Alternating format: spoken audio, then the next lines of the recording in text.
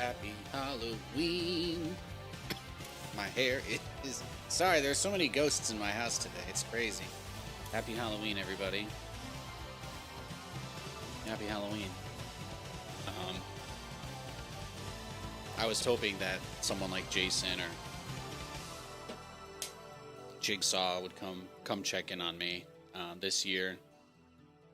Didn't really seem to end up happening that way. That's okay. I'll be fine. You know, I'm not about that kind of materialistic. I'm not about that kind of materialistic. I don't need a serial killer to give me their attention for me to feel fulfilled.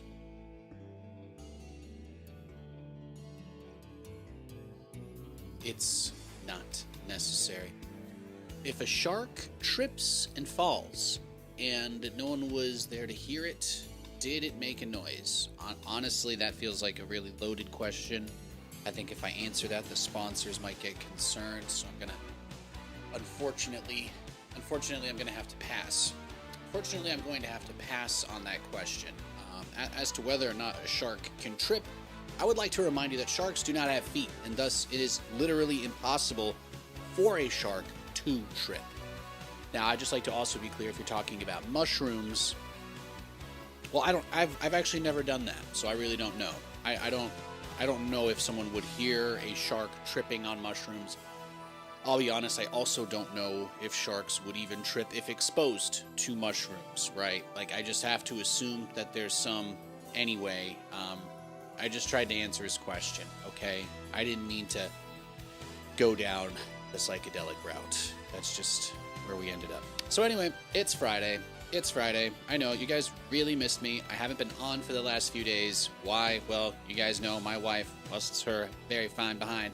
And she is helping to manage a brewery these days. She is helping to manage a brewery. She is fantastic at it, but that means some nights she's closing, some nights she's opening, and I go with the flow with that because I like to spend all my free time with her, honestly.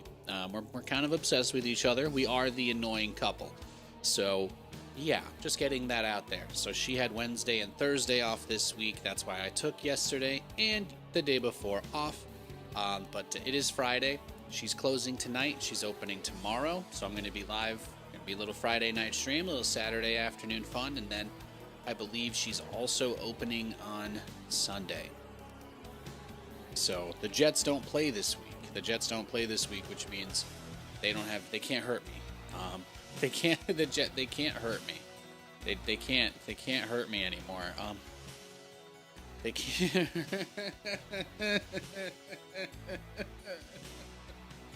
The Jets can't hurt me anymore. You guys are here for StarCraft, probably. Sorry. I always just take out all my feelings on whoever is here first, because I assume you just have to be really mentally tough to listen to me talk about all my nonsense and just get it out. It's kind of like chat therapy, really. So thank you, my collective therapists. The one I hallucinate about in my head at night says you guys aren't licensed though, so I shouldn't trust you. But I'm not really sure the one in my head's licensed either. That's it. I don't have any other jokes. This routine was only supposed to be 2 minutes long. And then we were going to start playing the game. Oh, yeah, we could do that, right? Oh my gosh, we could just play the game. Okay. Yeah, I didn't even think about that. Let's play some StarCraft. Wow, what? I can't. Really. We're really pushing it to the limit. That's all I'm going to say. Katie's gonna leave for her shift in like an hour ish, and I'm gonna be here with the we've got a big bowl of candy. I don't know how many people are gonna knock on our door, but I'm expecting Lewis to like freak out. I'm expecting our dog. I'm expecting the Golden to just go crazy if somebody knocks on our door. So I'll probably have to go down and calm him a little bit. And if that happens, well, I might hand some candy out to somebody. So that'll be exciting if that happens. But it's also pouring rain. So anyway, that's my life. There you go. It's very rainy today. It's a rainy, cold day in Bellingham, Washington. And there is really not a whole lot else to report.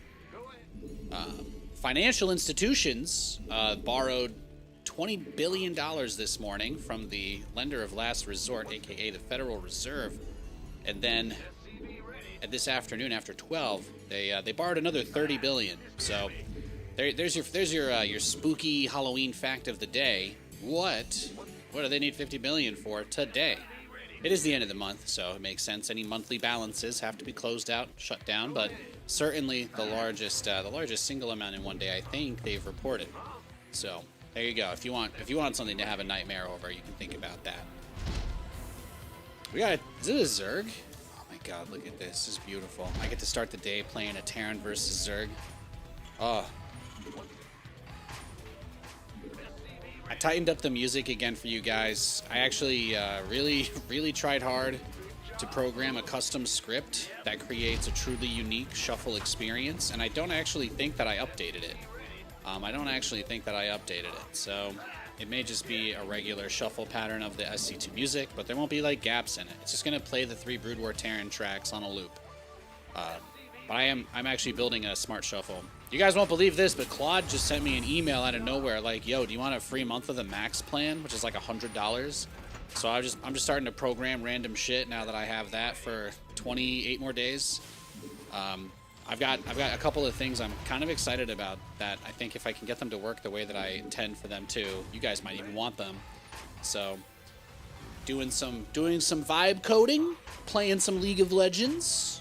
Getting absolutely baked out of my mind. It was a great weekend. We had a great weekend. Fantastic weekend.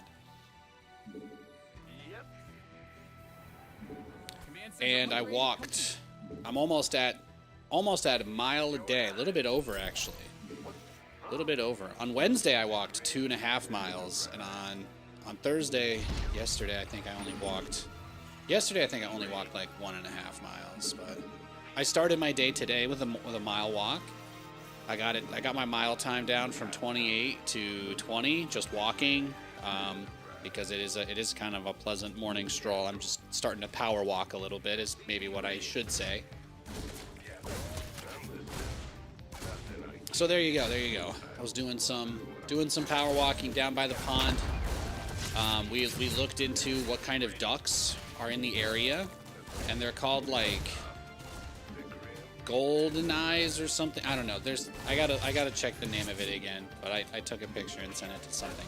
I looked it up. We've got some sort of diving ducks. They're like ducks that dive underneath the water to like snap up fish and shit. It's pretty crazy. So those are apparently what we've been taking pictures of for the last little while here.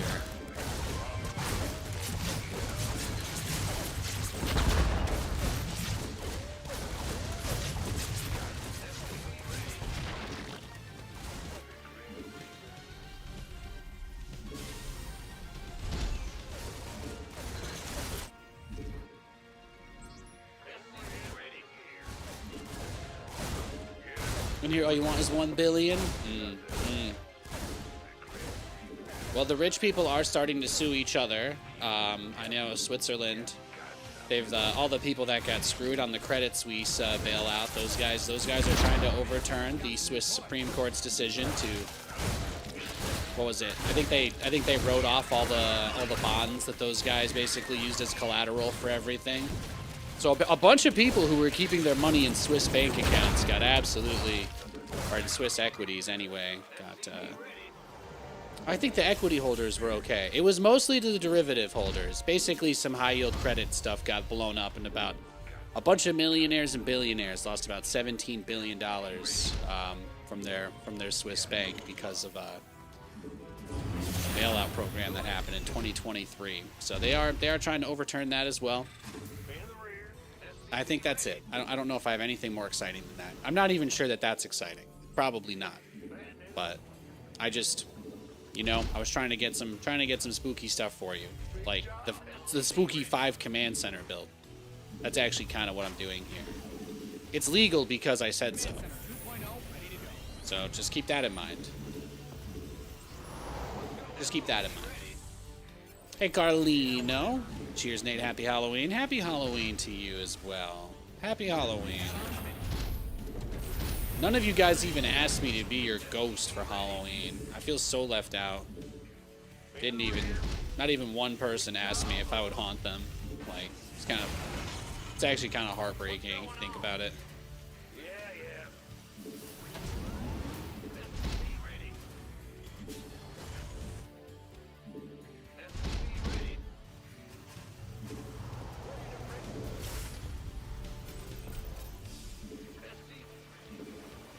So what we're gonna do now is just get our engineering base. We're being so unbelievably greedy. We just gotta check off all the normal boxes. Like if he's got a lair, you know, he could block that, right? Hypothetically.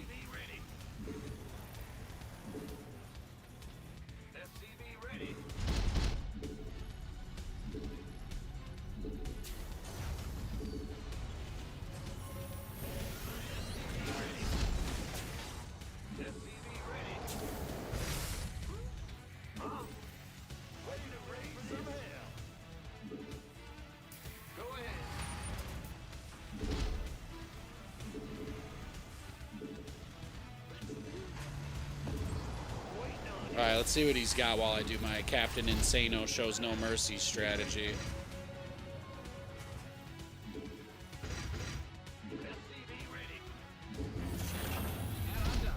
Swap away.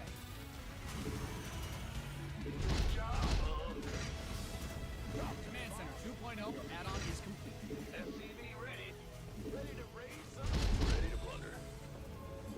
He's like, this is the greediest Terran build I've ever seen. And I'm like, yeah, what's scarier than mules?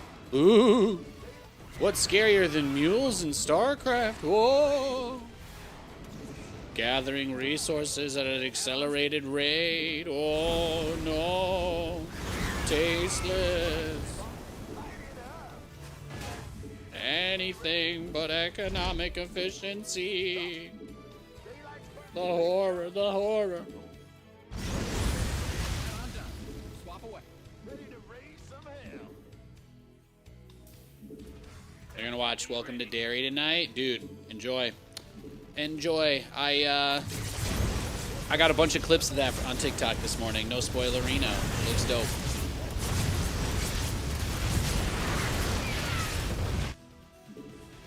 Enjoy, enjoy, enjoy, enjoy, enjoy.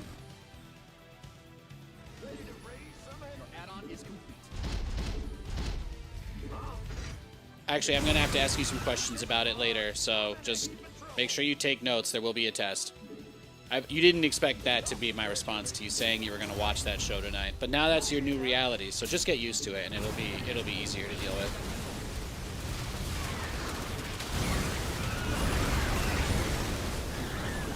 What I want to do is center mass on the roaches when I hit it with the planetary so that it's maximizing the splash.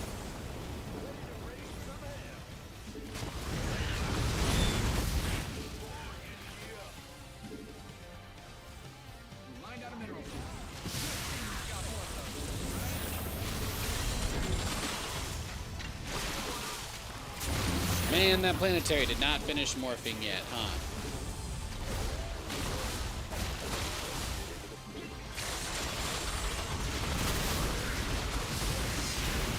Oh no, we're in so much trouble.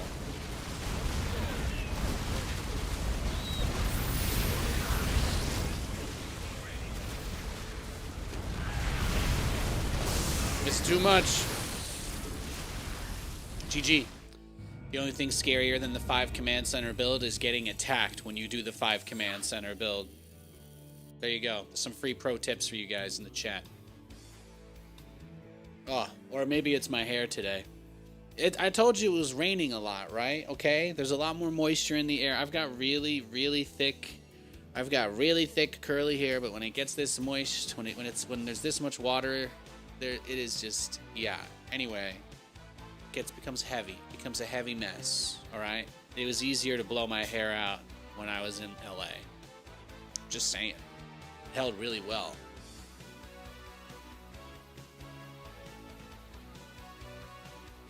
Oh. Hey, just want to say happy Halloween. Yeah, happy Halloween to you, Mac. Happy Halloween to you. How about that? What are you gonna do? What are you gonna do now?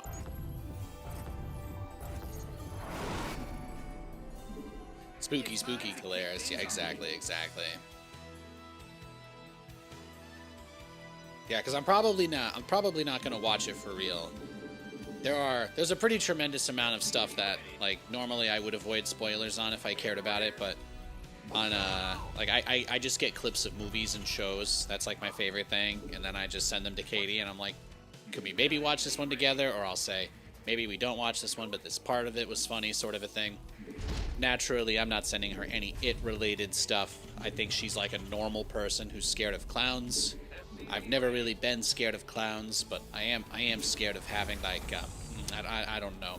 There's it's another movie that's being turned into a show, right? Kind of a deal. So unless I see it get an award or something, you're not really gonna. I've got a personal vendetta against all the movies getting turned into shows. I need to see really, really cool shit that doesn't just make it seem like they're doing it to save money. Which, I will say, from what I've seen, it looks like The Welcome to Derry is not a low-budget show, which is cool. So, it does not yet appear to me, from what I've seen, to be a show that's like a very cheaped-out version of what you would have actually wanted in a movie. So, I'll give them credit there, but they're only like 2 episodes in, right? There's only like 2 episodes of that out, so if it ends up being really good by the end, I'll probably watch all of it. But that's the only one that's piqued my interest a little bit.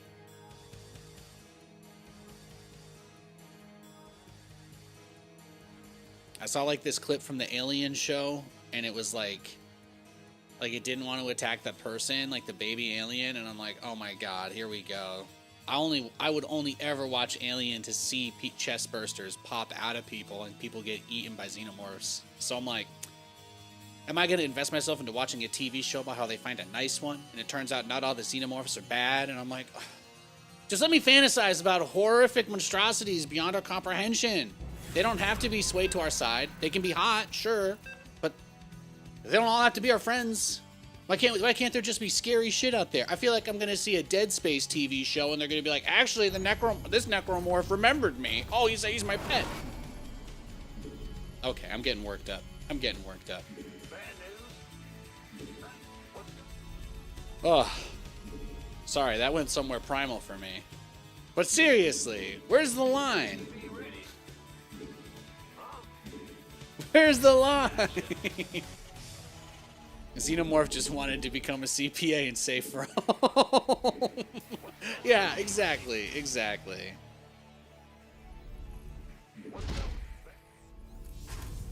I'm like, okay, guys, I get it. People need money. I'm sure the Terminator show is great, but I thought the whole point of the original movies was that if they did everything right, there would never have been a need to send Arnold back in the first place, right? Isn't there supposed to be a closed loop here somewhere? It can't truly go forever. You guys ever watch the TV show Arrow, where they're like, oh yeah, Oliver Queen spent 5 years on an island, and you're like, wow, this guy's a tough son of a bitch. He spent 5 years on an island. And then you watch, once you get to season 3 and they run out of flashback material, they're like, nah, he's in other countries. He's got clothes. He's actually 15 feet from his own parents in his own house, and just got sent back to the island for the final 15 minutes so he could be rescued. And I'm like, that makes the whole thing, yes, having watched it, it was all supposed to be very difficult and traumatic. But, the whole thing was that you're supposed to assume this man went partially feral from living in isolation for 5 years, which absolutely was not the case. So, yeah.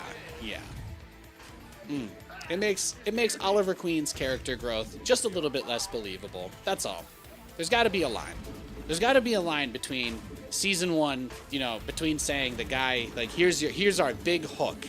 Here's our big hook for what makes this so interesting. And then they're like, yeah, but actually that part of it really wasn't so impactful as you might have thought. The whole time. And it's just rubbed in your face over and over. And they reference it in the show a million times. It's oh yeah, when I was on the island, doing this, the island, 5 years, hey. It's no, it's just all BS. I'm like, See, I actually would like to watch a show about a superhero who is actually stranded on an island for 5 years and then gets rescued. That, to me, actually does sound like it would be pretty interesting. And here we are. So there you go. It's Halloween. I did have some candy. I've got a little sugar rush going. My wife did get me a peanut butter cup Snickers bar, and I'm unleashed. I'm unleashed at the moment. I'm feeling good. My gut is super stable. I've got Honey Crisp apple kombucha. It's a Friday, baby. It's a Friday. Katie's gonna come home tonight. I'm gonna put on my front man costume, and we are gonna watch a scary movie. Can't wait. Can't wait.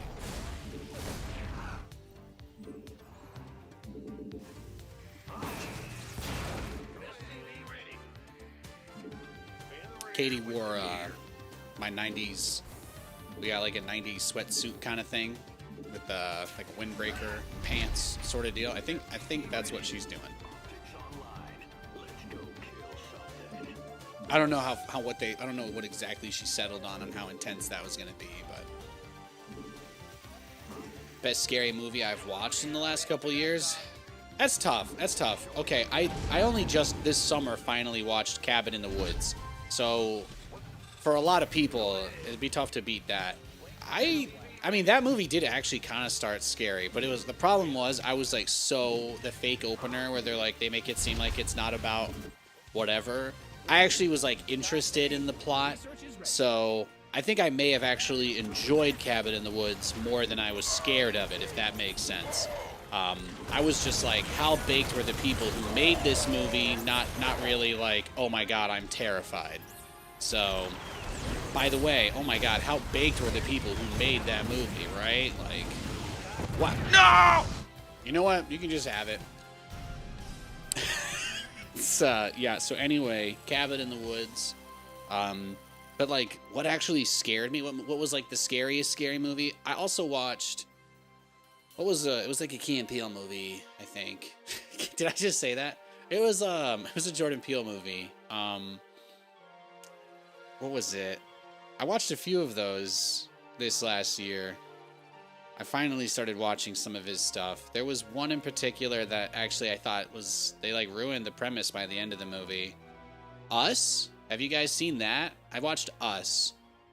I actually felt like it pulled its punches, and the ending I just really wasn't crazy about. It's kind of stopped making sense. I really liked the idea that like just that childhood home lake house was super cursed. I actually really liked I thought we were going to learn about a portal to the other side there or something, and instead it just got really weird at the end. Yeah. I felt like the final quarter mile, the final quarter of Us, it's like I was super terrified. Then it's like, oh my god, they get away, and I'm like, oh no, now I realize the movie is worse because this happened. And yeah. It felt like they were trying to raise the stakes and didn't actually know how to do that without discarding the premise of what made the movie interesting. So, yeah. Kind of just seems like the shadow people there could have just killed everybody at basically any point, and there was no real need for her to be there to activate it, since they could apparently just do everybody. I thought it was about her. I thought it was about the main character. I thought she was going to have some sort of traumatic history with this place, and it like tied into where this came from, and like this feeling of having to be fake, and then it was like fake people come out because of that. And that's how they tie it all together, but instead it was not that interesting. So, Katie stopped. Katie gave up halfway through it. I don't really know why I watched the rest, but, people glaze Jordan Peele a lot, and I thought Get Out was fantastic. I did like that. I watched Get Out in the last year, maybe 2 years. I feel like that was more recent for me. But that was very good. That was very well done. That was actually a genuinely terrifying movie to watch as well, because I absolutely could not imagine having that happen to me.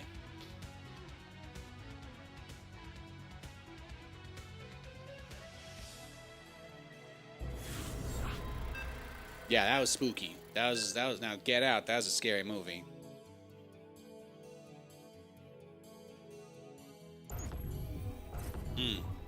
What else? What else have I watched?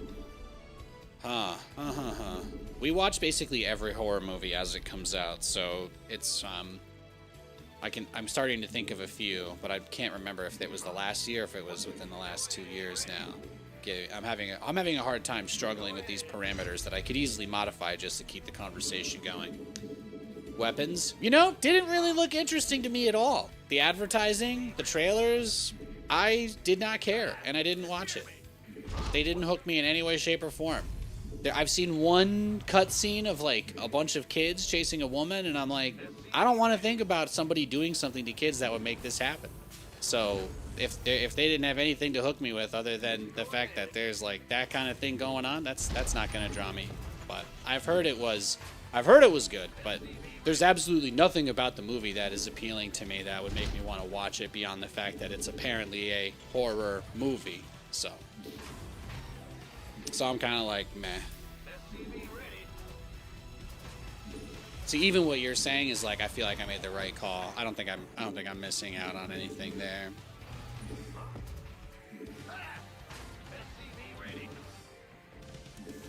I always get his name wrong because apparently he has a real name. Oh, Moist Critical. Yeah, so Moist Critical made a video shitting on this horror movie called Tarot that has the sidekick guy from the new Spider-Man movies.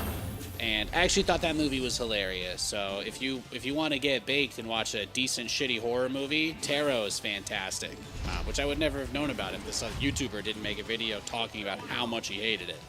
But that was pretty decent. That's cool. You guys basically watch every horror movie? Yeah. Especially if it's at least remotely decent, you know, she'll be game. She's not as interested in watching garbage as me. I feel like you have to watch some garbage to appreciate. Like it's about setting your scale. It's about setting your scale and your perspective. So I don't feel like it makes me a worse person to occasionally watch movies that I know are bad or that people tell me are bad, simply because I need to know what bad shit looks like so I can avoid it when there's something important going on, like putting on a movie to watch with my wife. So it's kind of one of those things. But yeah, I also just love laughing at them as well. Sometimes they do a couple things right. You could have a smart guy making a movie with no budget or no team or no crew. There can still be jokes in there. There can still be some really funny stuff. Just because the guy recognizes he couldn't get $10 million to make it doesn't mean that he didn't still have some funny jokes in the script. So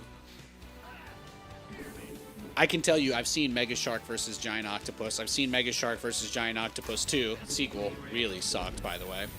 I can tell you that I've seen Mega Piranha. I've seen...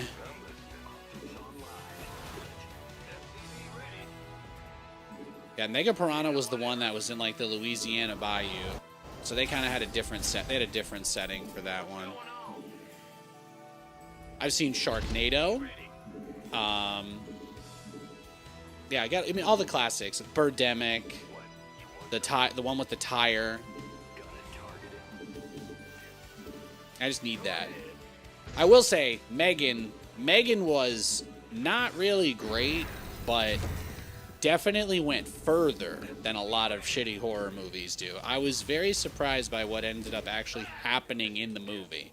There's some pretty brutal shit for I don't know. It almost feels like they're trying to target a PG-13 demo with like dancing robot person singing or whatever. But she straight up like murders people out at summer camp. Like I was just like, it's kind of rare to see. It's kind of rare to see like somebody chuck a 12-year-old against a tree. I'm like, that went kind of hard for a horror movie. We didn't really like it because of that, honestly. So I haven't watched Megan 2. I think I saw like 2 clips from it. Didn't look particularly appealing. But not really a horror movie at all. So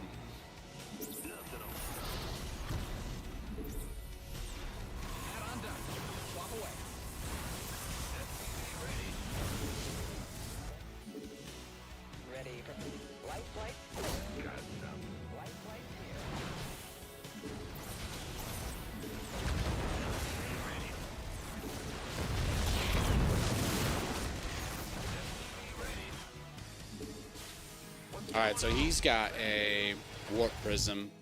He's got a twilight, no gas on the natural. This could easily be zealots. I don't have the ability to make a turret yet. I can't actually make a missile turret, so I don't have any way to protect my siege tanks at the moment. Command Center 2.0 ready to go. Engine screaming. SCV ready. What's our got going? Man the ring. Huh?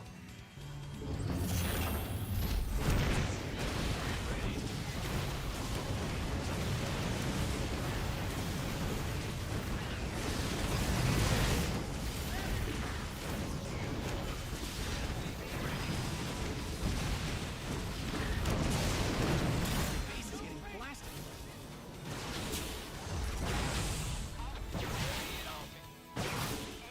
Yeah, that's actually totally fine. Phew!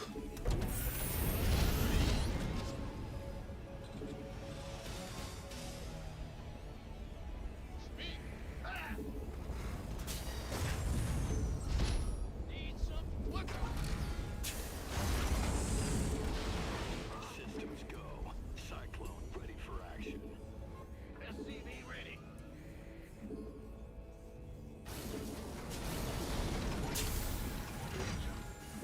What? What's our target? Okay, he's got his obs with the army, I guess. That's okay.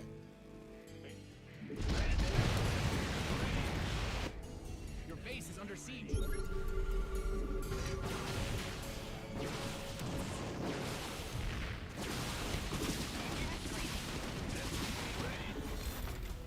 SCV ready. I recalled the prism. That's good. Your command center's got. SCV ready. SCV ready. Big job, huh? SCV ready. Yeah. SCV ready. Did I watch the Ravens Dolphins?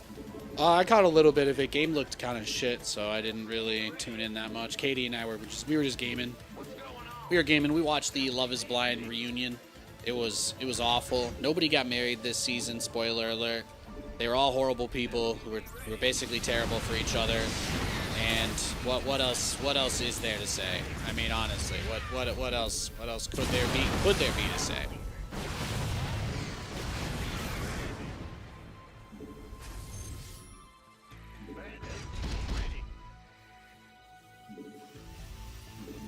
I listened to Sabrina Carpenter's album like 500,000 times. Does that count? Does that count as things I did this weekend? Damn. It's a good all in. Let's go next. GG. Was it super friendly and fake? No. Hey, do you watch reality TV? You guys know political correctness is not a real thing, right? It's like a dog whistle. Most people on TV and in public are absolutely unhinged. These people, the worst part about it was that nobody stopped them. Now, a couple of them are super fake, but most of it is just unreal levels of cringe. Like if you're like a Colin Robinson energy vampire type, you know, like when you say something dumb and someone around you, like you can hear the cogs turning in their head, like that kind of, you know, gets you going a little. You be into that sort of stuff. But it was no, it was just awful because this lady like totally told the guy that she didn't want to marry him. Shocker. But she kept the ring that he gave her. And then he basically gets all upset about the ring, but the production is like the ring stuff is paid for by the show. So this guy's basically just like super upset that in the show he proposed to a girl and gave her a ring, and then she changed her mind, and even though he didn't have to pay for it and it technically wasn't his, he still asked for it back and just created a whole stink basically for no reason. Because they don't really like clarify that kind of a thing super often, but because of the drama. So that was like a highlight of it, okay? So she gives him the ring back during the reunion because they're all like, well, it just seemed like symbolic. It was like symbolic, you know, of the end of our love, but you still have it. So she gives it to him back, and then they show a cutscene from like the very beginning episodes of the show where they did a basketball game. It's horrible. Then they make them shoot hoops right there for the ring, and she wins. So they just give her the ring back immediately anyway. It is some of the most cringe shit I've ever seen in my entire life. But you know, I love watching that stuff with my wife. We just sit there talking about how dumb these people are the whole entire time. It's amazing. It really is. It's absolutely incredible. Sometimes it's fun to be a catty bitch.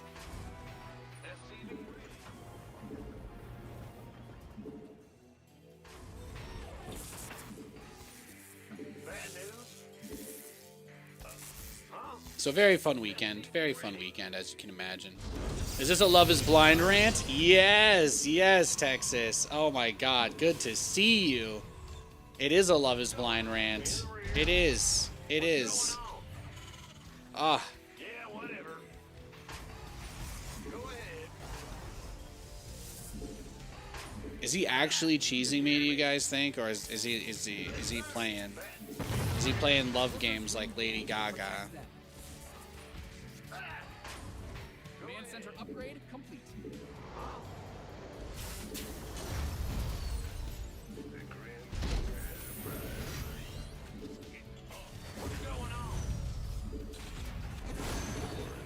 Wow.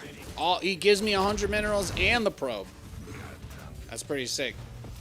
It's pretty sick that he let me kill the probe, and he built a pylon, and he gave me the recall energy all at the same time. Now that does help. That does help. Thank you, Jesus. If I was going to pray to Jesus, this is what I would have asked him for. So thank you.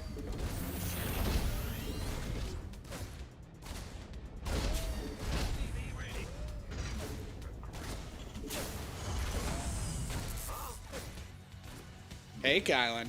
Yo, yo. That show is so bad it kept your attention. Like, it can't be this bad, right? Continues to watch more. Yeah, exactly. It's hard to believe. It's hard to believe people can have such bad communication skills even. Like, it's just on so many levels.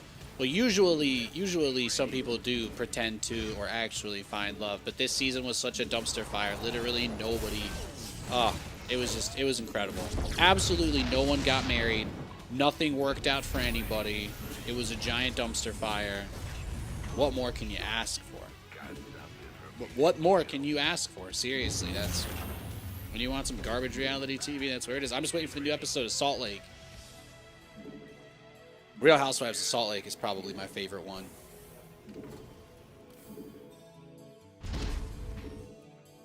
SCV ready. Got a target in mind. Got something.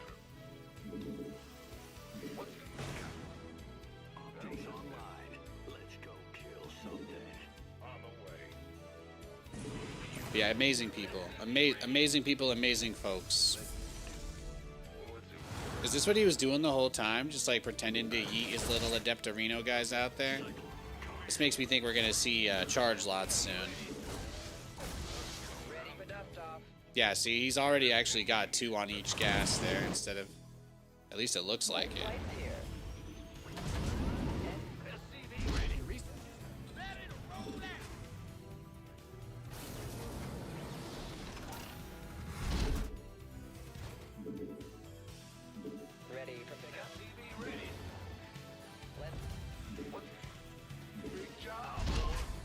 Your add-on is complete.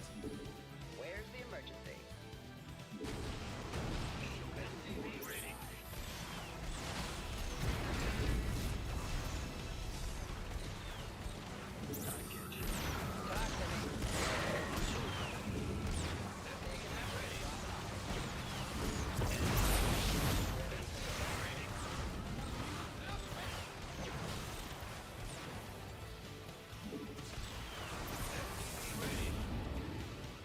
Oh, he's a greedy boy.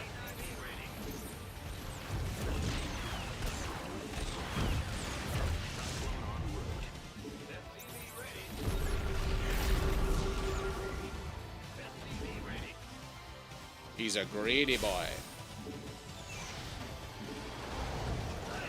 That third, though. I heard that. Mm-mm-mm. Heading out. Things got a little bit hectic there. ETA? Things got a little hectic there for a second. Big job, huh? How's the audio, by the way? I did switch up the game music stuff a little bit today. So if you guys have any, if it tastes a little bit louder than it did before, or if it tastes a little bit quieter than it did before, all good feedback. All good feedback. Go ahead. Damn, that timing. Engine screaming.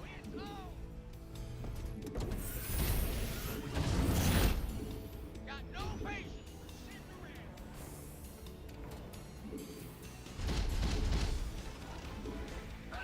You scared me. We hear you. SCV ready. What's our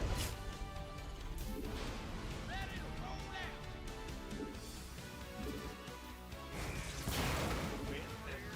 out? I appreciate that. Tex. I was like, just cleaning a few things up during the days off. You guys know I'm always trying to implement incremental little steps forward where we can. Just wait for Banshee number 2. Oh yeah. See, this is what I like.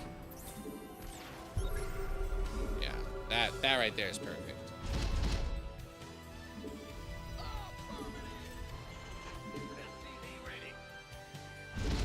Beautiful.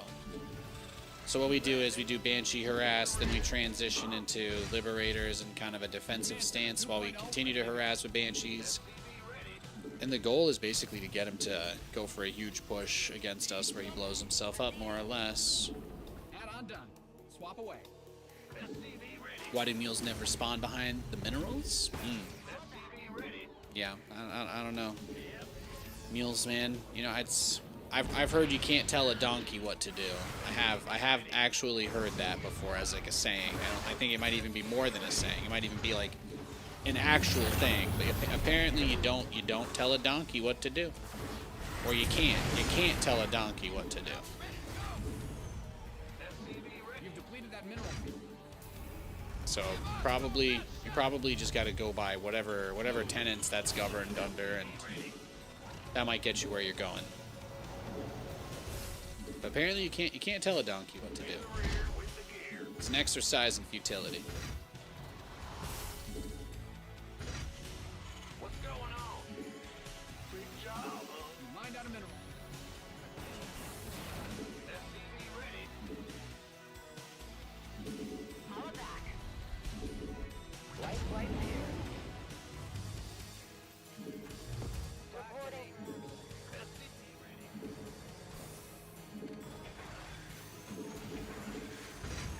Yo, thanks for the YouTube sub. Appreciate it. Happy Halloween, yo. It's good times. SCV ready. I'm going. Talk to me. Guten times, Guten bourbon. You know how it is. Confirmed. Engine screaming. Upgrade complete. Waiting on you.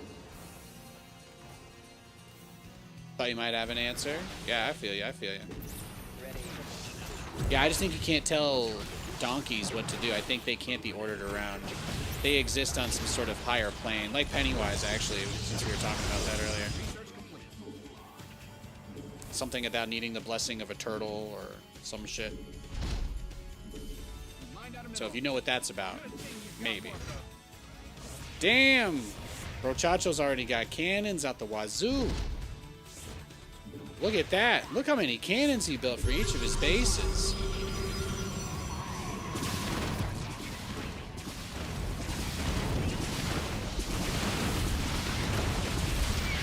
Yeah, oh my gosh. Ready to plunder. Add-on's finished. Your command center's got some new toys.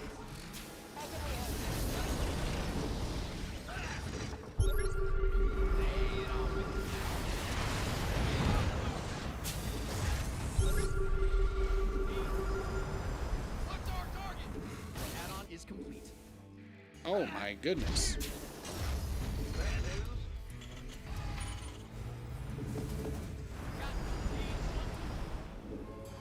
Yeah, he's just rushing straight up, huh? Look at all the static defense, too. Oof. Ready to plunder. We just gotta get going. We Gotta get maxed out as fast as we can and go kill this dude. It's not gonna get any easier. The longer this game goes on, with how greedy he's been, right? How fast the third base was, how fast he filed his tax returns. He had that refund crazy quick. I can't compete with that. Research has concluded. Research complete. It's also funny to me every time I'm reminded that you can salvage your sensor towers. I keep forgetting they did that change. No, but I guess this guy's just gonna he's gonna be completely uninteractive with us. Like, this guy just basically wants to turtle and drag this game out as long as possible, I think, based on what he's done this game. So what I'm gonna do is max out, push him once, and if we don't kill him, that's fine. I'm just gonna we're gonna go giga all in as soon as we hit 200 supply. I'm not gonna play around here.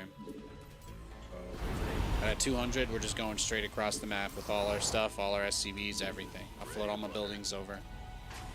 He did not interact with us at all, right? This whole game. So I don't think we owe him the luxury of 30 minutes with Nate. I don't think we owe him the luxury of our time.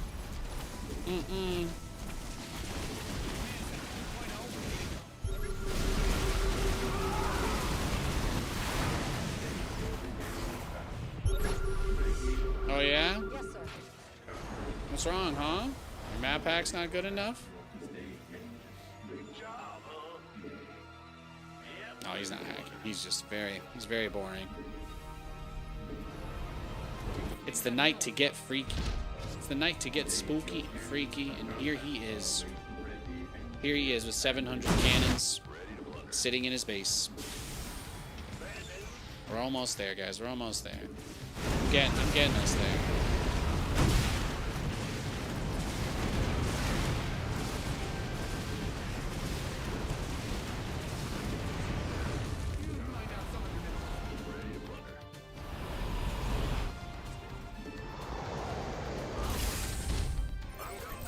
Command center upgrade complete.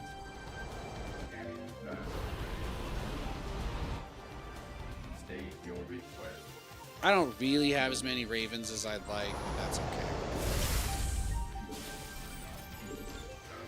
Oh my god, is he doing it? Is he leaving his base? He's left his base for the first time in the whole game, ladies and gamermen. He's done it. He's done it.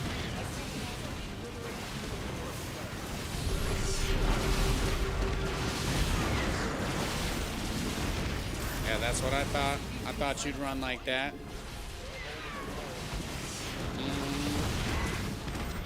Let's go. Come on. Come on. You can own up to it. Let's go. No, the game is over now. You don't get to play Nathan for 45 minutes. You don't get to play Nathan for 45 minutes when you give me this weak shit. Come on. The game is ending. Come on. It's over now. It's over.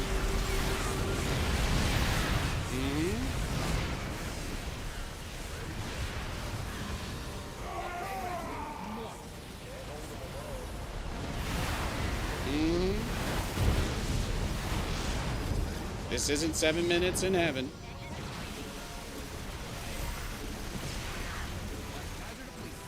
Let the planet dry.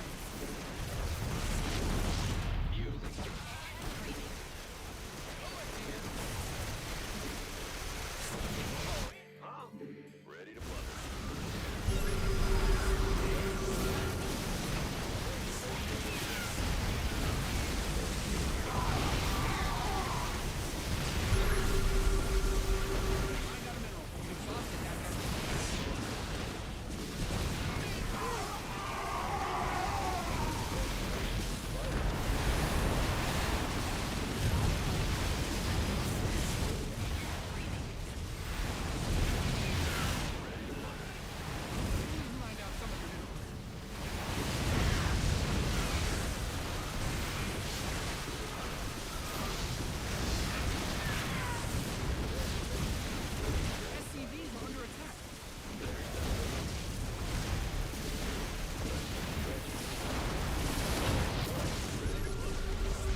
Yeah, let's do it.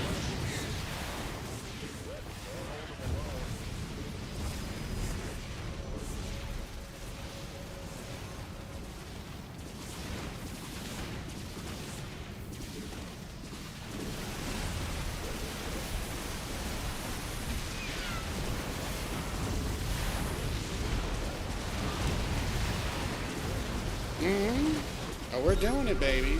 Come on. Come on.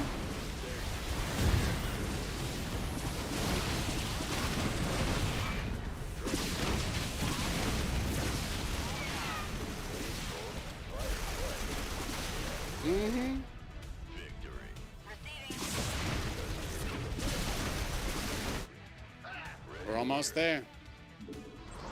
Almost there. All you gotta do is kill my army and the game ends, buddy. Come on. Come on.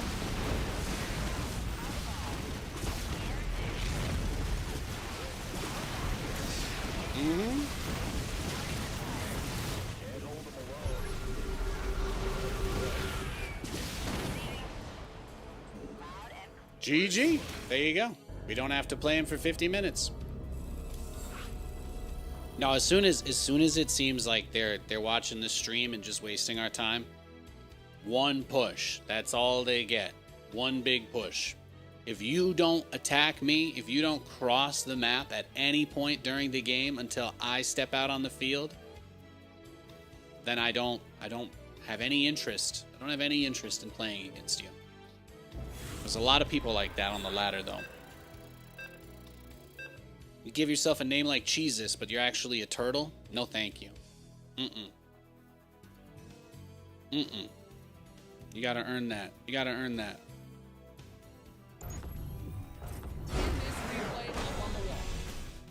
There we go. One loss, one win today. Does this guy leave all of his TVT? Is that it? This guy might be a smurf. He might be a smurf. Oh yeah, he does it unranked too. He hides that he smurfs, it looks like. Or maybe these are his placement matches. It says he played 3 TVTs and lost all of them. So I'm guessing that's it. He's leaving his Terran versus Terrans is what it looks like. He hasn't played in 9 months. Wow. He hasn't played in 9 months. He logged in for the first time in 9 months right when my stream went on. That's funny. I mean, he left against me, so I'm like, I don't think he was sniping me, but I've only been on for 30 minutes. I guess this guy got on, and he was like, oh, he lost to the Senate. Hey, I know that guy. Yeah, oh, he did a ZVZ against him. Well, he was Terran against me.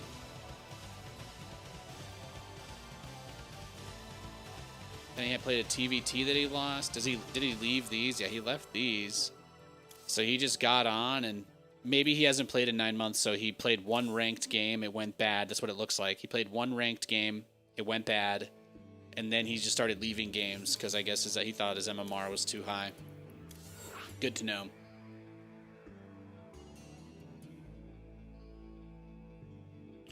He's trying to reset his MMR a little bit. But there you go. That's someone that wasn't playing for 9 months who came back. That's pretty cool.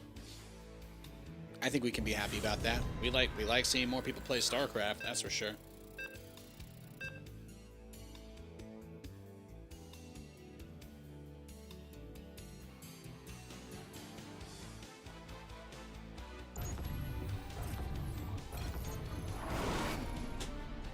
Oh, hey, it's the same guy, right?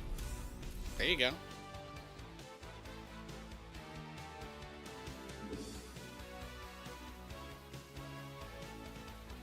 See? I'll even say something nice.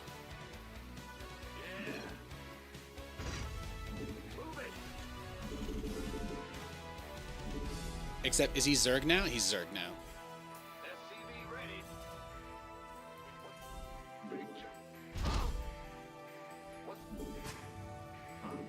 Go ahead. Big jump. SCV ready.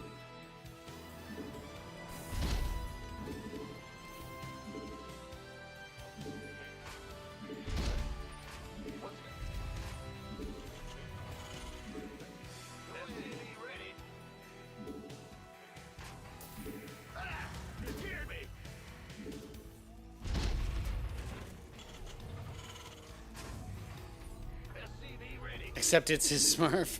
Yeah, hey. Is it conspiracy hour? Is that it? Are we gonna start? We're gonna start throwing out some crazy shit. Guys, I think Pikachu might be real, and the entire Pokemon game is a psyop to indoctrinate us, so that when Pikachu actually reveals itself as God, nobody's like so overwhelmed that their heads explode. You know what I mean? You know how it's like if you win the lottery, you have to be careful about your heart health. Like just seeing that you won could be enough to take you out. It's like that. I think Pikachu is real. The whole everything about Pokemon is just getting us to be okay with him and his people. That's it. All right? Yeah. There you go. I got conspiracies for days. Okay. I got you.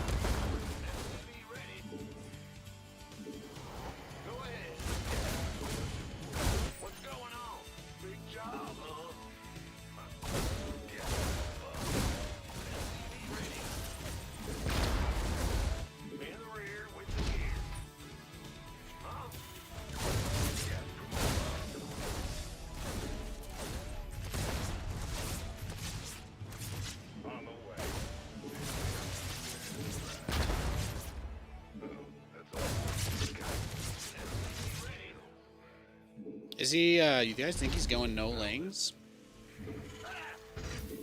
What's it worth? All right. SCV ready. Let's do this. Fair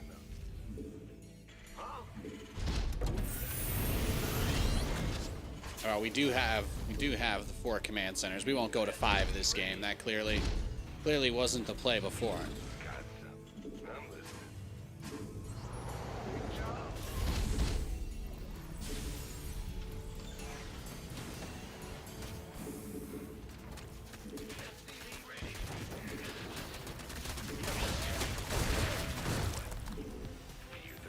Command center upgrade complete.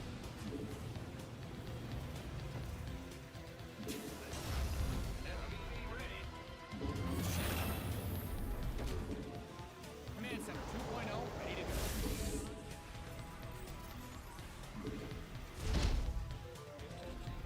We'll throw a scan at him as soon as we can and just try and see if it's roaches or mutas first.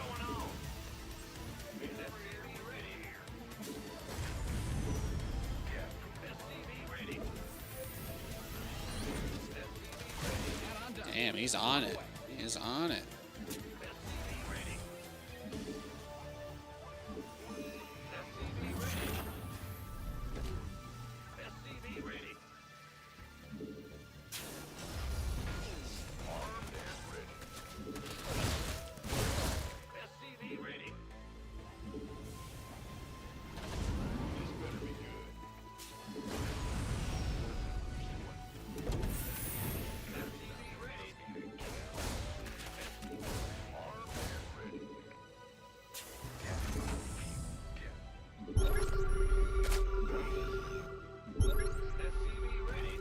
Baneling Nest just started. Okay, this is actually pretty fine then.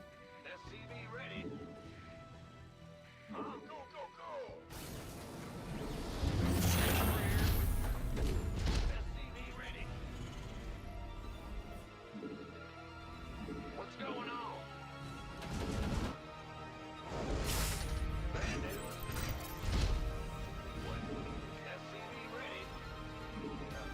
But we could build just 2 tanks and go into Ravens then. I think that'll be fine. SCV ready. Fueled up, ready to go. SCV ready.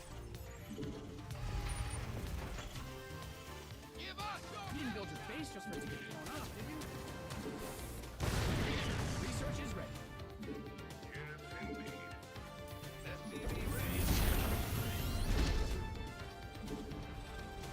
SCV ready. SCV ready.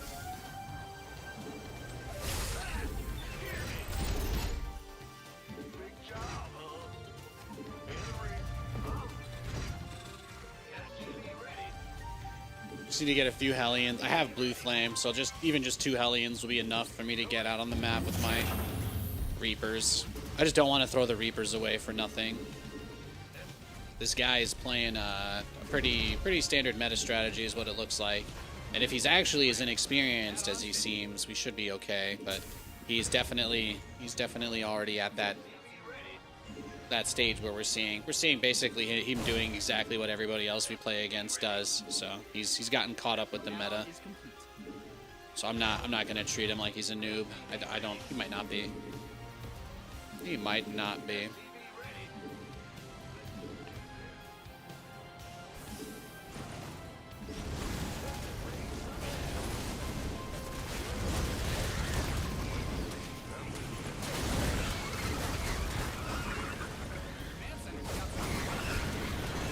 Damn.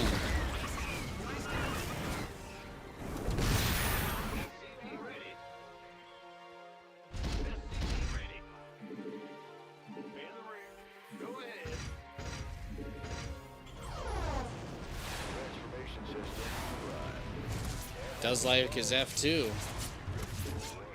Yeah, this is gonna be a he's just gonna turtle. He's got one of the Banes. Yeah, I think we're gonna see. I think we're just gonna see him turtle a crazy amount.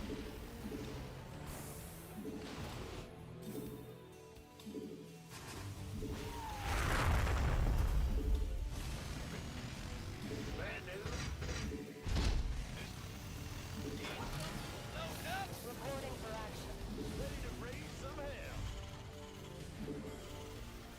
There's no doubt we'll see just like a Giga Muta switch at some point.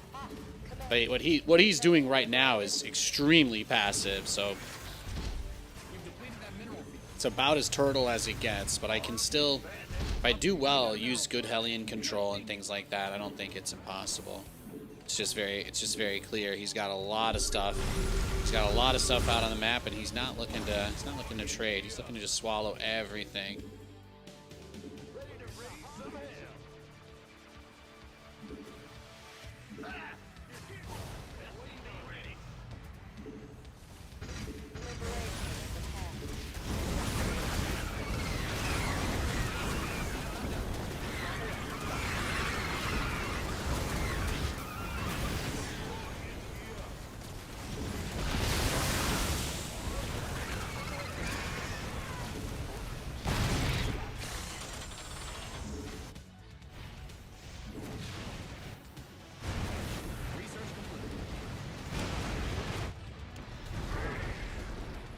Yeah, see, look, he's doing the 360 ninja shit. He's already there. He's already memeing on me. He knows what he's doing. It's just an account he doesn't play on. Is kind of my vibe then. But he's there. He's there. He's doing all the things. He's pressing all the buttons.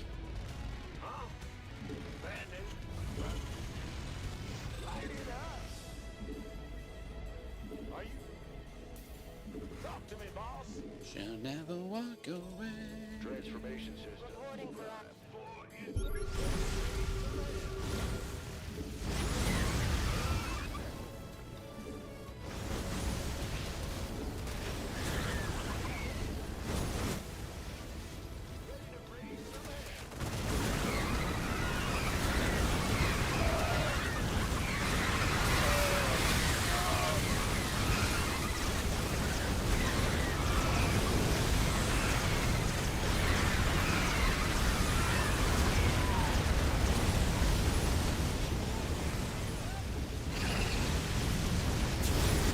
Bad news.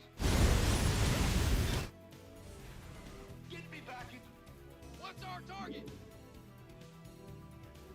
Upgrade. Ready to raise some hell. Mm-hmm. Yeah, see, Turtle to Ultras. He's got the Nidus out and everything, though. He's ready. He's ready to play. Upgrade ready. Moist. Yeah, you want it, don't you? Look at him go. On spin.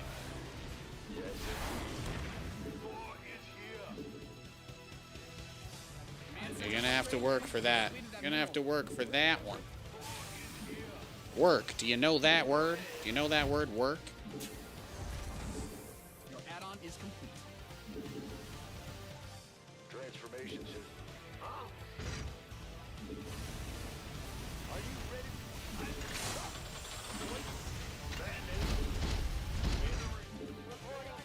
Mind out of mineral field. Do you know the word work, son? 2.0, ready to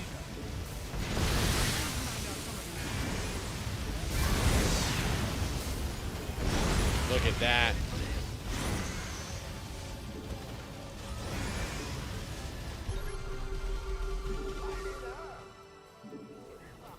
Ready to raise some hell. All day long. Where's your meme hosts, memer?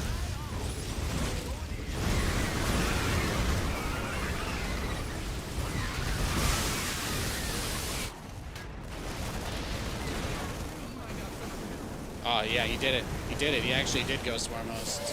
You've depleted that mineral field. He did it. The son of a bitch. You got more of those, right? Well, you know his real goal is to get inside me, though. That's like his primary objective here. Reporting for action.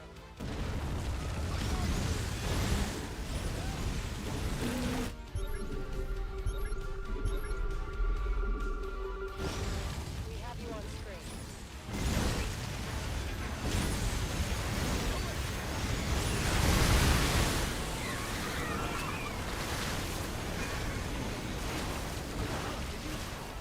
Standing by.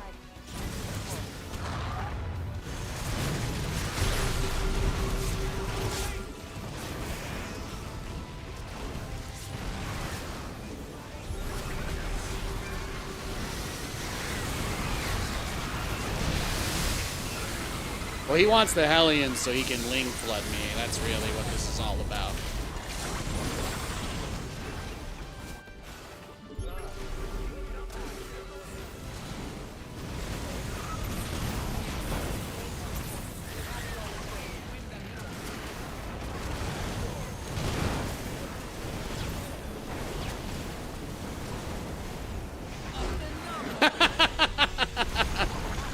Wow, no GG, huh? No GG. Yeah, well, you haven't played the game in 9 months. What do you expect, bro? Holy shit. No, yeah, that guy definitely played like he's had a year off. He played one 6-minute ZVZ. He left 5 Terran versus Terrans in a row. Then he played that game against me. Welcome back, Commander. Ay, ay, ay. Welcome back indeed.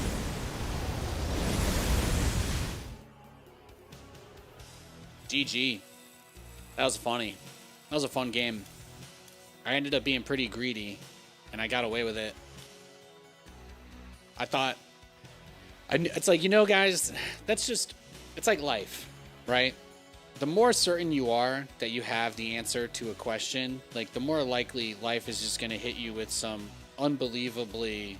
like, just confusing reason why you're still wrong anyway. Like, no matter what level of effort you put into knowing or understanding or learning about it, it's just always going to happen. If I go Hellions, they will always go Roaches. And if I go tanks, they'll always go Zerglings. There's nothing I can do about it. It's just the way it is. That's just the way it is.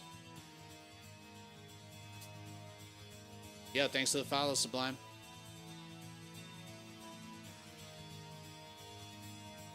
You dress for rain, it stops as soon as you're out the house. You dress for sun, it starts raining as soon as the door is locked. Are you really going to go back in and completely change your entire outfit? Or are you going to suffer? Lots of people would choose suffer.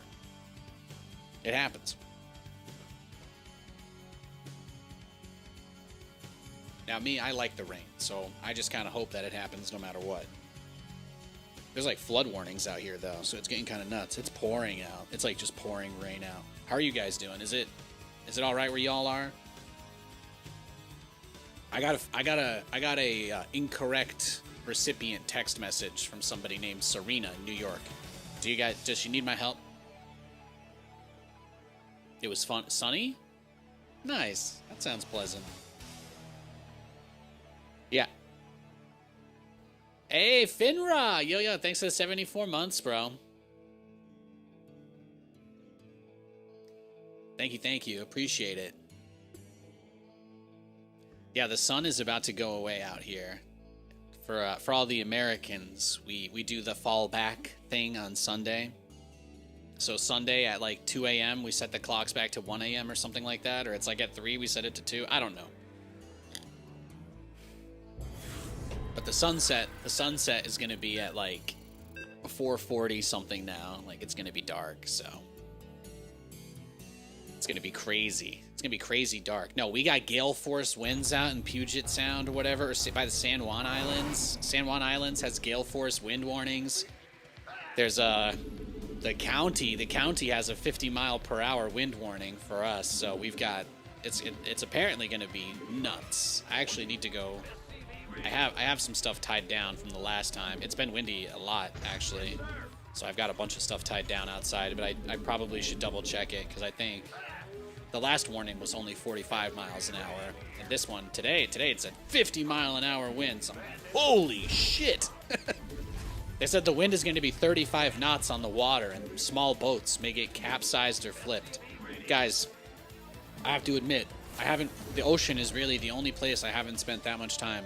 I don't know how fast 35 knots of wind is, but if they're out there putting out warnings for it, that's some scary stuff. Anyway, I don't usually see those on the Weather Channel, so it was yeah.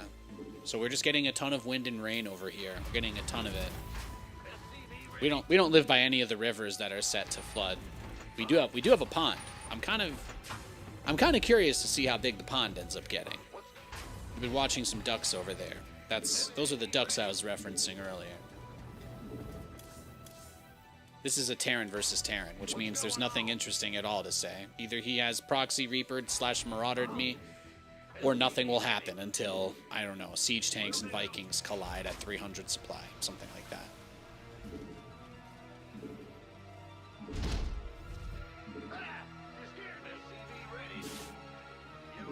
You got anything for me? Nope. All right. Check the other side. Go home.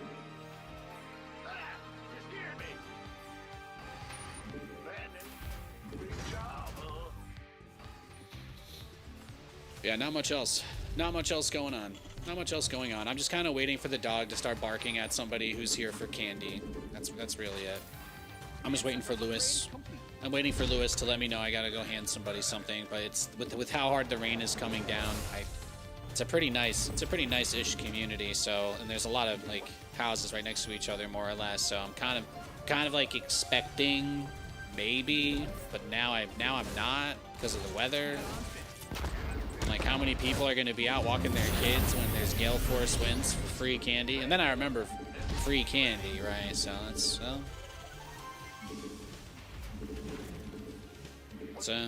it's one of the many food programs we have here. I tell you what, I've stretched that bag. I've stretched a bag of Halloween candy a long time. You wish any of the RTS that released recently were any good? Yeah, I mean, I still don't even think like Stormgate had anything that necessarily couldn't have worked. It's just what happened to the money, right? It's unfortunate. It's unfortunate. I really was ready for them to have a shit launch and at least update it. I was ready for them to at least try updating the game at any point after they released it. So I'm right there with you. The balance was messed up. No one gives a shit about balance though. That has hardly anything to do with it. Like, people don't think for themselves, so they need people to tell them that balance is good. Otherwise, they don't believe it. But like, I mean, it was. You don't need competitive balance for a game to be good. If they were focused on that, it's probably one of the reasons the game failed.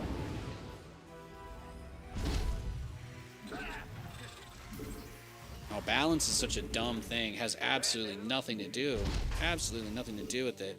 The co-op mode never got patched after like the co-op mode hasn't had a single update to it since like February or maybe January of this year. That's really what killed the game for me. I don't care if there's people to play 1v1 against. I think hardcore 1v1 RTS is like, a lot of StarCraft players give me the serious ick with how seriously they take the game and get upset over it, you know?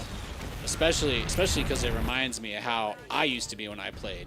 So it's like really off-putting to me to see people like be so hard on about how like the game needs to have as much fun stuff reduced so that numbers line up with win rates on maps. I'm like, guys, the game could have no balance. But guess what? If it's fun to play, if everybody boots it up and enjoys the matches that they play, you know, if people have a good time when they play the game, then whether it's a 50% win rate or a 45% win rate doesn't really matter, right? Now, of course, someone like that would attack my argument by saying, Nathan, 90% balance then, dipshit. And I'm like, no, you're right. You got me. No, it doesn't have to be a 90% win rate. You got me. But how about this, genius? Maybe a 90% win rate game is probably not one where most people agree it's fun. Just putting that out there. But you could easily have things flip between 40 to 60%. You could be a little bit looser with it. And just whenever people, you know, people are great at complaining about the problem. They're horrible at fixing it. But all you have to do is just have a competent group of people who interpret the community's complaints in good faith, with the understanding that they don't mean what they're saying. They just don't know how to communicate how they feel about the things that they don't enjoy about the game, right? Or the bots. It's huge. On social media, it's about like 60-40, right? Most people that post on the internet are bots these days, so it's hard to, you know, filter the chaff, as it were. But you gotta try, right? I thought trying was like literally the entire point of being human. We like just kept trying until we could make rocks fucking think and play video games for us. You know, we just kind of tried until that happened. So I don't see why we can't try to do other things. Beep boop, boop boop. Hey truck, what's up? Was there a beep boop? Did I accidentally put a beep boop in there? What's going on? SCV ready.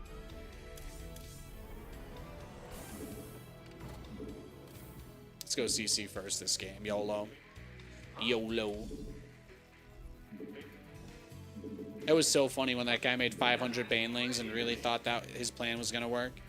Just smash the banelings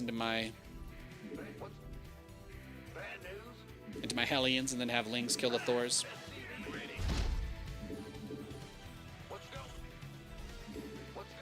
Getting ready to watch the Jays. Hell yeah. Are they one game away now? Is that what I heard? I haven't really looked at it much the last few days, but it was I think Jimmy Kimmel talked about it. The Blue Jays are up in the series now, right? Is it like 3-2? Is it like 3-2 or something?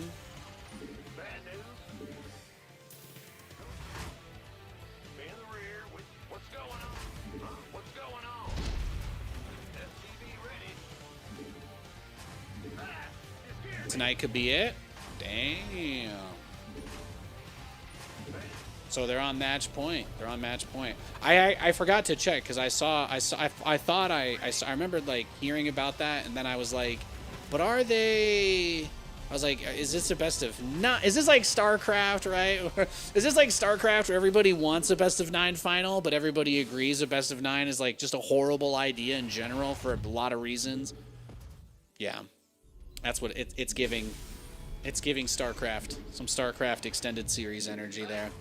But I get it. Best of sevens are. It's not about the number of games. It's about knowing that you've certainly played enough games, probably more than anything. So, why is best of 9 bad? It's just really long. That's it. If the World Series was a best of 9, like I don't really know. I don't think I'm like. I feel like if somebody was a real baseball fan listening to me talk about this, I think they would be like, Nathan, you're doing a real disservice to this because you don't know anything about it, but like a lot of people care about it.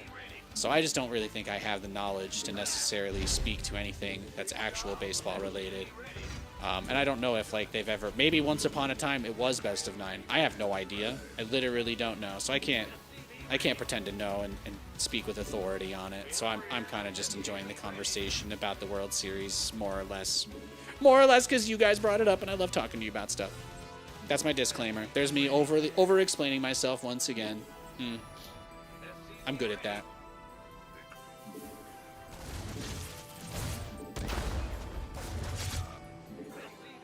No, it was always such a big deal. It was always such like a big deal thing for StarCraft events when it did that stuff.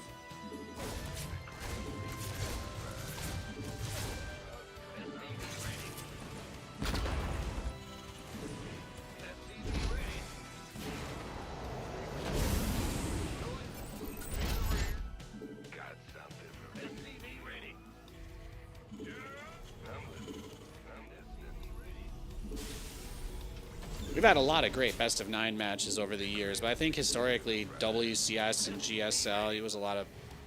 I don't remember if those really went back and forth, but I feel like there were a pretty good amount of best of 9 finals in StarCraft history. People did go back and forth on it. We almost moved everything to best of 9s in Legacy of the Void because the games were a lot shorter. So that was like the last time that conversation really happened in StarCraft. Our little like yearly pre-year WCS meeting. We're like, guys, is this finally the year we go best of 9 for the finals? But like everybody says Legacy of the Void games are over really quickly, so we could probably, you know, we don't want the series to be over. This was actually one of the things that ended up impacting tournaments quite a bit, like because it kind of goes back to the Swarm host issue from way back. But as you guys remember, the Swarm host was like really problematic for scheduling events and venues, and people got fined a lot, and tournaments got banned from operating in venues because of Swarm hosts. That kind of stuff was never talked about because it was considered really, really bad PR, and Blizzard did not want people talking about it, but they got into trouble over that shit. Imagine you book a venue and then you're like, well, you guys can't kick us out even though you're supposed to legally be closed because we're Blizzard, so you're going to take our money and stay open. And then, yeah, that was something that happened quite a bit. It's a great way to piss off the person that signed your contract on the other side. You know what I mean? You know what I mean?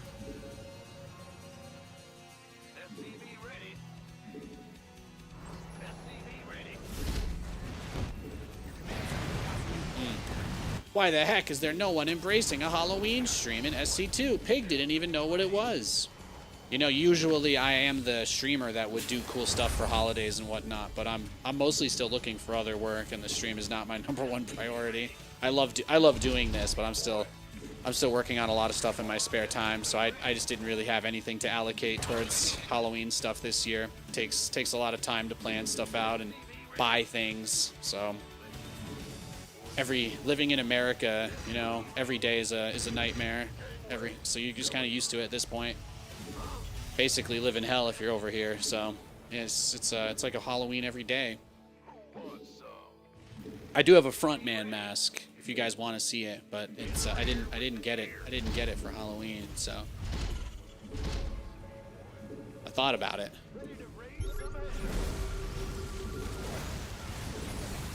I don't own a black hoodie to wear it over my face, so that's why I'm not doing it. There you go. Now you know. Now you know the real reason.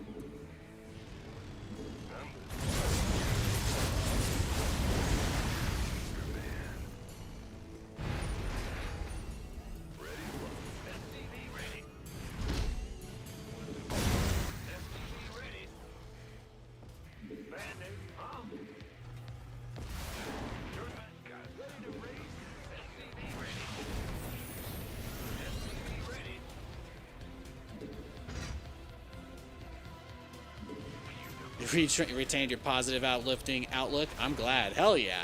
Hell yeah. Hey, if you can't laugh at it a little bit, right? There's a lot of people with their head in the sand about things. I'm certainly not one of them.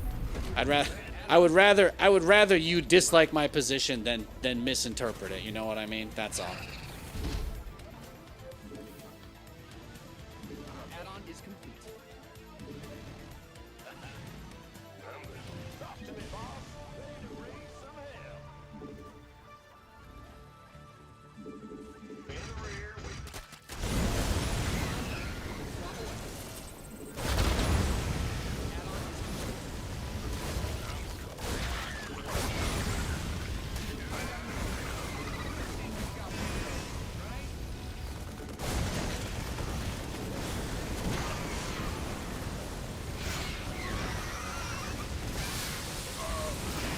Well, he kind of just walked the Hydras into me, though. I don't know about that. That's nuts. Okay. Okay. I like that. I'll take that. That got crazy.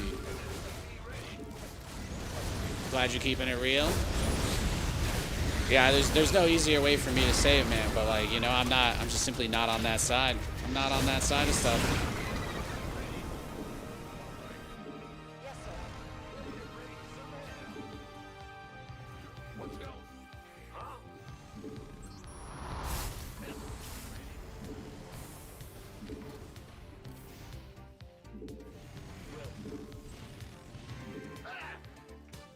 Going in the rear. Boy is here. I have a brain. Thank you. That is nice. That's actually the nicest thing anybody said to me in a while. My League of Legends teammates earlier, when I got a pentakill with Malzahar, no, I'm making that up. My teammates earlier, when they saw how many mastery points on Malzahar, did not have so many nice things to say about me. So,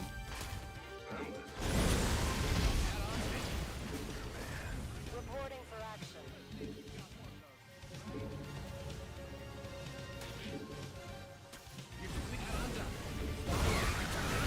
when there are people who will put their hand on a hot stove for no reason other than to be laugh at you being mad at them for doing it, there's not really a lot you can do. There's not really a lot you can do. You just gotta keep moving forward every day that you can. Not much else you can do. Crazy amount of banelings from this guy though, huh? The guy's going for the crazy bane strat.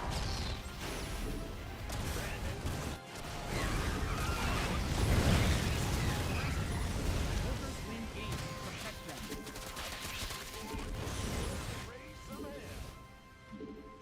Yes, sir. All right, we just gotta go to the next base. Reporting for action.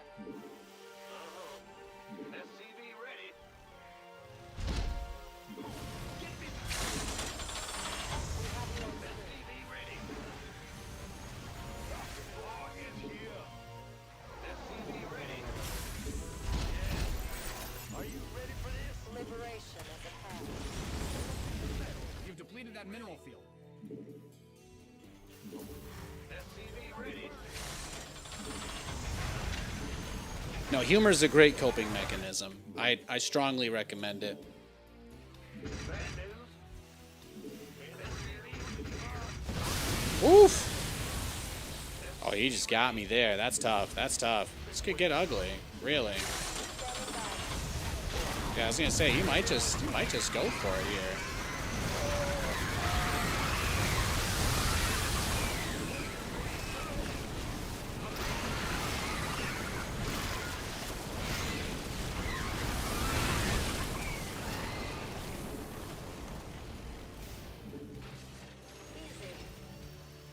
There we go. That should help.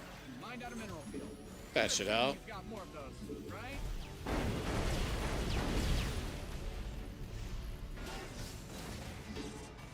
In the rear. Go ahead. It's online. Let's go kill something. Yo, Unison, thank you for the subs. Appreciate you, man. Thank you. Wow. Based. Liberation is at hand. Ready to raise some hell. What's going on? Yep. Reporting for action. SCV ready. Standing by. How can we help? Need something? Here we go. We read you. Incoming orders. To be fair, it is my fault for not having my like speed upgrade right. I didn't have my my blue flame upgrade, so that kind of Something liberated? created an issue for Nath. But he's kind of just been chilling, right? Every time I step out, he's just ready to receive my dudes.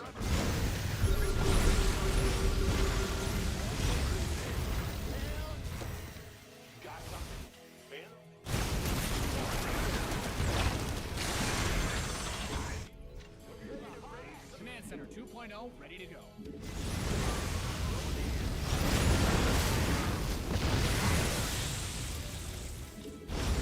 Yeah, baby.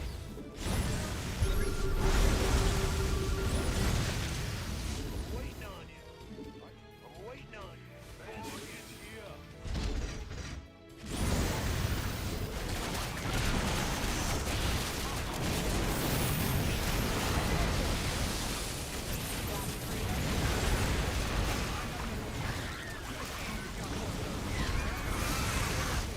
Yeah, see, that's fine. I can handle that. There's no workers there yet anyway, so. Command Center upgrade. SCV ready. Pedal to the metal. What's going on? SCV ready.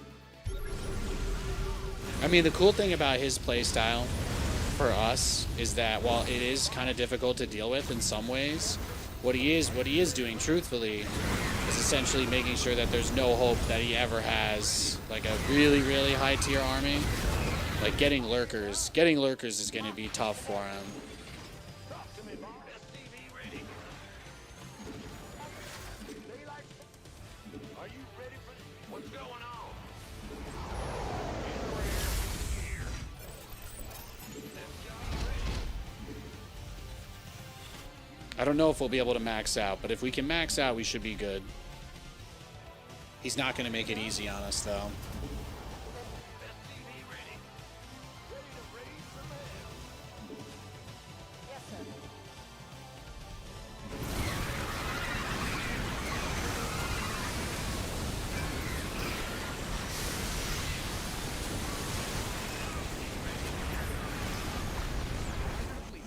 Yeah, I mean, this is nice, actually. I love a game like this. He's just attacking me. This feels like an old school TVZ. This feels like an old school mech TVZ is what it feels like. Oh, he's even got a couple infestor dudes. Look at that. You can tell how bad he wants it. Bro is playing for his life. Bro is playing for his life. Let's get it.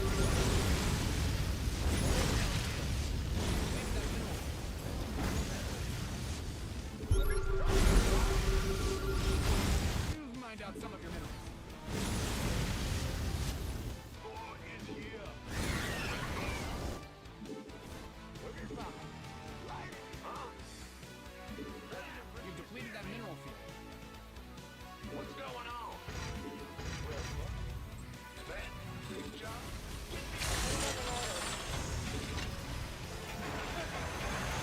In the rear with. Go ahead.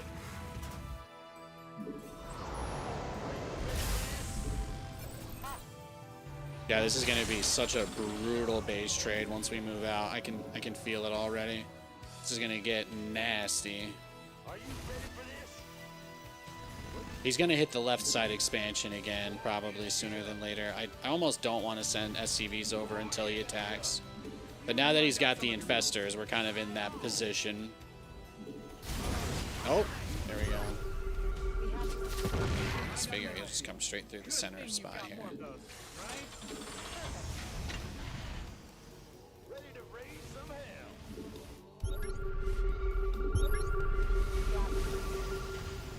Attention! We read you. Yes, sir. Your research has concluded. Big job. In the rear. Incoming order. We read you. Yes, sir. Attention! Command.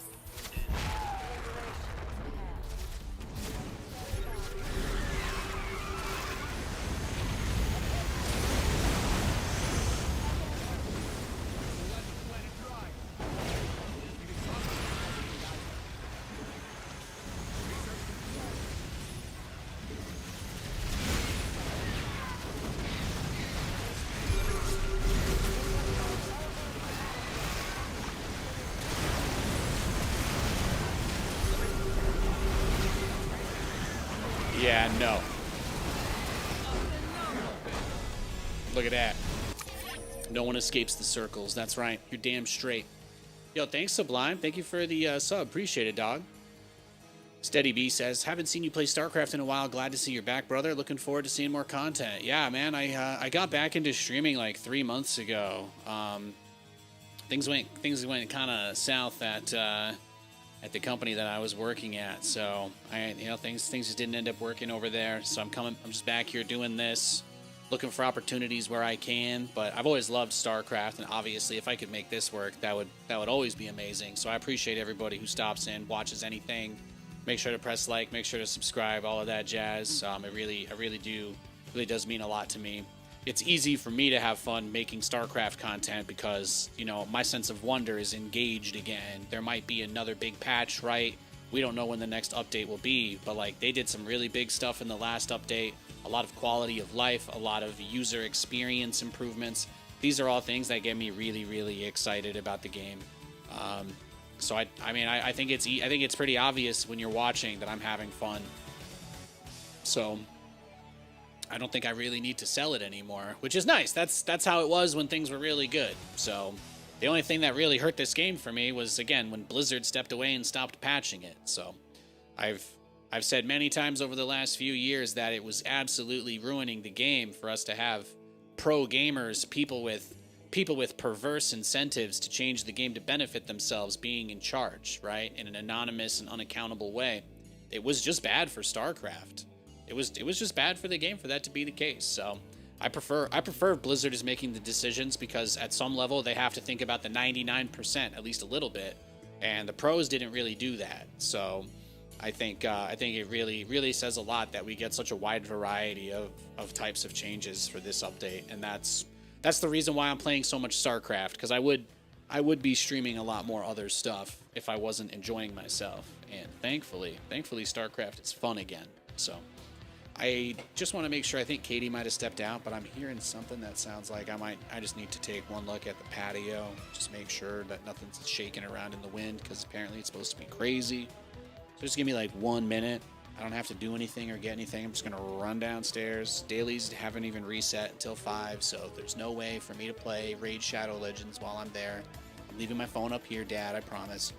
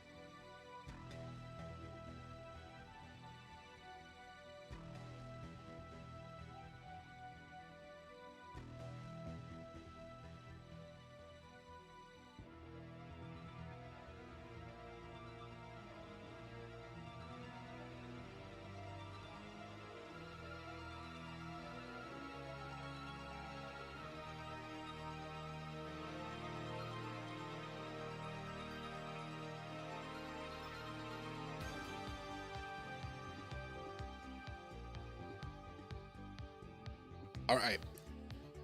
I put the patio chairs on top of the thing for extra stability. We should be good. How about this game, though, guys, huh? Whew, this comp seems hard to play against for Zerg. Yeah, I think every comp is hard to play against when you play Bio, so. Make the game with a lot of fun, powerful units. Dude, I would love that, Elijah. I would love that. Let's take a look. Resources lost. 37.7 to 21.8.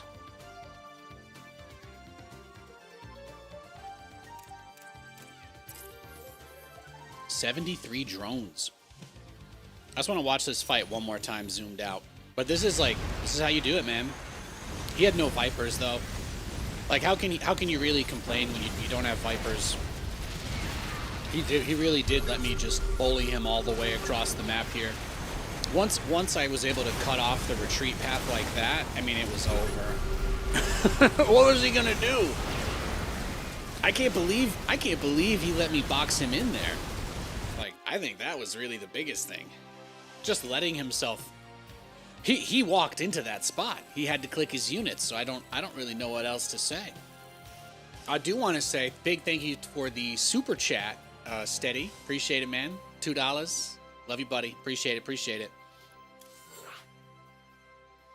You would have gone tanks, not libs for sure. Yeah, I hate siege tanks. I think siege tanks are like a trap unit, personally. I don't like them. I don't. You won't see me building more siege tanks than I'm required to in any situation.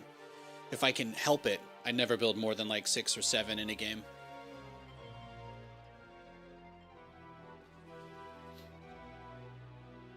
You love the Lib Thor comp? Dude, Liberators and Thors together just have so much firepower. You're able to deal with high HP units like Ultralisks, but at the same time, having a bunch of Liberators sieged over your Thors can still really help with cleaning up things like Zerglings or anything else running in on you.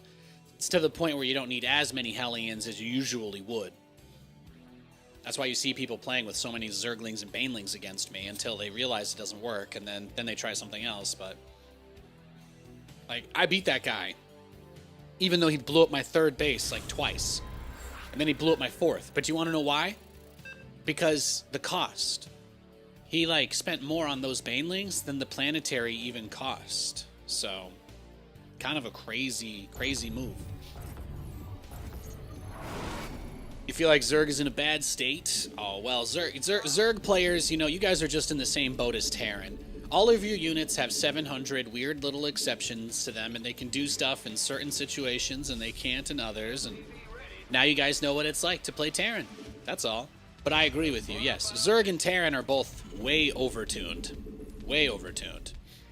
And for Protoss players, they really need to understand that casual Protoss players, they like carriers more than anything else. You just got to add Graviton Catapult back to the game. You add Graviton Catapult back to the game, and then you nerf all the cheese. And then Protoss players who are like all the noobs that you guys talk about, they'll be super excited. They'll just play carriers every game. That's all they want to do. I know because I'm a casual Protoss player. So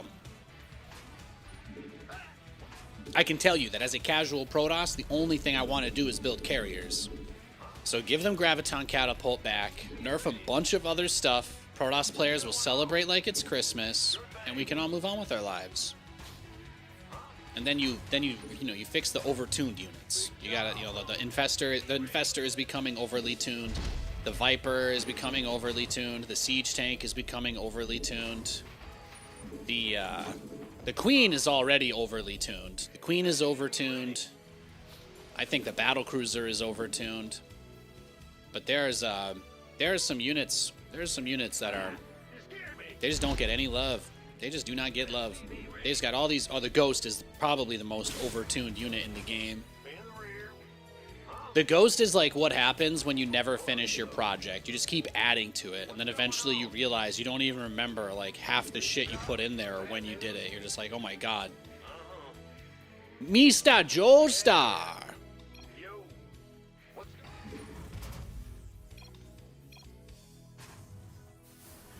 Command Center 2.0 ready to go.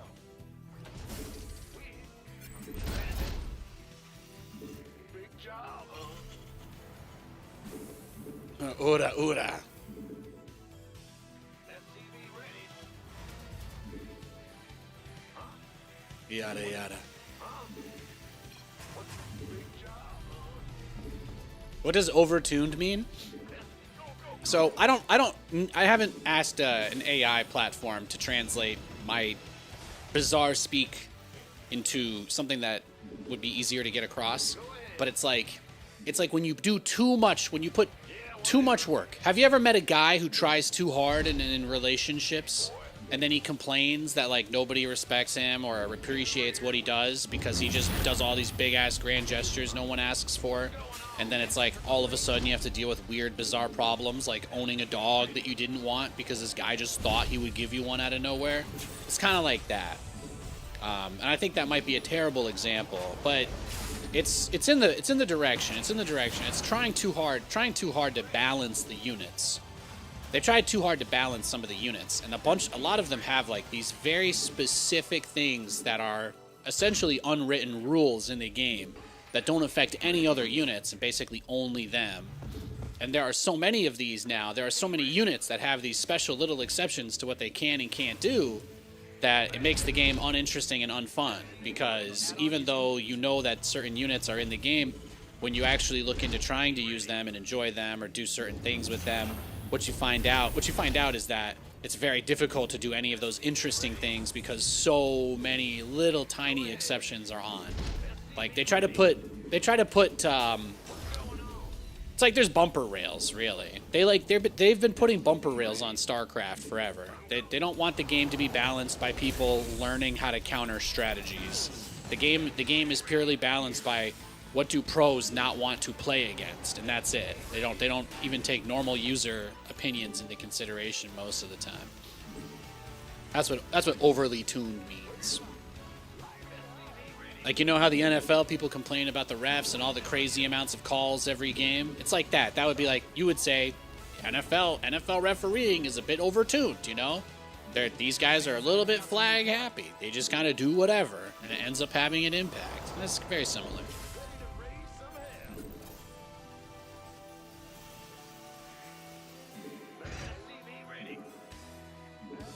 Well, it's like when you're making computer software, right? And when you manage to get through like 7 Python virtual environments and you have no idea where you are anymore, that's kind of where we're getting. We're so deep into the specified versions of units beyond what they were originally supposed to do that it makes it really, really difficult to engage.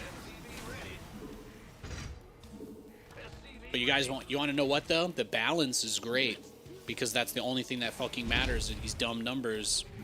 Even though they have very little relevance to what people actually enjoy when they play the game, these numbers are somehow allowed to be the basis for all decisions that are made.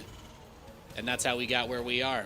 Yeah, Ravens are another overly tuned unit. Terran and Zerg have a lot of overly tuned units. The Dark Templar, I would have said, was overly tuned, but you know what? They fixed that. They made it so that the Dark Templar could do its little blink a bit more effectively back how it used to. Because what was the point of letting the unit jump if you were going to start doing specific weird band-aids so that it can't jump, right? Like, why are you going to let the battlecruiser teleport across the map and have all these weird caveats to it? Like, why not just do something else? Why not just take it away and give it some regular, better fighting stats if you don't want it to be the ultimate harass unit? Nobody asked for it to be that in the first place. But there's a lot of these like super heavily overly tuned things.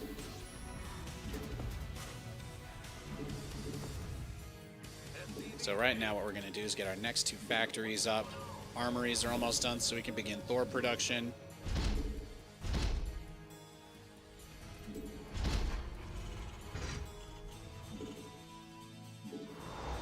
Now on this map, the third base is really wide open. It's like super exposed here, as you can see. So we gotta kind of just chill here until it's fully established. Standing by. Initiating. Ready to raise some hell. SCV ready.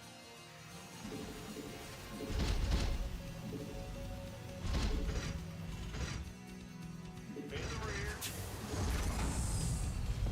SCV ready.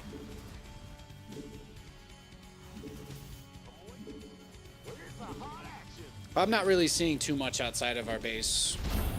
He's not showing a lot of presence in this game. So whenever Zerg players turtle like this, it usually means that they're just going straight to Hive. That's typically it. Like he's just gonna go rush to the Ultralisks that we saw. Yeah, see, there's Infestation, Pit, Hydra, Den. Yeah. This is what everybody does. You don't really see much originality in this. Yeah, see, look, he's even got the Infestors. So he might even be looking to end the game as soon as the Hydras come out.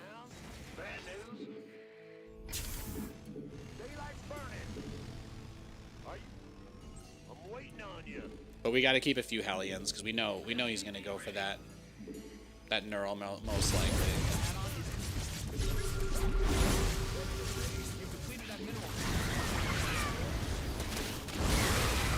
See, we got him to leave his base almost. Yeah, so he just wants to spread creep, as you can see there. But that's it. That's all he's doing. Spreading creep, rushing directly to. It has to just be ultras. It's never anything else. Ultralisks are the best late game units Zerg has. So. Ultras are actually really good these days too. Quite popular. You want Seeker Missiles and Infested Terrans? Dude, I want Seeker Missiles and Infested Terrans.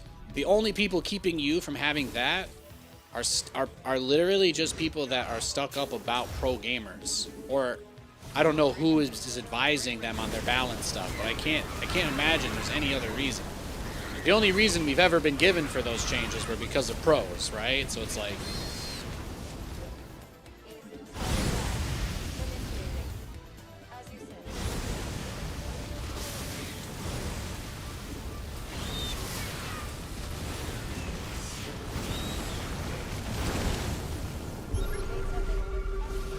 Did he just reveal his burrow?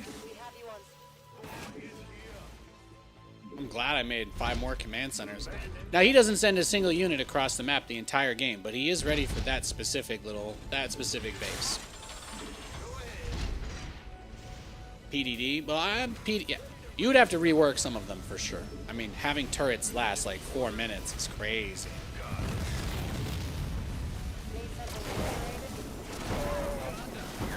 Oh, he's trying to flirt with me?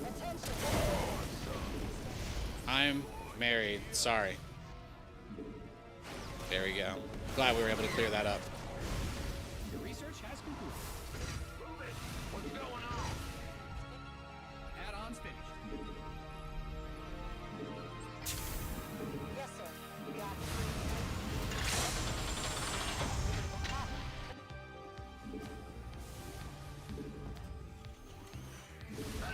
You scared me. incoming orders. We have incoming orders.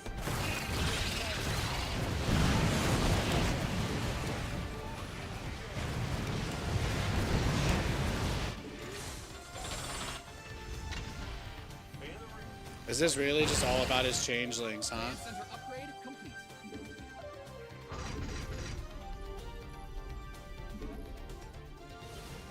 What's going on? What do you guys think? Nidus? Yeah, for sure. Like, what else? What else could it be?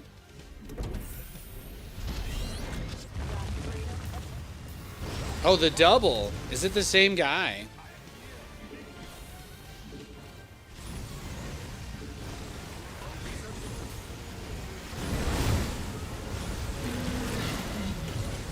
Yeah, let him out.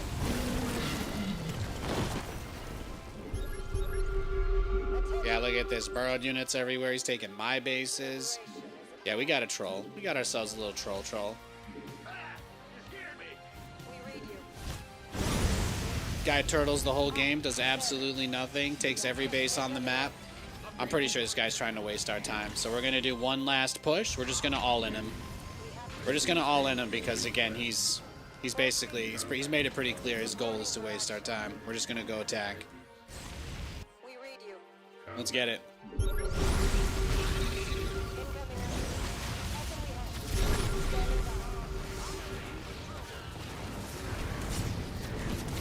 can we help? Standing by. Oh, somehow my Thors got separated from like everything.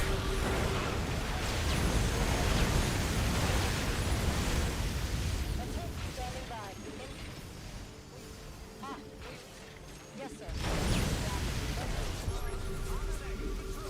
Yeah, I'm coming for you, baby. Let's go.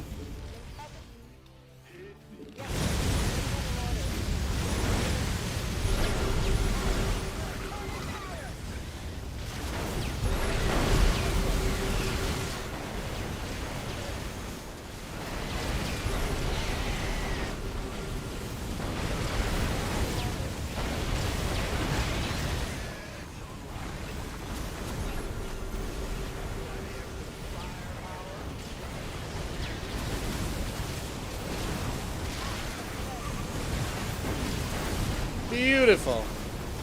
Beautiful.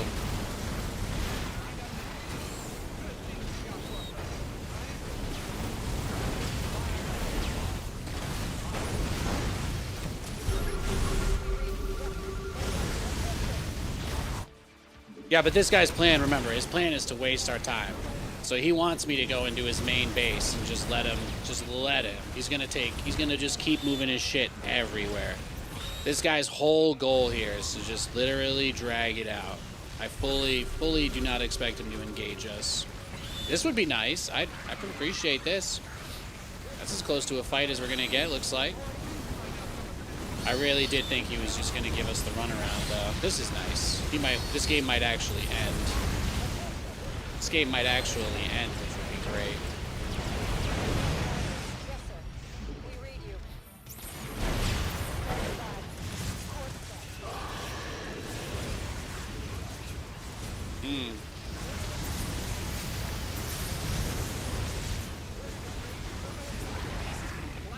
Yeah, Jotaro wouldn't ask for mercy. That's how I know you're a bitch.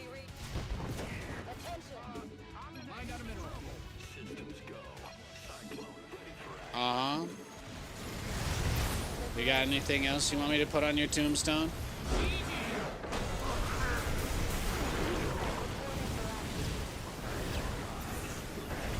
Didn't realize this was the Nathanias glazing stream.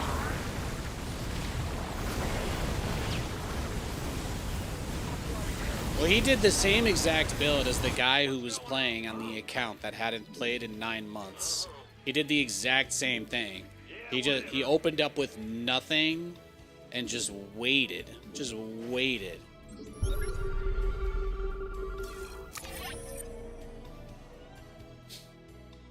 I'm like, the guy I played before literally did the same thing where he like doesn't have anything. He just like doesn't have anything, and then he just 2 Nidus worms at the same time. I'm like, the last Zerg I played with, like, what?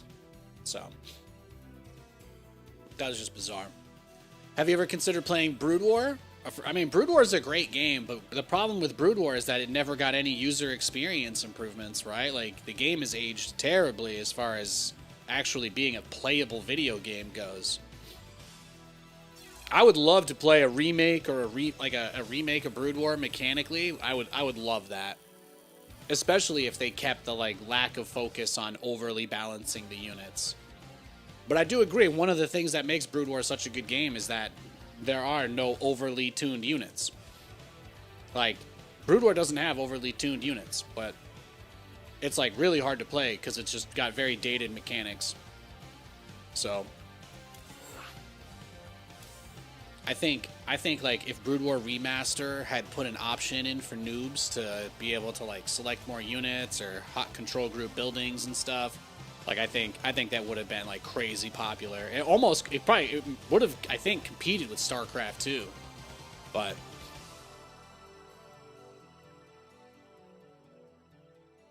yeah, I mean, we'd have to take that risk, Esva. We'd have to take that risk. I personally would love to play a modernized version of Brood War. I would give a lot for that. I would give a lot for that.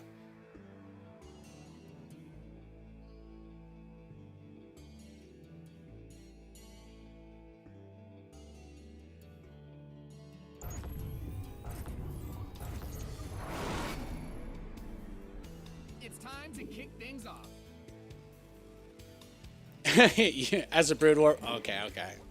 Some guy is very passionately defending Brood War in chat. I think he's had a couple too many drinks tonight, but I want you to know that I think it's adorable that you don't want Brood War to ever change. You want it preserved like a museum artifact. I want you to know that I actually think that that's admirable, but I think that you would be able to get more people to actually play a version of Brood War that was a little bit modernized.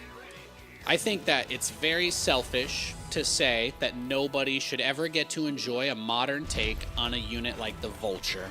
I think that's just very selfish and greedy, personally.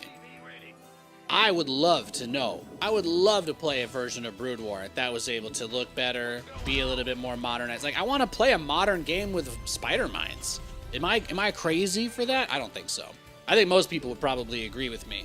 Playing a modern game with units like the Vulture, like stuff like that. There's some iconic stuff that there's just no, you know, never got any further. There was just nothing. So I would love that. I would love that so much. Where's my Dragoons? Yeah, exactly. And they have some of it in like SC2 co-op. And I like the units in that mode, but like, man, it would be so cool. It would be so cool to be able to do like Vulture micro. I would love to do stuff like that. Just put my little mines around the map and stuff, you know? Like, that's the dream. I definitely hope. I guess the irony here is that the Brood War elitists who don't want the game to change, they probably won't be around by the time that remake comes out, but I can't wait. That would be really nice. What's the one unit that stayed consistently awesome across all versions of SC2? Like fun to use? I've always liked Thors. Thors were pretty bad in Heart of the Swarm. That was like their worst era. But Thors were pretty good in Wings of Liberty before they had their ability taken away. And Thors have been incredible. Ever since they got the single target attack, they've been amazing. Thankfully, the single target attack for the Thor has never been nerfed because no one who plays this game understands what it even does.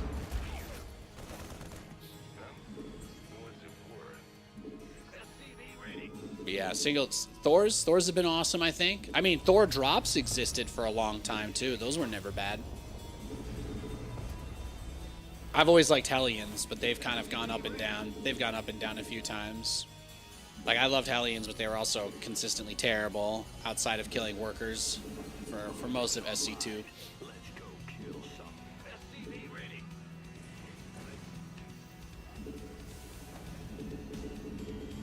But yeah, I loved when I would play Brood War, I always loved Dark Archons. Like, it sucks there's no modern game with Dark Archons.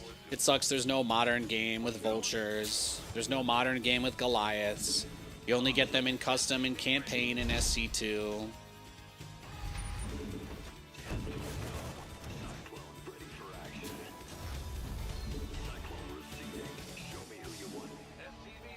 Ready for dust-off. This ought to be good. You got coordinate channels clear, boss.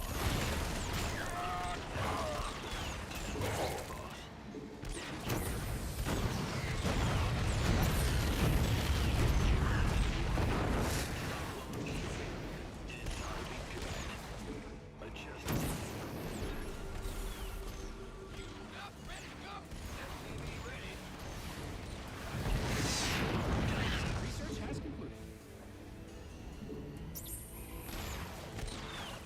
The add-on is complete. SCV ready.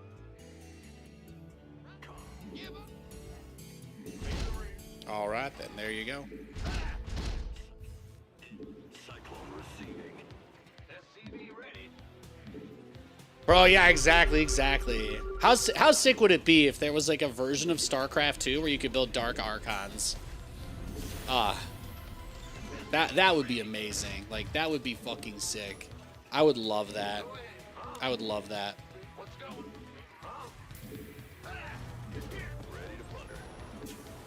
Speak. Give us. Going. So you're still super nice with the micro? Oh yeah, dude, Cyclones, man. Cyclones went through a couple eras. Cyclones went through a few eras themselves in the last few years. They're back to just being generally good. But the Cyclone is another unit that no one who plays this game understands. But the way that it gets patched and people talk about it, it's incredible. It really is. The education in StarCraft. Nobody likes to build Cyclones, so everyone thinks they're bad, but they're very fun units. I love microing Cyclones.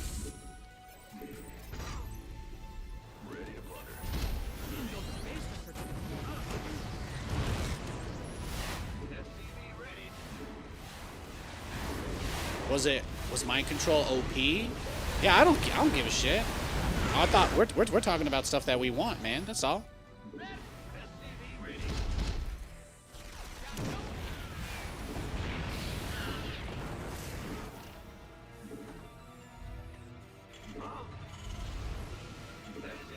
We're just having a nice discussion about enjoying video games, that's all. I hope you guys don't think anything I say is gonna, like, make reality happen.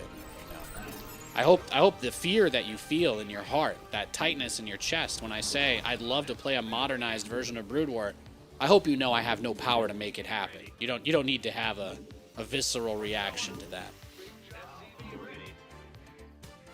I just like all sorts of video games, you know. I've gotten to play a lot of really good remakes and remasters of several of my favorite titles the last few years. And I absolutely would love if StarCraft got that treatment. Because it would be awesome. It would be.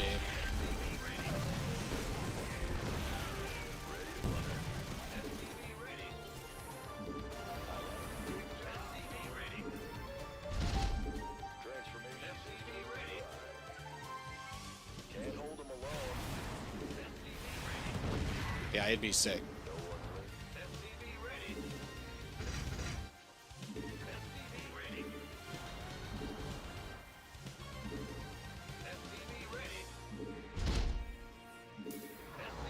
Yeah, some people have made mods with Brood War units in StarCraft 2. I thought those were really fun, but obviously, you know, those will never have, like, the production value that you would really be expecting for that type of thing, like an actual, you know, Blizzard quality product. That's the thing.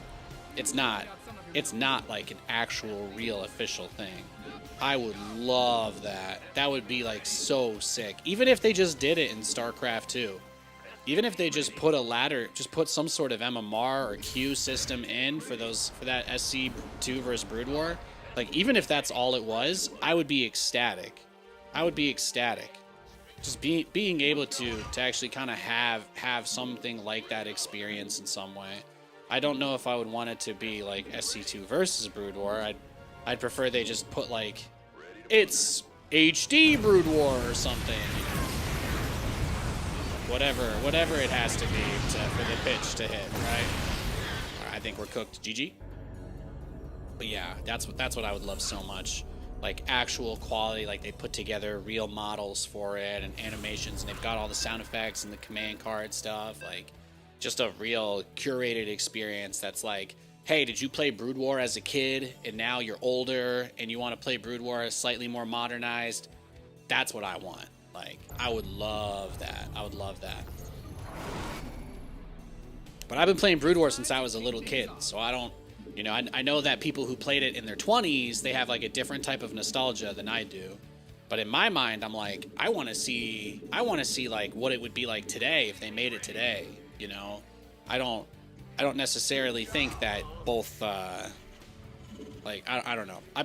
I think this is where I just disconnect with hardcore RTS players, because it's very hard to explain to someone who only plays one game their whole life, like, why you like to play multiple games, I guess. So, like, I can't really, like, make you understand me, but, like, I love Metal Gear Solid 3, and the remake of it, what they put out, like, a month or two ago, is, like, amazing. I love that I can see a fresh, like, modern take on a game that I really loved as a kid, especially with how much nicer it looks, and like it's a totally awesome experience. I don't think you ever have to, you should never get rid of like what Brood War is as it is, obviously, but if I could have it, like, you know, I've got Resident Evil 2 and Resident Evil 2 Remake, both great games. Absolutely love both of them to death. I play them a ton. If there was a Brood War and a Brood War Remake, I'd probably play Brood War Remake a ton. It's not like regular Brood War would have to go away, you know?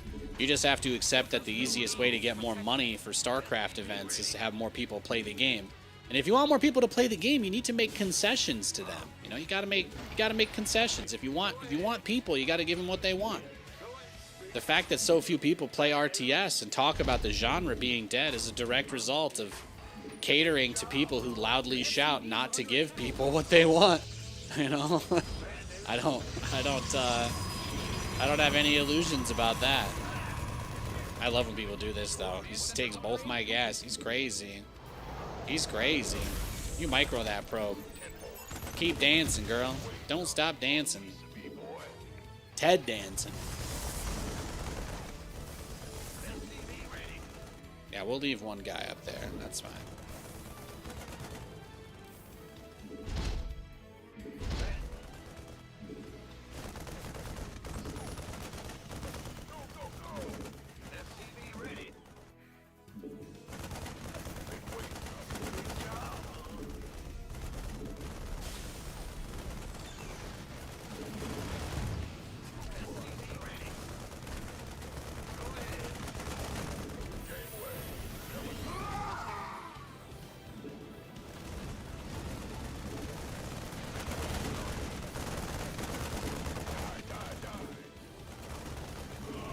Okay. Your command center's got some new toys.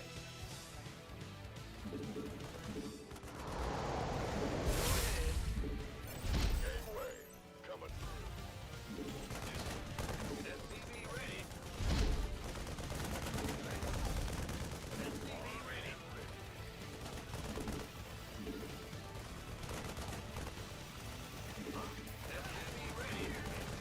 Minus 100? Yeah, he's... Some people like throwing their resources away, that's for sure. In your dreams, bro. In your dreams.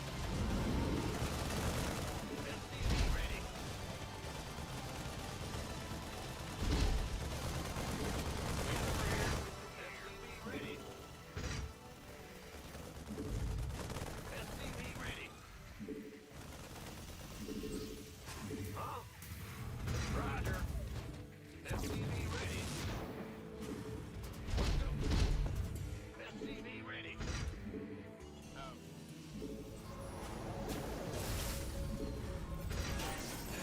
ready. SCV ready. Your add-on is complete.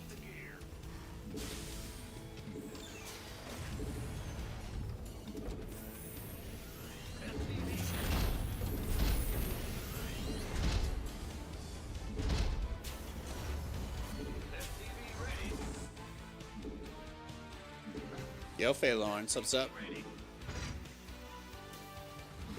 Yeah, I fantasize about that all the time. I really do hope I get to play like a beautiful modern take on Brood War style gameplay at some point before I die.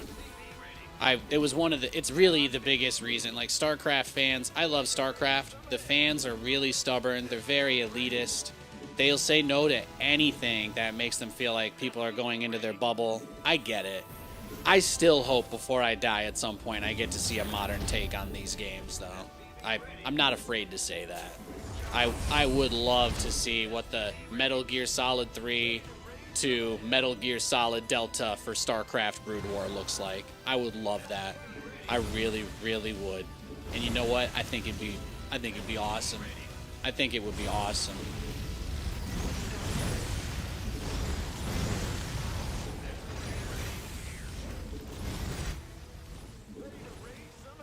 I know that goes against a lot of what hardcore Brood War types say, but I don't think that remaster would have so few players if they had given an option, even just in campaign, to select more than 12 units. Even if it was a campaign only option, like the fact that there's nothing at all like that, there's no UX modernization in any way. That part is hard. That is the only thing that breaks my heart about it.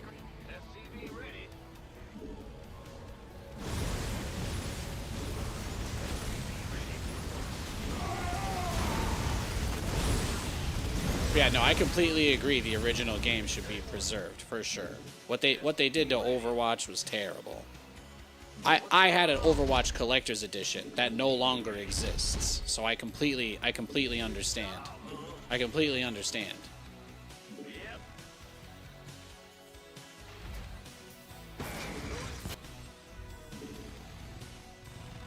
Research is ready.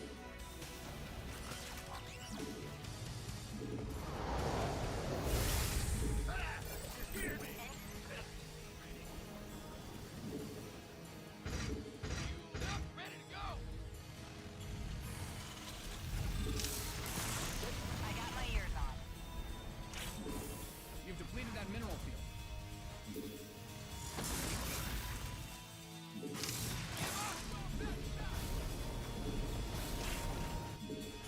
Oh, well, there we go. He's got that proxy. Oh, this must be how the game started, huh? This must be how the game started.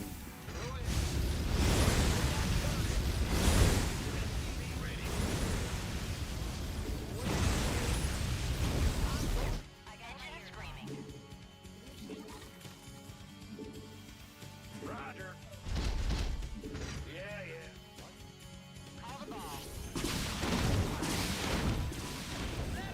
He's already got the Phoenix out. He's got it all. He's ready. All right. I think based on that, since there's not really any way he could have known what we were doing, I just have to assume that he's got some info. So we just need to get ready for that. He's already got all the Phoenix out, right? He's already got the Phoenix out.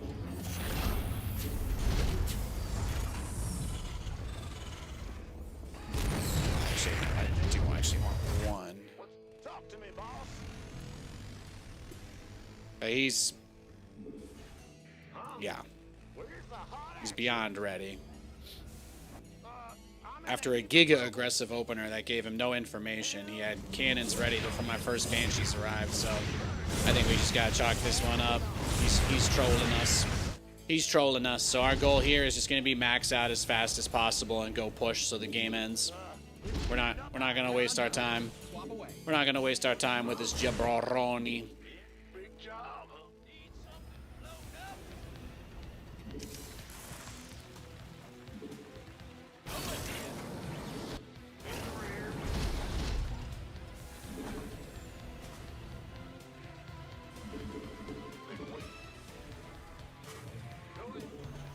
What's going on?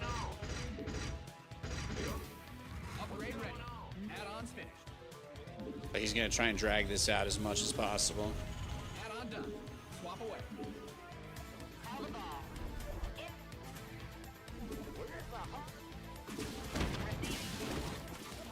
He has the CIA working in your base? Yeah, he does. Convenient, you know, you'll never believe this, but somehow right before he got all the information about what was in my base, he bought $7 billion of Trump coin. God damn, I should have known. Should have known. He's got the NSA hookup. No problem. I got my ears on. That large volume order. I should have seen it coming. Loud and clear. Yeah? Look at that. Look how many photon cannons too. Weapons hot. Oh damn. Well, at least this distracts him for half a second.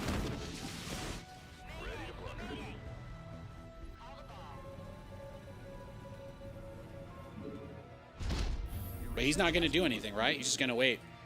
We'll see. Maybe me taking a fourth base will be enough to get him to act, but he's kind of just been chilling, right? He's just chilling.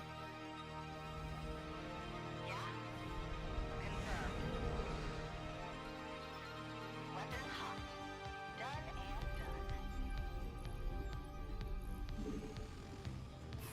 Ready to plunder. Your base is getting. You've depleted that mineral field. Mined out a mineral field.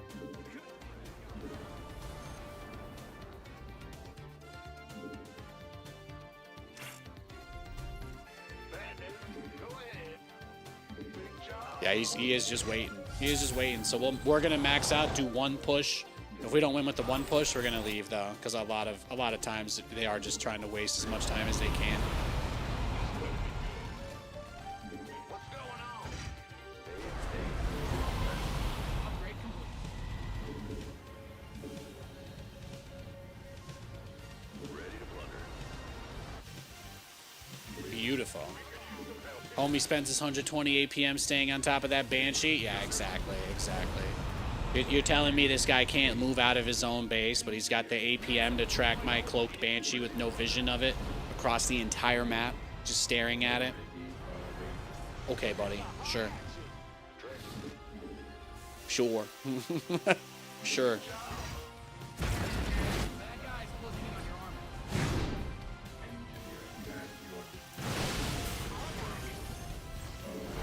He won't. He will? The enemy's taking fire.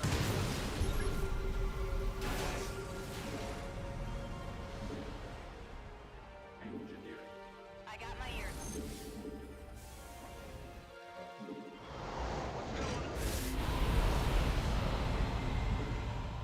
Scanning state your request. Oh, there you go. He finally moved out on the map. He's revealing his carriers to us. Okay. Stay scanning. Yeah, the guy sitting inside his base the whole game has 700 APM. to track my cloak banshee. You know, that is kind of funny, isn't it?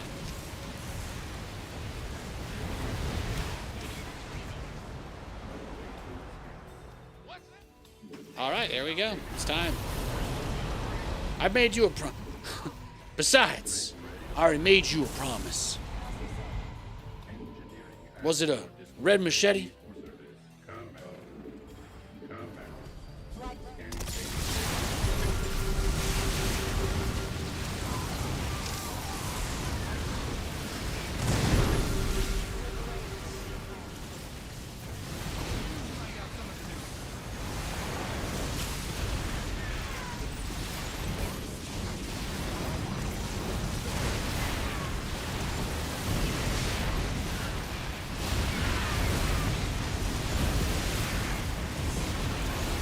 Yeah. Yeah, you wish, bro. Mm-hmm. Ah. Nice hacks. Well, you know how it goes, guys. When it comes to people with problems, projection is easy.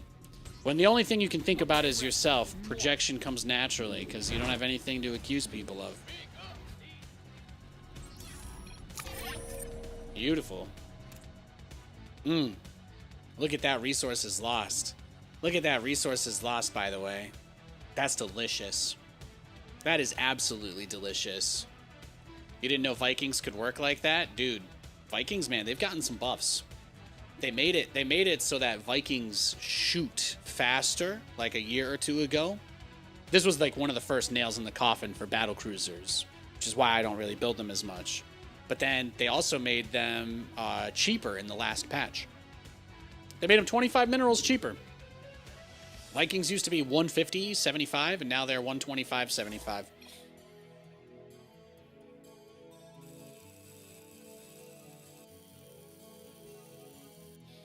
All right. Katie asked me to check on something downstairs after she left, so I'm going to do that real quick.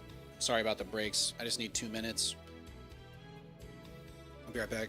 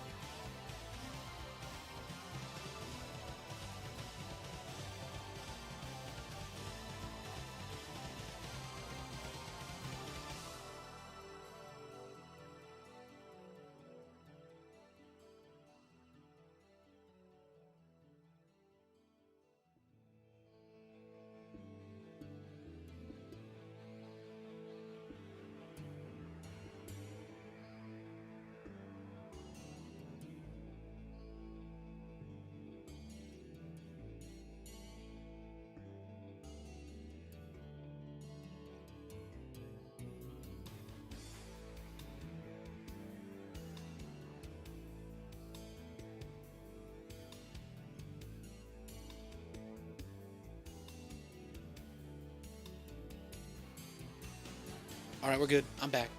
Sorry about that. So that's why everyone looks so handsome to you? Projection, huh? You are, though. I mean, you are.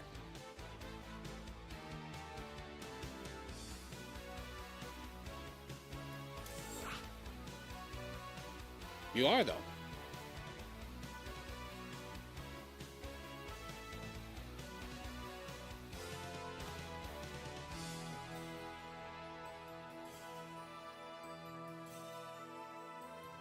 But happy Friday, everybody. I hope you're all well. We're 2.5 hours. 2.5 hours into the stream today. It's quite nice. I've got a couch to put together. I think I told you guys I was on a journey to get Amazon gift cards in one of those pyramid scheme things. We did it, though. We did it. I hit Raid Shadow Legends level 60, and like I did it in almost exactly 63 days. And the couch came in yesterday, so we've just got a giant three big ass boxes with the couch in it, and then we can finally watch movies downstairs and do all of that stuff. The futon from the old place did not make it, so we're excited for that. I'm excited to be able to actually use my living room now after living here for 3 months. It's gonna be a good day. Did I play Baldur's Gate 3? Yeah, my wife and I probably started like 30 runs on that. Haven't completed any of them. We just kind of keep restarting once we reach Act 3. And then we put on a bunch of mods so that I could turn even more people into zombies. That's my favorite thing to do. I love necroing everybody into zombies, and then Katie's like, Katie casts Moonbeam for 10 million damage, and then I have like 15 feral zombies following me around. It's good times, good times. Falling in love with Shadowheart over and over again. What's more 2020s than that? You know what they say, guys. There ain't no crying in the club.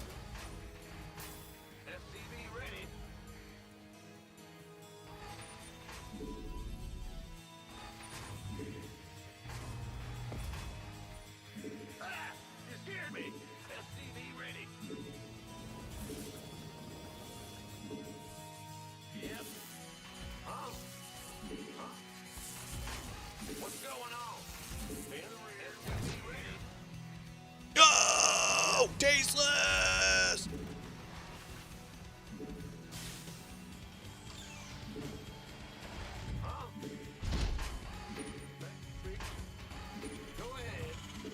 You're doing an honor mode run. Nice, nice. I started vibe coding my my replay analyzer. You guys won't believe it. I don't think they've updated the StarCraft 2 replay Python package in a couple of years. I had to figure out a workaround because the latest official release doesn't work with Python 3.1.3. So I was almost gonna have to set up a Python 3.1.0 virtual environment just to try and create this fucking thing. And then apparently there was a pull request on it from a year or so back, where somebody actually did implement whatever was necessary to make it work. So that was nice. It does look like we are going to get blasted here, right? Mr. Proton is coming at us. We're getting cheesed. This is like the second or third guy in a row to do this to us, huh? SCVs are being liberated in the worst way.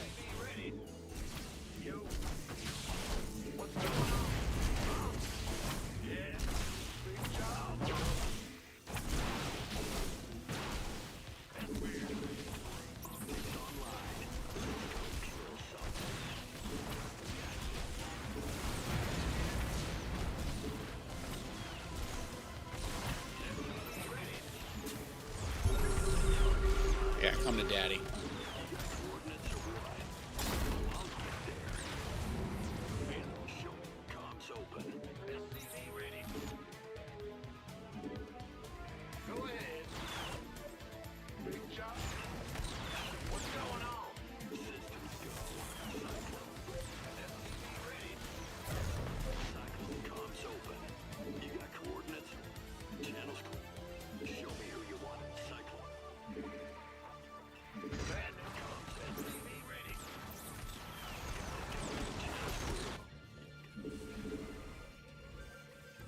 No need to mention your Python package. Family channel? This is Twitch, man. If you're letting your kid on this website, you got bigger problems than the shit I'm saying. No, I feel you.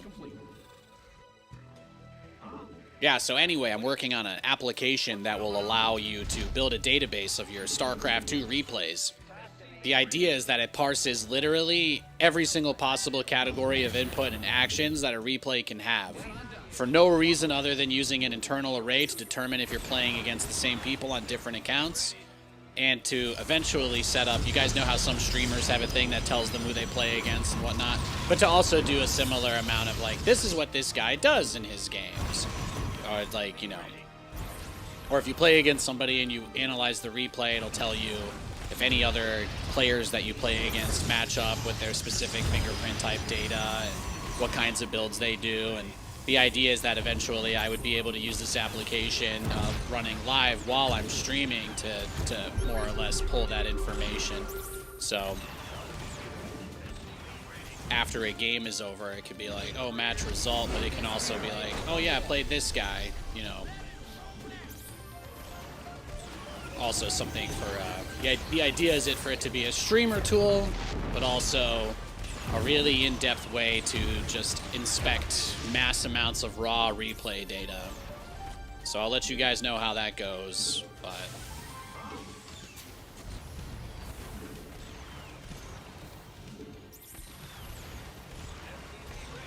GG, thank you. What else did he have? Yeah, he proxy gatewayed me and then tried to DT rush. Look at all the tech he had. Look at it. He's got Twilight, Dark Shrine, Robo. No, this man was trying to get up in our grill. He was. Look at this. Look at that. You know what? We got to go even further back. I would normally never have to have this conversation on stream, but this is actually fascinating because I killed his probe. I killed the probe scout. Right? I killed the probe scout. You work 16 hours on Thursday and Friday since you work 2 jobs and you spent all your brain power this week trying to correct your TVP. Yeah, it's hard. Kind of like SC2 replays, but more in depth than just how many kills a unit got. Yeah, exactly. Like my tool right now, the way I have it set up, and it partially works. There's a lot, when it comes to vibe coding, it's mostly about giving very specific debug type correction information, but like, is easy because I could feed it my own replays, and I have a lot of replays. So the player similarity detector, I actually am just testing with myself because obviously I have multiple different accounts that I play on. So being able to have examples, being able to have an example that I truly know is a lot of games between 2 players, right, that are the same person. Yeah, but the idea is that you could also then through the tool look at any of the players you've gone against and see, because they have, obviously there's like a BattleNet API that you can use to pull data and stuff too, and certain players can turn that off for themselves, but I think most people don't know that or know where it is or have any idea of why they would want to do that. But you can see, I mean, we slowed him down. Even just killing that first probe felt like it slowed him down too. It just makes things so awkward. And then he gets the prism into my base right as I'm in his base. And he just never ends up warping in any DTs, or is it because I depowered his gates? Or he only has 1 gate? He doesn't know. Yeah, he spends his 1 at home. He spends his 1 warping at home. He GG's and leaves the game. Well, he doesn't GG. He leaves the game with his prism in my base set up and just not able to do anything. I need to do a bit of a deep dive into SC2 replays and what it does, but the advantage of using a tool like so I got I think I was saying, but I got a free month of Claude Max plan, which is a little bit fancier than the usual one. So I was like, if I have 30 days to use this and I was gonna code one thing with this, what would it be? And I'm like, my ultimate streamer companion replay tool.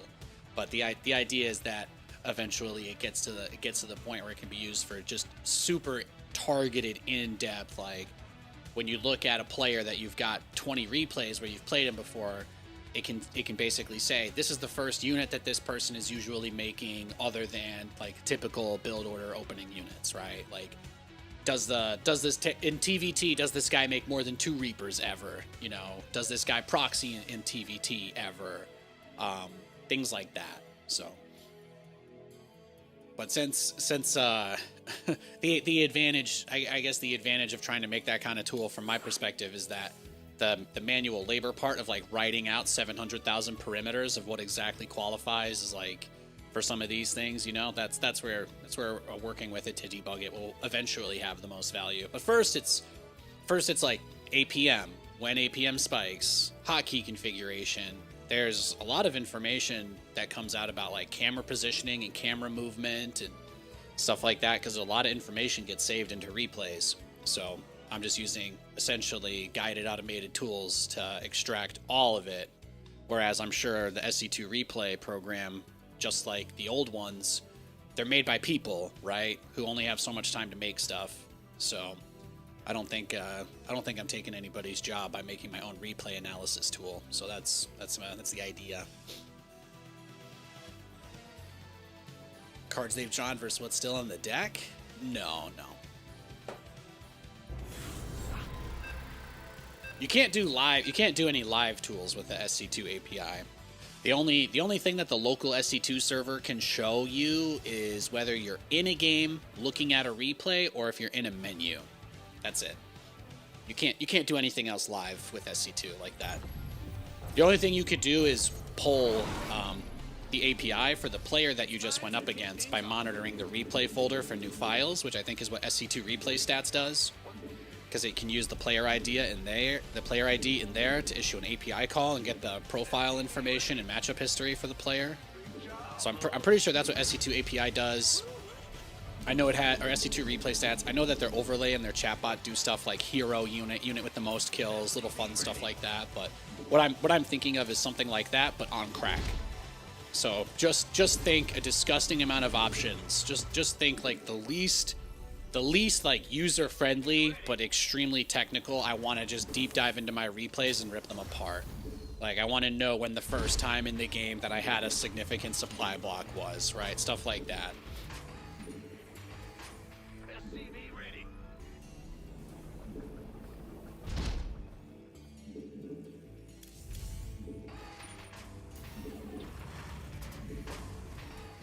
SCV ready. Sounds like fun. Yeah, I've vibe coded a couple of different things. There's only one that I actually use every day, which is I have my own ad-free. I made an app that does nothing other than build an offline database of the NFL schedule from ESPN's public free API, and I just don't have to look at ads ever on it.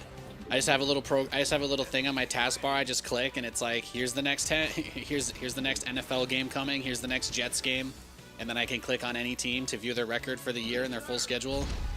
So like I made a little app to do that I don't really think really has any value, but I hate how much of a pain in the ass and how much stuff gets put in your face whenever you try to look up anything. So I'm like, you know, if I can make a little tool for myself for convenience, why not? If I can make a tool that I could use on stream, why not? A lot of stuff that I use on stream nowadays, a couple of the DVD bouncing logo I made using Claude Code, the background music player, actually, the browser source that I use to play the Terran music outside of the game and stuff like that. I made that in Claude Code. The ticker that I have going on the out of game screen, I made that with Claude Code. So like I love doing that, finding little areas where I can be useful with it. I don't think it's super easy to instruct for like making graphical stuff, and most of the time it's easier to just put together a quick overlay yourself than trying to make anything super advanced. But I haven't gotten crazy with it yet. You know, it's a pretty fringe market. There's not a lot of investment in people just making random shit in this space. So there's a lot of, it's not really any demand, but there's absolutely no supply. So it's like, when I think about trying to make an application using like the replay package and API, and I'm like, I don't think anybody out there is trying to create any advanced programs with this old stuff. But now that, now that somebody like me who doesn't know shit about diving in or I've taken classes on programming, so I won't pretend that I don't know anything, because I've definitely made programs before, way long ago, but nothing serious. I wouldn't refer to myself as any sort of legitimate type of developer, but making stuff using AI tools. I'm just a person who can talk a lot, you know, and give way more exposition than a person could ever honestly want. But when I'm talking to one of these things about like the specifications that I need, and I get that level of detail, I'm able to actually get where I want to be, because I'm capable of explaining, you know, in deep words, right? I'm capable of explaining in words exactly what I want, to the point that I can actually end up getting there, I guess. So I hate developing. I've always hated coding. I've always hated all of that stuff. But just working with like an agentic coder and just having a conversation about what it's doing that you want it to do, what it's not doing yet, and all of that stuff, like that's a lot of fun for me. So.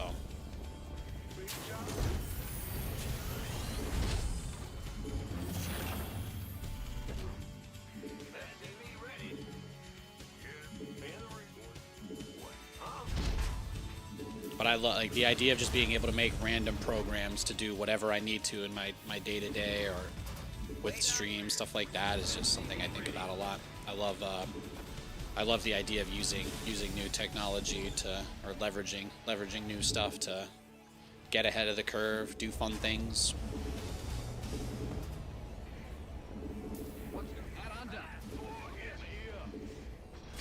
Have I ever used AI prompts to solve coding or programming challenges? Well, I don't really do that stuff outside. Vibe coding is all I do. To the guy in chat asking, vibe coding is that is what that's the description of the process of using like AI LLMs or like agentic coding tools, basically to program stuff.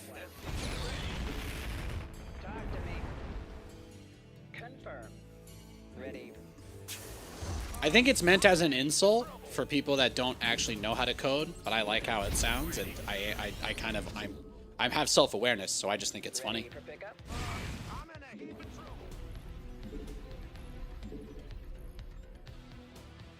I heard that. Damn, bed soap. Damn. He's talking. Dead soap's out here talking about Mother Nature. I know, man. Eat the billionaires. I'm right there with you, dog.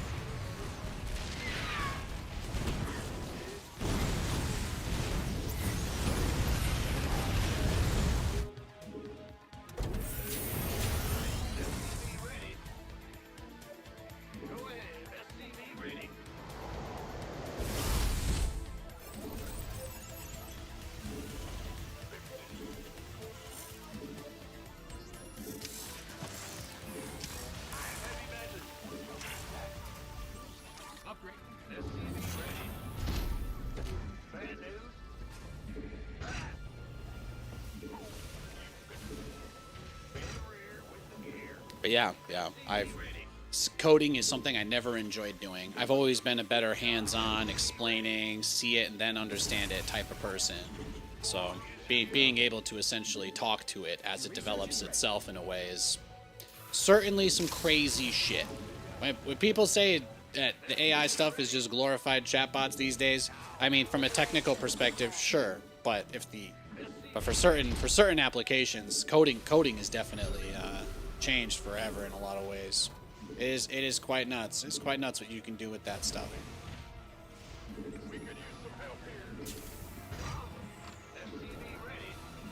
Disclaimer, etc., etc., etc., etc., disclaimer, etc., etc., disclaimer, etc.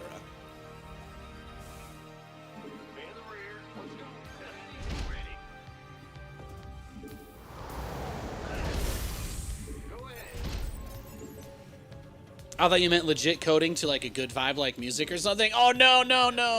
No, I'm just talking about going on Claude Code. Yeah.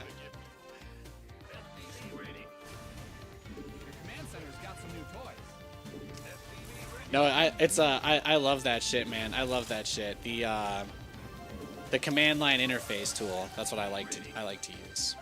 It runs in the command line. It's good stuff. It's good stuff. What I wanted to do was drop Thors on him. But he's going like cyclones and mines and shit. He's a little crazy. He's a little loco hot cocoa, if you know what I mean.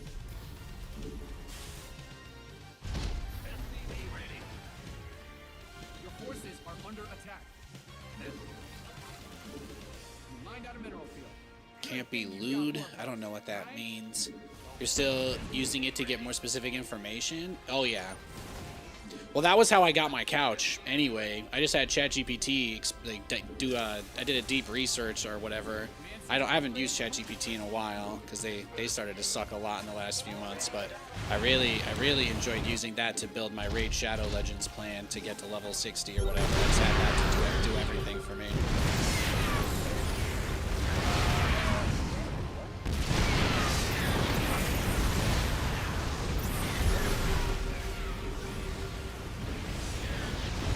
Damn, GG, let's go next.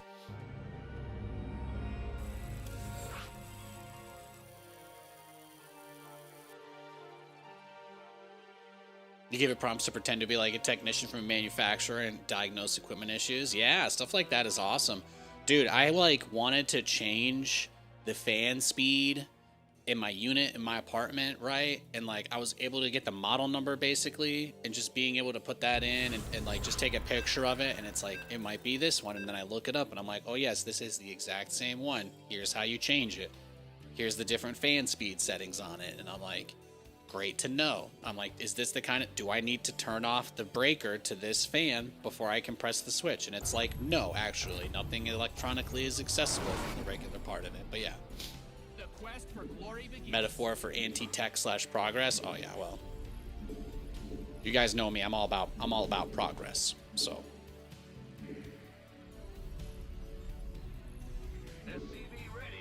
moving forward is a good thing. It's a good thing. The things you want in your life, they're not in your comfort circle. You can either accept that and enjoy your life, not leaving it, but, you know, don't be one of those people that stays in your bubble and says there's nothing good outside the bubble. Because that's, you know, that's just the worst. That's really just the worst.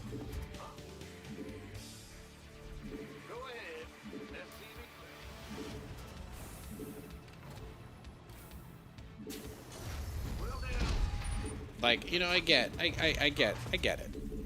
Not everything is for everybody. I'm still personally waiting for some landmark copyright case to obliterate the whole thing, but they gotta wait for the, you know, the whole stock market is still completely hinging on pretending like AI is gonna change everything and fix all of our lives and cure cancer in the next 5 years, right? So until that pops, there's not gonna be any movement against them either. So you just gotta wait.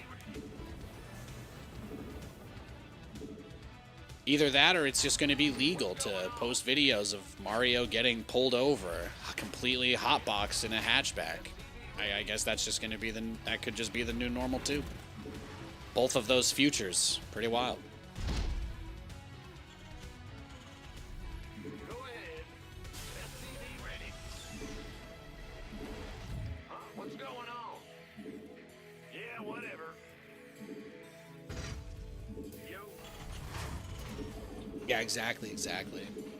The more that you know, the more that you can give it, the more specific details about whatever it is you're trying to do that you can give it, the better it handles pretty much anything.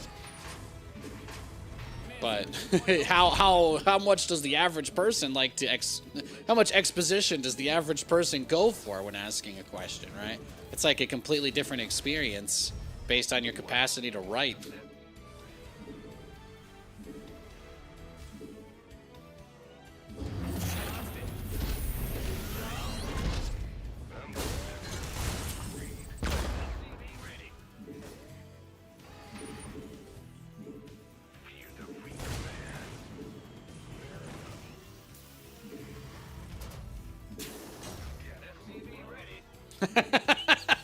Bryson, hell yeah. That's some good shit right there. Nothing I can't handle. SCV ready.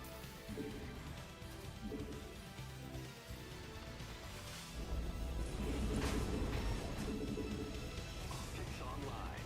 Let's go. Well, as cool as all of it is, I mean, I think really the most interesting limitation about it is that we know already how difficult it is, right? I mean, anybody who follows the space, I guess, you would be aware that models can't update themselves. Like, they're they're trained and they're set up, but like if you want to make big changes, if you want to change stuff, you make a new model. And if you want it to talk about or not talk about things, a lot of it has to do with what material is put into it that it's trained on, right? Like how they admit that they basically swallowed all of the data that exists more or less everywhere to build these, whether they owned it or had the rights to it or not, you know. So that's of course one side of it, aside from the fact that people can generate, you know, pictures of super copyrighted stuff that traditionally people would be sued for, lose their homes over.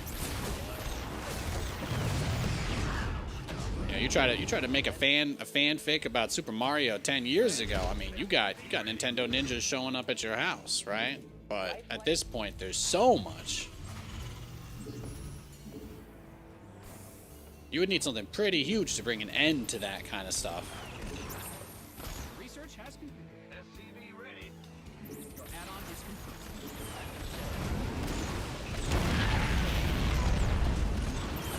Taking up, dropping off. Where's the emergency?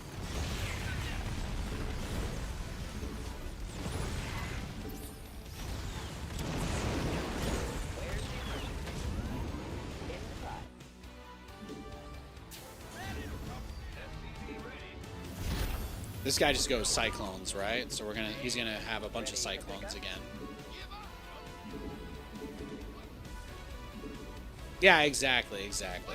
Well, it's the incentive thing, you know. On its own, it can be an incredible tool, especially for looking up things with like photos and stuff. But what the people who actually have control or ownership over it want it to be able to do for the average person is very different. You ready for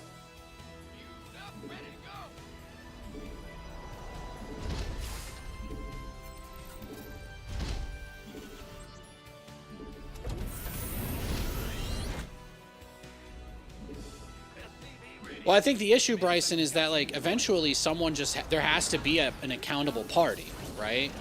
There has to be an accountable party, which means that either people can show up to your door or sue you remotely for generating something copyrighted, or there has to be a different mechanism, right?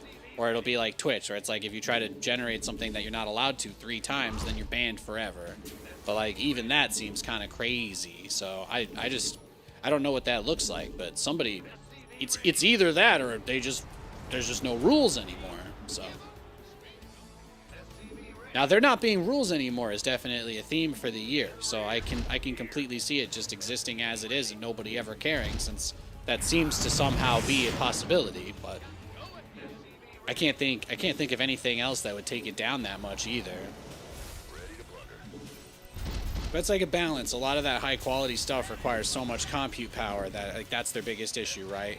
The actual good stuff requires so much power that it's not really viable to commercially offer at affordable prices, but also they don't have any way to show that people are actually making more money because of it. Like you fire people, you cut costs, but it doesn't make you any more money. And if your employees bought your stuff, then you have less people who can buy your stuff or possibly afford to buy your stuff. So that's my understanding of what the general issue is at this point, beyond just replacing people. But like, sure, you could hypothetically make all the shit you want with AI, but like, is it making more people buy what you are selling? Has the quality improved in some way that it's created its own category or broken out of a niche? And those are like, I think that, you know, the tougher aspects of that to address. Aside from, you know, impacts overall in terms of on things like human art and shit. It can only make things based off of what it's been trained on, which means that if no new non-AI thing ever comes out, it means that literally nothing will be free from, you know, there will be no such thing as an AI free piece of content in a few years, right? Everything is just trained on itself. They'll make a movie in 2025 using a little bit of ChatGPT VFX, and then they'll train a new model on that movie, and then the VFX will start to look a little bit just 2 or 3% less, and then in 30 years you've got JPEG compression all over again, man. Then you've got JPEG compression all over again.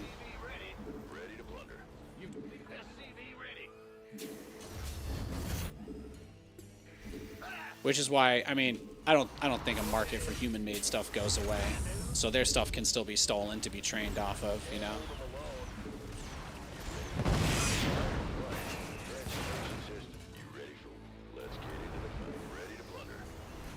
Yeah, I use the AI stuff all the time, and I mean, in many ways, it's been very, very, very helpful to do stuff, especially, you know, especially being a self-employed contractor. There's so many different aspects of my life that having an extra set of hands is really, really nice. But also, yeah, you know, I'm pretty sure people probably had a lot of conversations like this around about the internet and stuff, cell phones. All those people that thought that cell phones would make your head explode, they eventually all started using the phones too, right?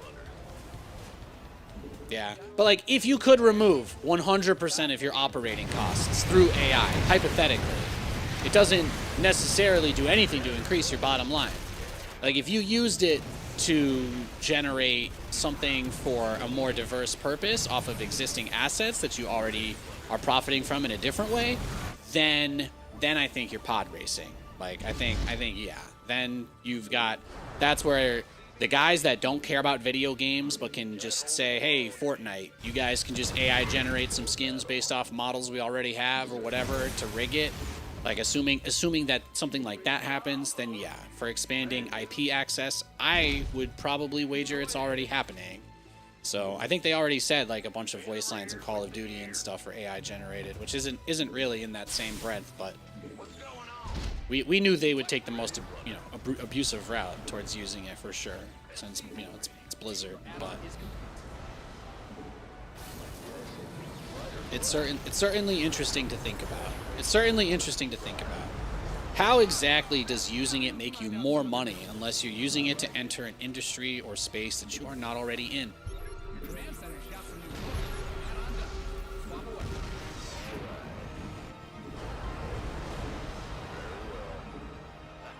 The slop, yeah. I like Claude. Claude can't generate pictures. Claude can't generate movies. It would be cool if it could do some of that stuff, but I mostly like it for the command line interface tool for making programs and stuff. I like that a lot.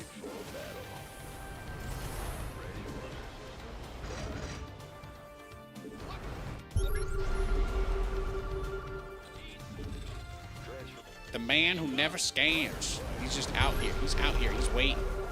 He's out here. He's waiting to get me.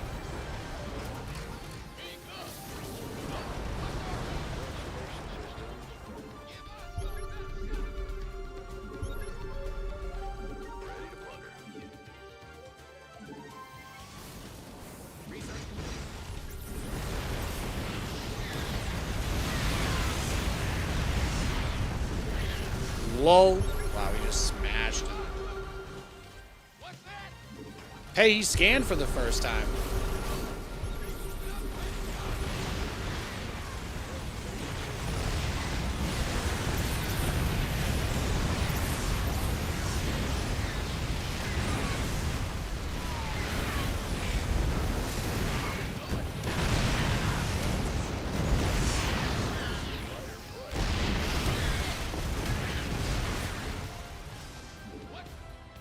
Beautiful.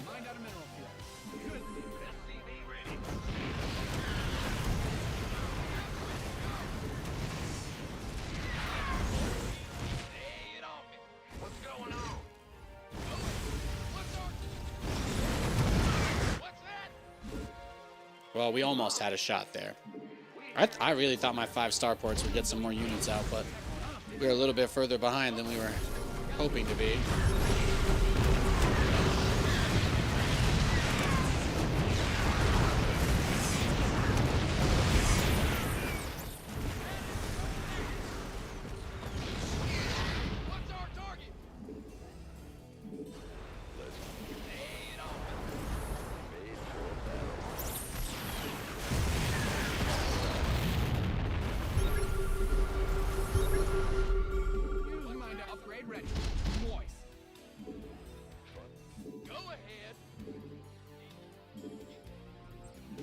All right, I'm just going to GG. Let's go next.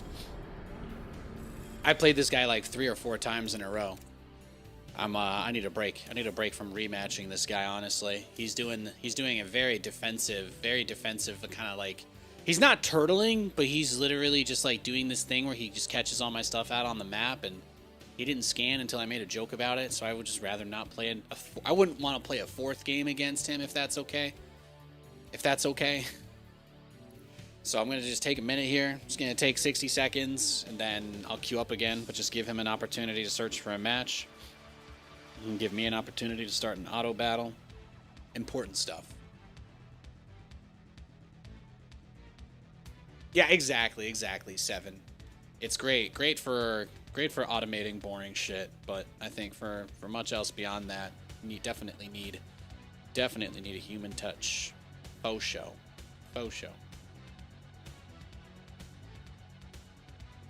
Yeah, exactly.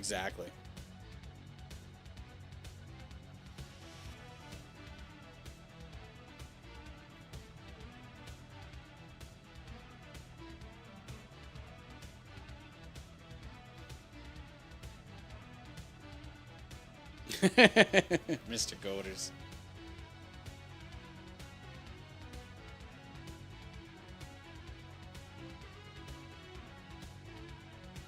Let's turn on my radio. All right, let's get it. You use AI as your therapist, dude? I mean, who doesn't? Being able to afford healthcare and therapy, I think you got to be a millionaire for that these days.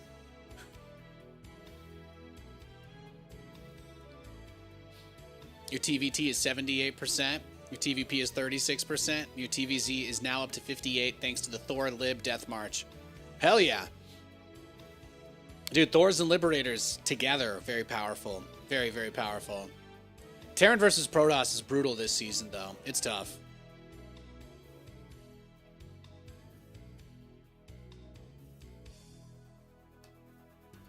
Yo, 7, I know that. I had to go to the library all the time. Sometimes I would go to the library after school instead of going home so I could go on the internet. I would go play Brood War at the library until they kicked me off. Thankfully, once they know your situation, they're like, we'll keep extending your time, but as soon as somebody wants to use the computer, you know, we're gonna have to ask you to get off. But did that a lot. Spent a lot of evenings and afternoons at the library, either to game or get books. I read a lot in high school. Have I seen the Jarvis memes? Oh yeah. I shitpost. Or I read shitposts, I guess. I don't really have the stomach for it anymore. The quest for glory begins.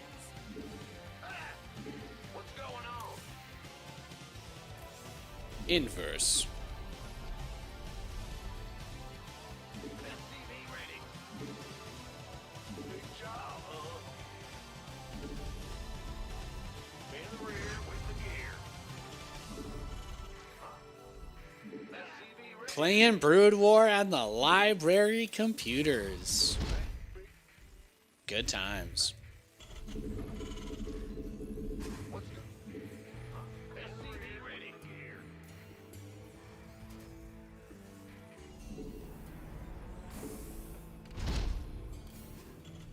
Now, for the last year, the first place that, actually maybe it was like the 3rd or 4th place we got relocated to was actually across the street from the high school.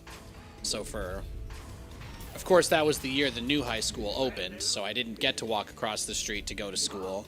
I still had to take a bus, because the new high school was like a town away from the old one, because Moscow, Pennsylvania is mostly federally protected marshlands. And I'm sure now they can build on it, but again, you know, it will likely sink into the ground. So everything's very spread out there.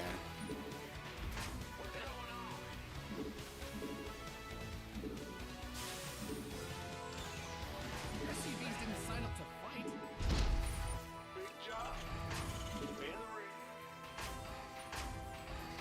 No, when they said that ChatGPT is gonna start doing erotica at the end of the year, I'm like, is this it, guys? Is this the Blu-ray V8? Is this the Blu-ray moment? Is this the Blu-ray versus old HD DVD moment right here?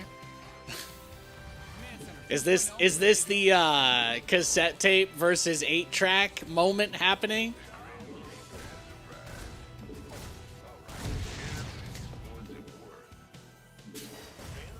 Yeah. Yeah, we're all super cursed, man. What does Eleanor say? This is the bad place.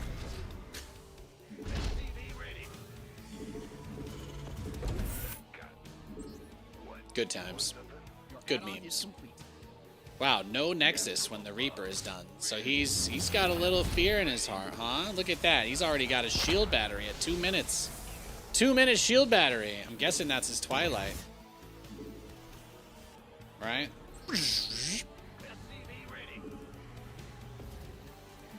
Dial up. Yeah, I remember dial up. My dad would be like, yeah, you can play Diablo online, but as soon as someone pages me, I have to call them. So you gotta, if you hear my pager go off, he said, you gotta get off BattleNet immediately. And I was like, okay. I'll never forget the very first time we hooked it up, and I was just sitting there. I was sitting there with my dad. We were trying to get onto like AOL or some shit, and just the very first time we heard that. Ah, what a beautiful sound. Really. What's going on? Ready for dust off. Good times. SCV ready.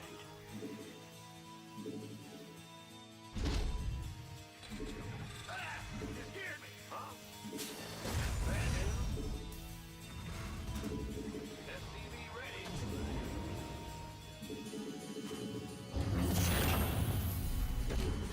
What?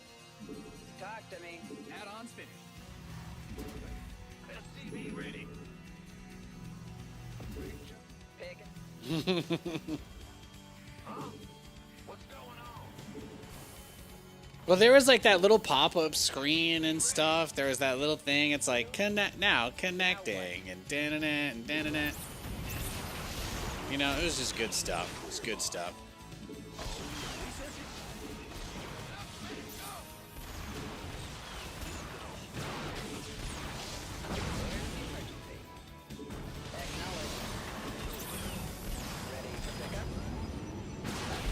All right, GG. Let's go next. Yeah, that guy rushed Blink defensively on 2 bases and wasn't gonna leave. So when someone doesn't probe scout you and opens up like they know you're going gas first, he just he didn't pass the vibe check. You had free AOL CDs for years? Hell yeah, man. Hell yeah, brother.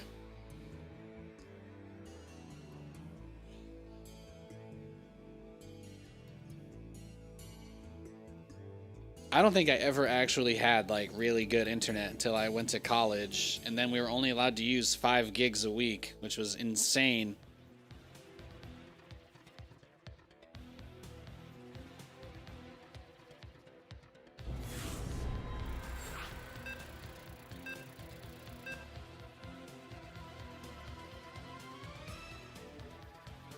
You got sold on 8 MB bandwidth? I think we had like, I think our download speed when we had cable was like 56 kilobytes a second. That's what we had. I mean, we were shit poor, so having internet at all, most of the time it was deactivated, but whenever we had it on, it was usually in that 56 to 100 kilobytes. Plenty enough to play Brood War. Played a lot of Brood War. No issues there. Bad news? Go ahead.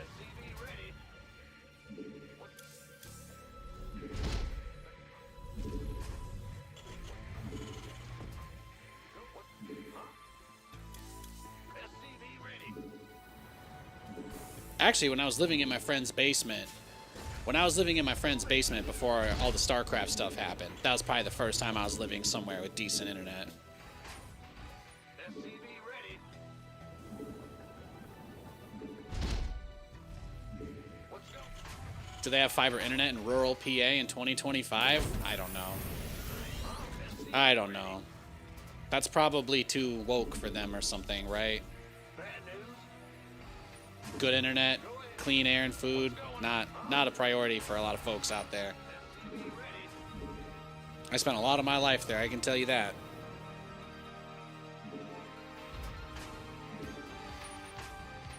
No, the whole Northeast PA is like totally owned by Comcast.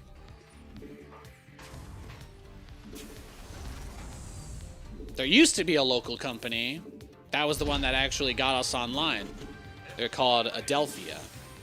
But they got bought. They got bought by them. I'm going. Will do. You guys didn't have Adelphia as your ISP? Really? None of you know? Really? None of you know about the Northeastern Pennsylvanian internet service provider, Adelphia? Are you even an adult? But yeah, anyway, super obscure tiny one, and then once that got set up, it was... Once that got set up, it was as it was. Hey, he probe scouted me this game, so I'll take that. That makes me happy. I like that. You wasn't born until '99, so you missed the dial-up stuff, but you didn't have internet till 2009. Yeah, I had very mixed internet access until I was living on my own, really. Didn't Comcast buy Adelphia 20 years ago? Yeah, that's what I just said. Exactly. That's exactly what happened. That was one of Comcast's first big acquisitions.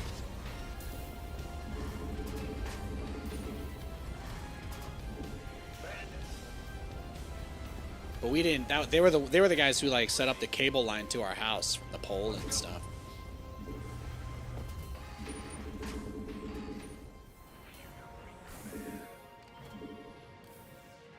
Like I said, my house, we didn't even have a street address until like 2009.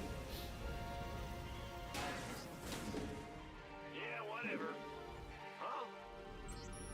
SCV ready. In the rear. Tap from above. Comms open. Good job. Tap from above. Fair enough. I love it. SCV ready. Let's go kill something. Channel's clear. Ready for dust off. ETA. SCV ready. Talk to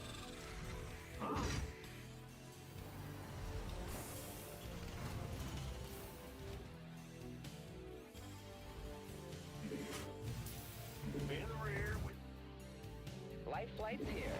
SCV ready. Add-ons fitted. Talk. Picking up. Where's the emergency? Research has complete. No, there was nothing better than losing internet every time it rained. Also, another classic rural cable feature.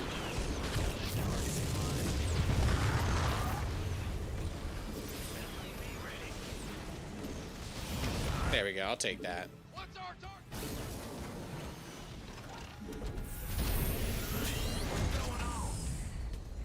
SCV ready.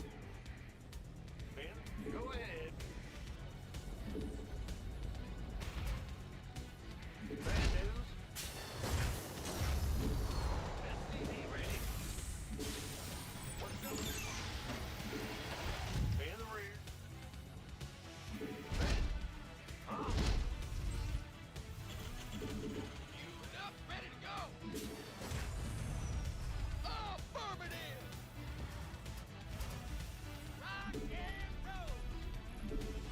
Now, what we saw before from him was that it looked like he was trying to go for a.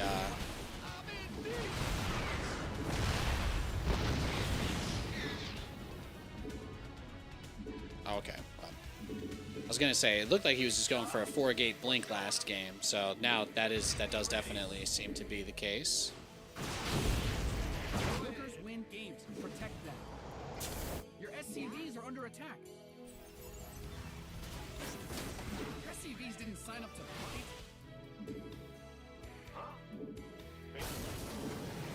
Research complete. Let's get it. SCV ready.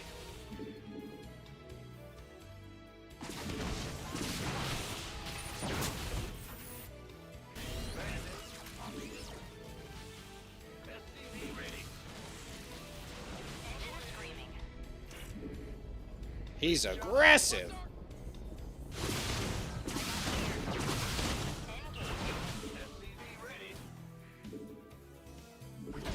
I'm gonna try to take my third base one more time. If he shuts it down, I'm gonna leave the game. Just letting you guys know.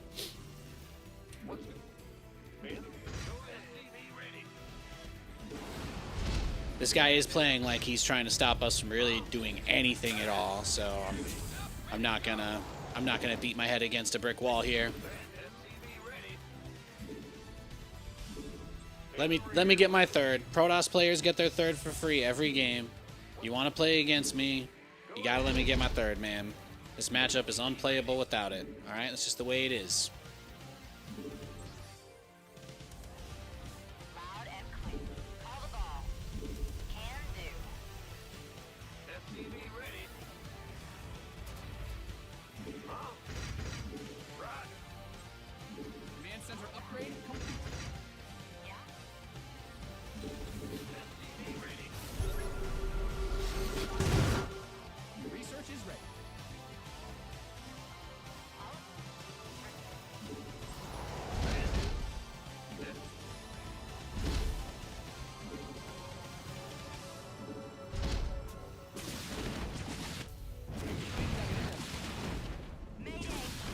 They have fiber ISPs there now? Well, good for them.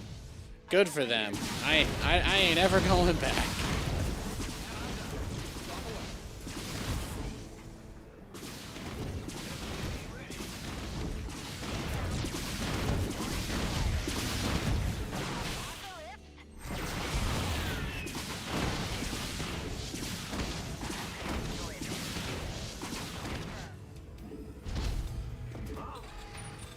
What's going on? Mined out a mineral field. Good thing you've got more of those, right? Nice observer snipe. Thank you, thank you. That's fine. Loud.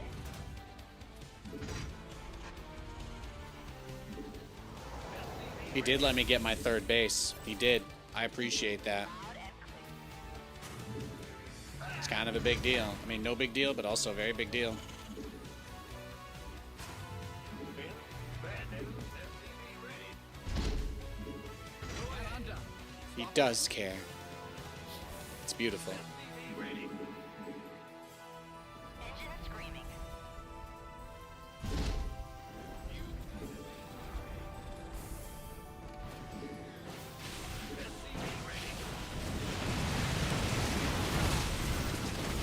Yeah, see? He flew his obs. He flew his observer directly into me. Can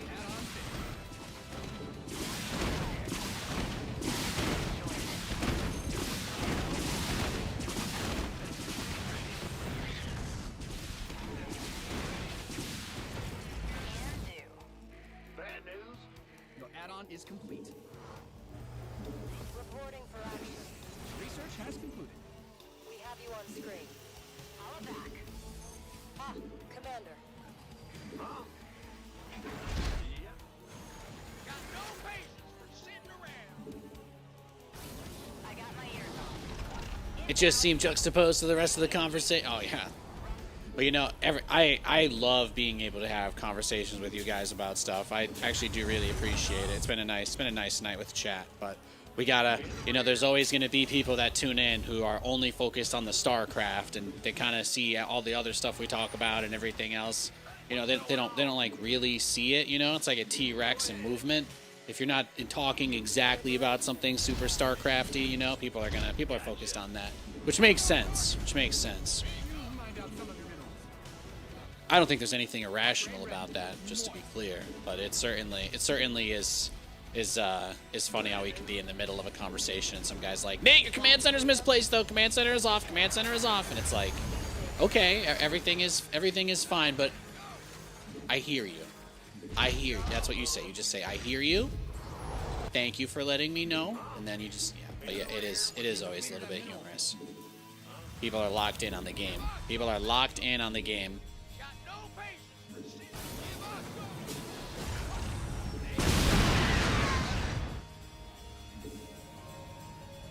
Research complete. No, at this point, we just macro up and get ready for the end game. I like the fact that you repair your units. Yeah, I love that, man. It's just good practice, right? Why would you not want to repair your units? You want that stuff to last. You want that stuff to last.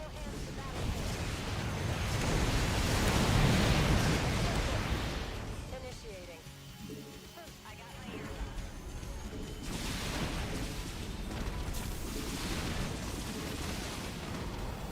Command center's got some new toys.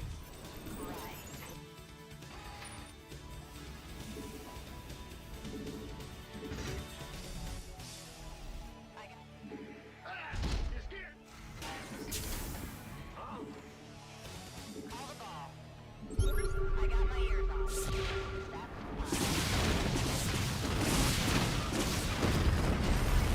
Oh, he's got real Phoenix. He's already got Tempests out. See? See, it's good to know. It's good to know. Command center 2.0 ready to go.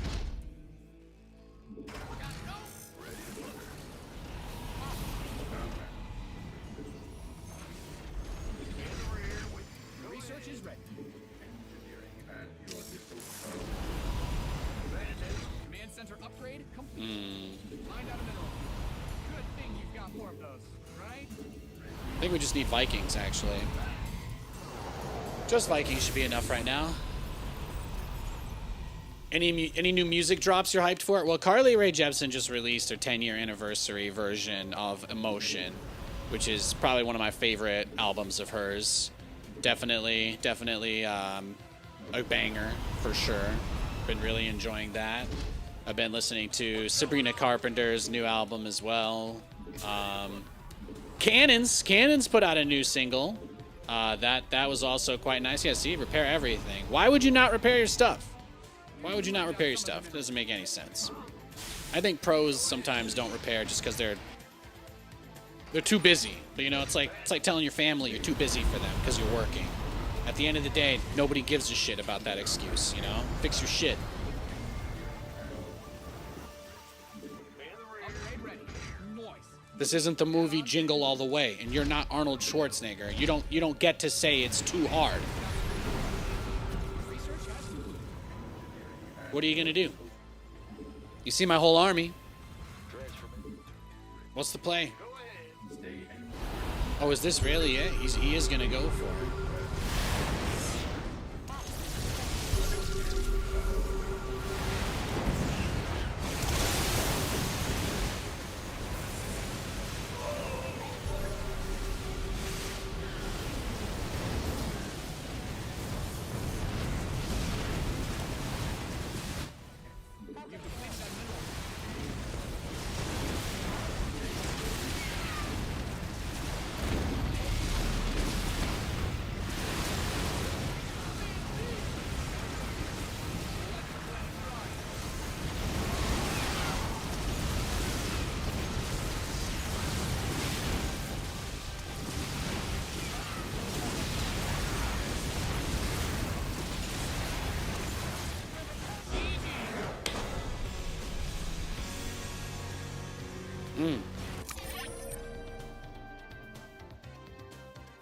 Want it fast, want it hard.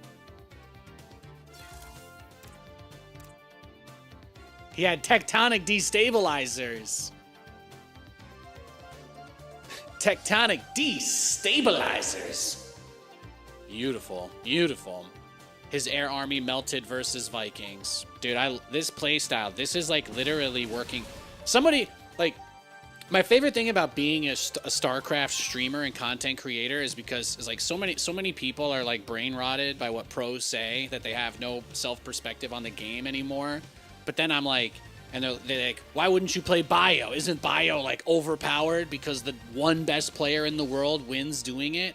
But it's like, No, actually, there are some very different ways to play this game that are significantly less frustrating and even better against certain builds than playing Bio. Like, I love this shit. I love this. When people think mech, they just have the worst ideas in the world. They're thinking like 20 siege tanks for no reason. They're just like, you know, they're like siege tank gooners, basically. But if you actually know what you're doing, you don't need any of that. You notice how my Vikings killed the observers, too? Like, he thought he was going to be in a great spot with his Psystorm. He thought we were going to have some long, drawn-out battle. But I siege my Liberators right there. I even put the Interference Matrix on the Templar because I didn't know if he had enough to storm. Like, I even Interference Matrix those because I ain't playing no games, like I said. And then he's just stuck, right? He's just stuck because I get his Observers, so he can't even fight the Banshees in the open field. I've still got 6 Banshees in this army, raining hell down upon him. Meanwhile, the Vikings can do their thing, right? Like, all of this is just... Even managed to save 1 tank, which may not seem like a lot, but at least I start getting to work on... It either contributes here or it gets some work done on the cannons, but... He had no upgrades on the Tempest either. He has none. Yeah, it's because the YouTube casters that rhyme with Poco told everyone they don't matter because they aren't pros, so they don't deserve the game. Well, I don't know that Loco has ever said that normal players don't deserve to have the game balanced around them a little bit. But if he did say that, I would just say that I disagree. I mean, I really think one of the reasons why StarCraft players in general are so angry is because there's such a dichotomy of people who have power and people who don't, right? Like the old boys club thing and all the people who basically benefit from the status quo and people who don't, right? Like I'm sure on some level the idea of a renaissance for StarCraft is scary to certain people because there would be more competition for them, right? If there were a lot more people coming in or if the game got popular again. So like even gatekeeping and keeping things the way they are can still be seen as beneficial because you're limiting risk to your inside ecosystem, right? By not opening it up to more people. But it's hard to come up with justifications for people who don't want the game to be more accessible. So I couldn't get into that mindset because in my mind, there's nothing that would be better than getting more people playing the game again. And then if there's balance issues, you know, we instead of aiming for 50%, we aim for 45 to 55%. We just widen the range a little bit, even if it's just like 47 to 53 being acceptable, whatever it takes. Like, you can't tell yourself that a game that's designed to force everybody to 50-50 on the ladder is like some sort of weird way of saying that it's fair. Because that has nothing to do with it, right? Like, it doesn't, so. But there are a lot of people whose ego also stems from being able to say that they know a lot about the game or that they're experienced in it. And change is scary for them because having to learn things is never always fun. And there's always, of course, again, a fear that, you know, things would change in a way that you don't like them either. So, it can't happen. It can't happen. Thank you for the sub. Big thanks for the sub. Thank you, Rizzy, for... Mech Nate, great again. Please never make any jokes like that here. Seriously, not funny. Donald Trump can eat my ass, little bitch. Did I make myself clear? All right. Make Terran great again is the worst thing I ever did in my StarCraft career, just so you guys know. I regret that more than calling Lambo mediocre. All right? I've had enough time. I've had enough distance from all that shit. Keep that trash out of my stream. Keep that trash out of my stream. Thank you. I'd rather talk about Zerg being overpowered than that. You want a prestige system for your 16 years worth of XP? How about this? How about they just uncap the level system, right? There doesn't even need to be rewards. Why can't I be Terran level 777? Why can't I be Terran level 15,000? Imagine if your time spent playing the game was actually represented in your profile. Like, how cool would that be? How cool would that be if you actually could represent yourself like that in your profile, you know? That would be amazing. It'd be amazing.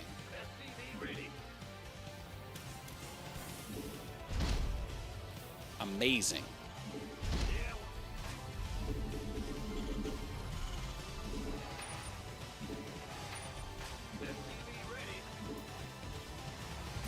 Yeah, like GTA 5 Online. Exactly. I'm level like 520 in that. Yeah, exactly. Exactly.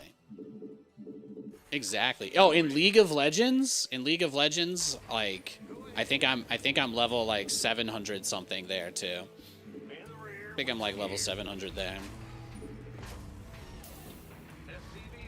Whoa, Grant. Yes, exactly, exactly. Whatever that means, right? Keepo.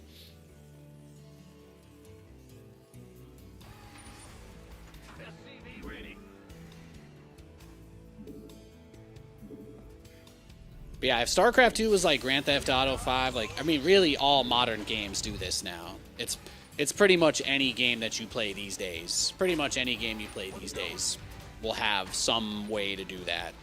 Games have gotten a lot better about showing your long-term progression in that way. It's unironically one of the worst things that they ever did in StarCraft 2 was cap the levels, because people will play for meaningless status. People will play for meaningless status. They will.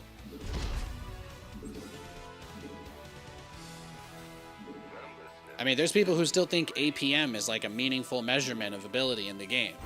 And I have like 1,000 APM every game, so like, you know, you can't. There's some arguments you just can't win.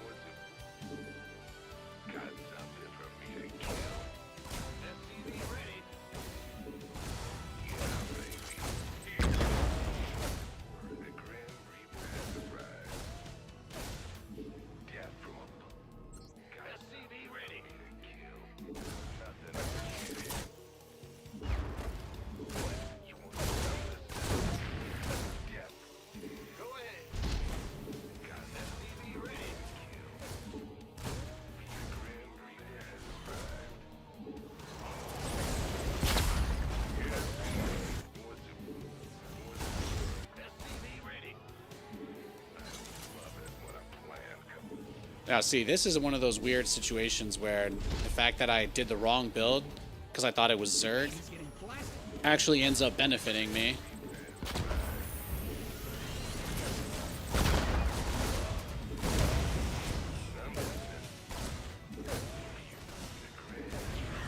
Got him. Whew! Who wants to help me steal the declaration of StarCraft 2? Seriously, bro.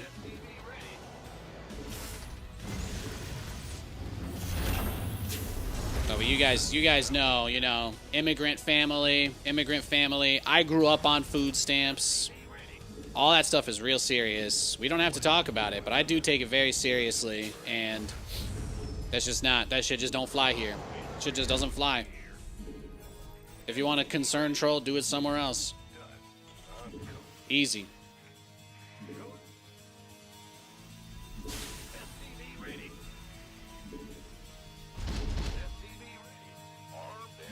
Public systems and services are the only reason why I made it here to this point, right here today. Big part of it. Some people don't have control over things when they're kids, you know? There's a reason why empathy is amazing to have. You never know what other people are going through, and you can learn a lot. You can learn a lot by giving somebody the benefit of the doubt, even when you have no reason to. Don't forget that.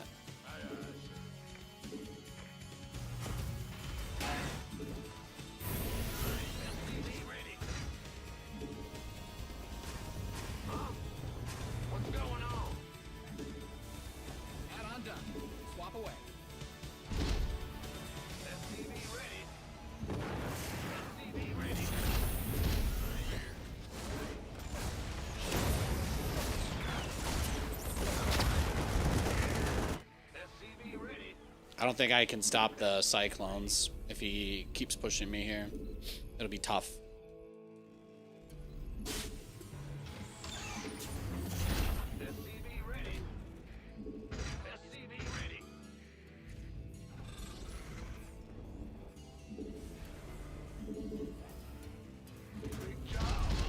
Get a few more starports up.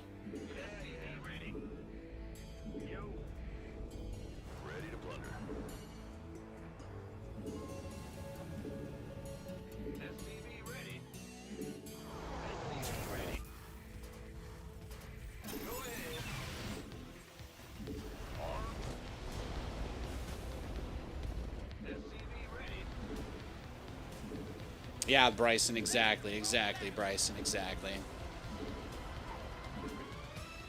Speak up.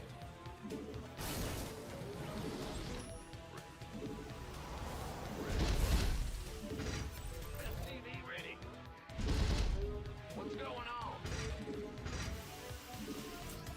In the rear with the gear. Command center upgrade complete.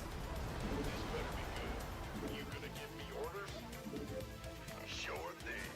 Fighter right.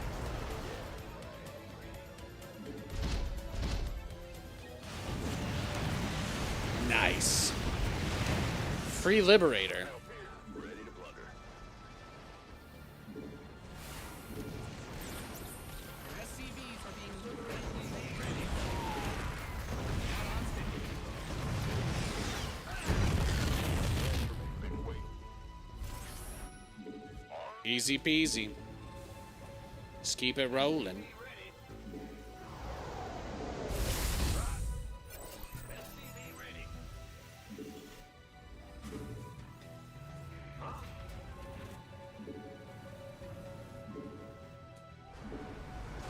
If you've never run out of your lunch debt and be forced to take the free option, the extra free option at your school, you just won't get it, and that's okay. That's okay. But some of us get it. I do. I know what it's like to not get the free lunch because you have too much lunch debt and you have to get the handmade PB&J sandwich and you don't get anything to drink with it. I know what that's like.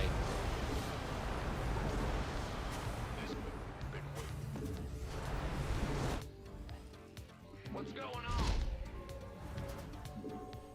Ready to blunder.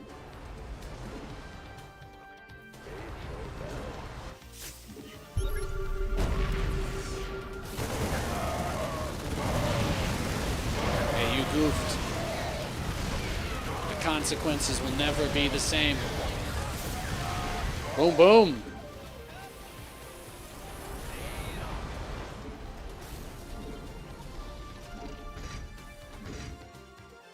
Big job.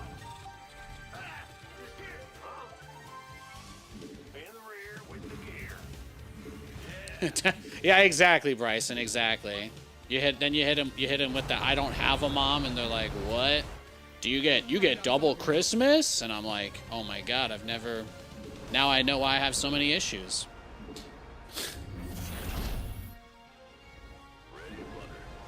Yeah, man. Crazy shit. Crazy shit. You've depleted that mineral field. What's going? Bad news. You mined out a mineral field. Good thing you've got more of those, right? Sure thing.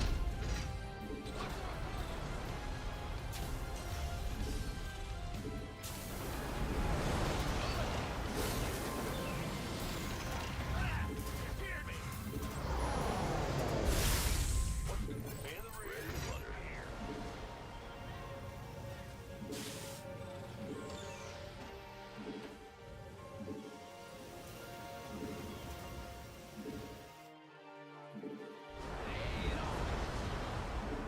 Need something? Speak up. What's that? Upgrade complete. Yes, Your sir. command center's got some new toys. Command center upgrade complete. Ready to blunder.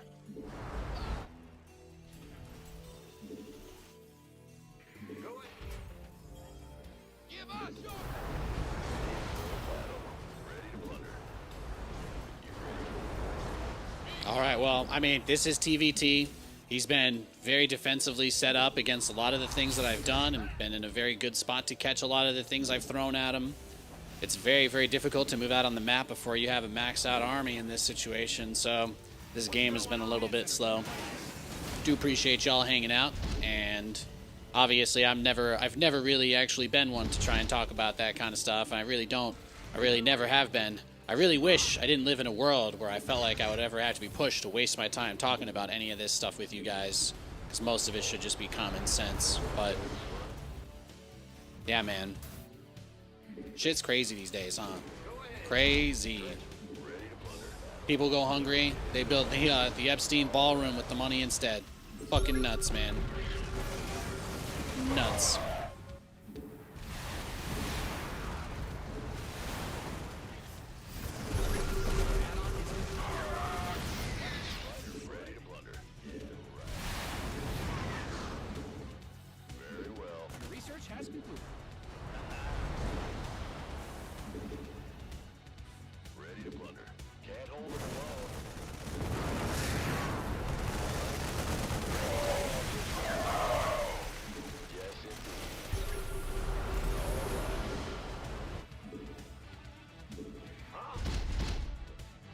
mined out some of your minerals.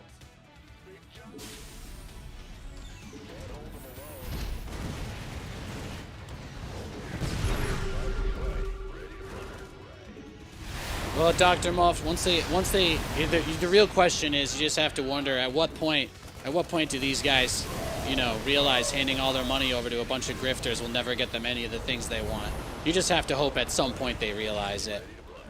You just have to hope.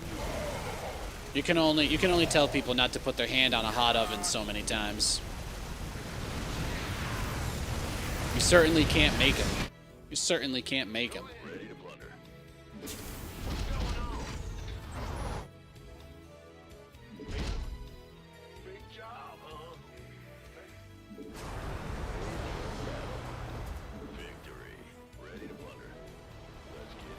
Upgrade ready. Moist.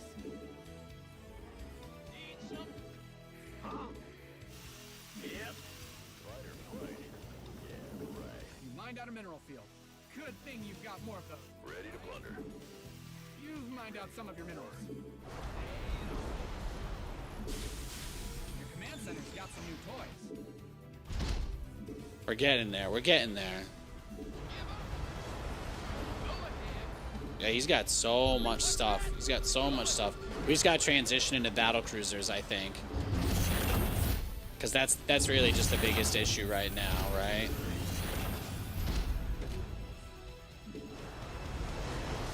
This setup allows us to defend, but not really attack as much as I'd like, so...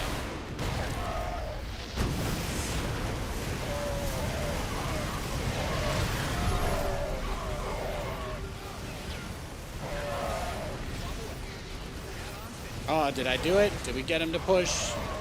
Is this it? This is it? Maybe.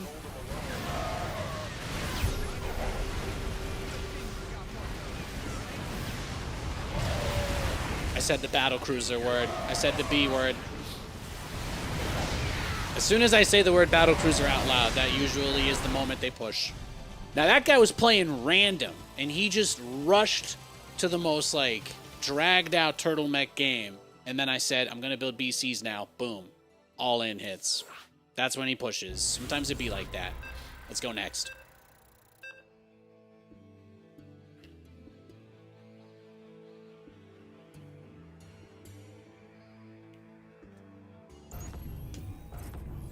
Yeah, Terran versus Terran is... Yeah, not very exciting. I don't have anything to say for you. I don't have anything to say for you there. It's rough. It's rough. Does Lou have a Halloween costume? No, we didn't do anything. We didn't really do much of anything for it this year. It's been busy days. It's been busy, busy days. Yeah, exactly, go-getters. Exactly, goaters.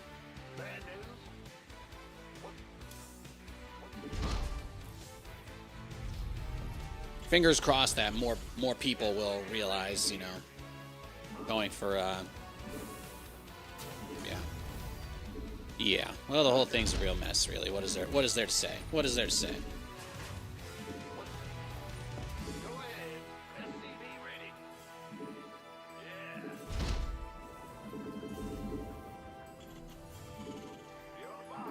More outspoken people who know how to, who aren't monsters, I guess. I don't know. It's...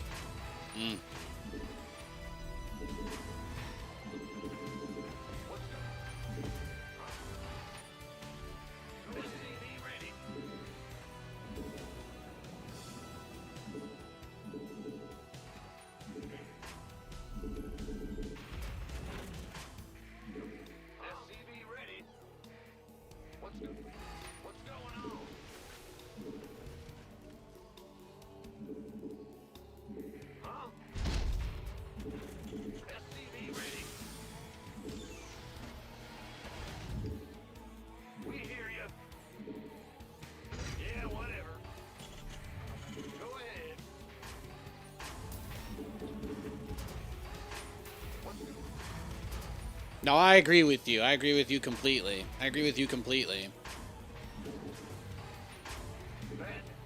Well, the good thing is that we have to believe that there are people who genuinely do not understand the ramifications of what they've done yet.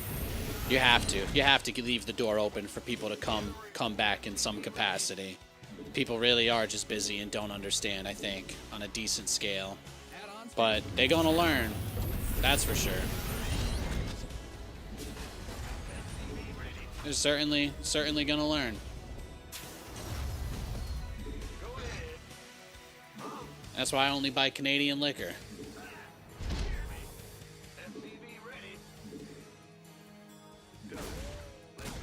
Oh, he's Protoss. Looks like he's one basing.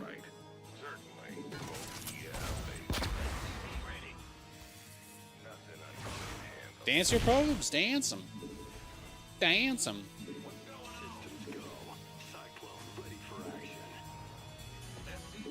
You know, these guys can blow smoke up their own asses about how great they are all day long, but eventually we all get to suffer the consequences with them, but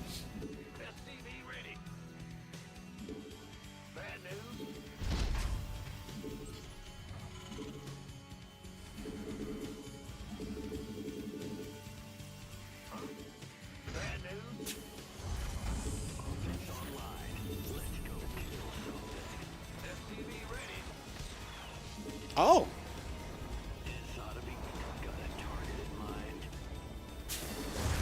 Ready for dust off.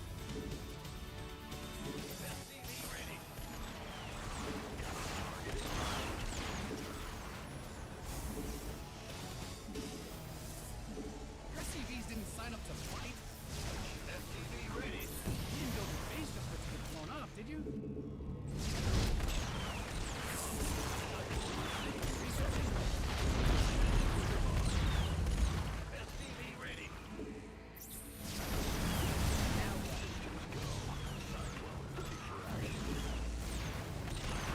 Is he gonna get the Tempest out? Let's find out.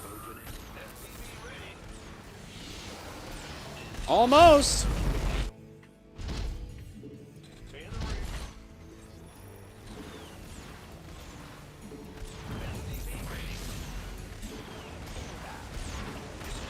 Beautiful. Look at that. That's what we like to see, baby. That's what we like to see.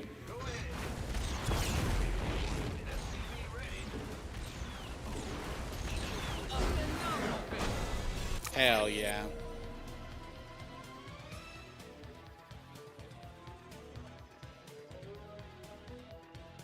But yeah, eventually people will realize these guys have no policies and literally no plan at all for anything, right? Like you just have to hope that eventually after hearing enough stuff, you're like, why does none of this in my life, right? I don't know. There's got to be some limit. Maybe not being able to eat will be one of them. Who fucking knows? Again, everybody gets to suffer the consequences together, though. That's the roughest part.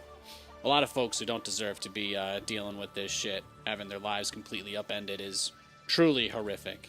And there's no gain or benefit from it. Just farming outrage from people that are shocked that things could ever be allowed to happen like this. And that's it. Nothing else.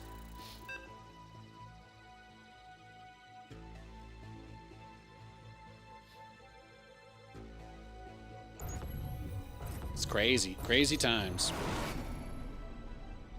The quest for glory begins.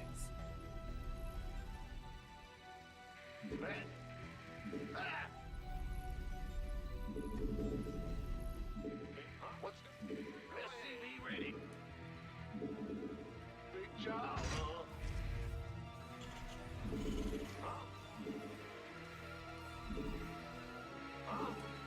SCV ready? Oh my god, it's a Zerg. We haven't played a Zerg in forever.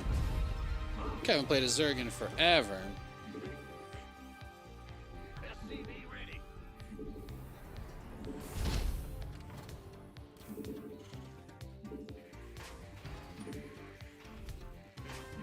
What's going on? SCV ready?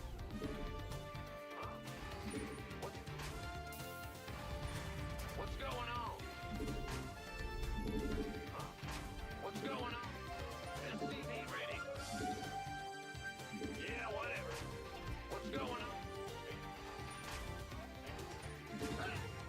Yeah, that's crazy gassed up. That's crazy.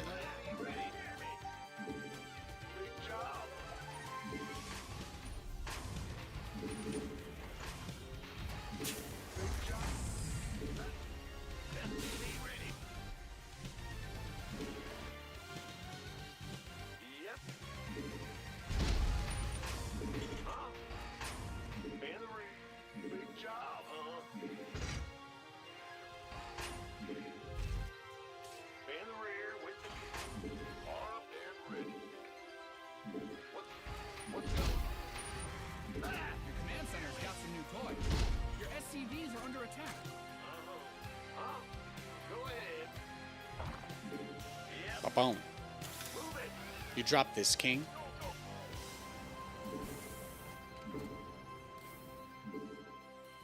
SCV ready. Bad news.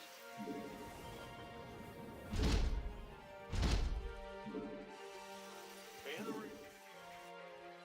SCV ready. This better be good. You're in trouble. Not enough kids came by tonight, and now you're tempted with a mountain of fun-sized candy bars. Dude, we got gale force wind warnings out here tonight. We got 50-mile-an-hour gusts. So I've got a whole bowl of Snickers and Twix bars just for me now. Ah, incredible. Incredible.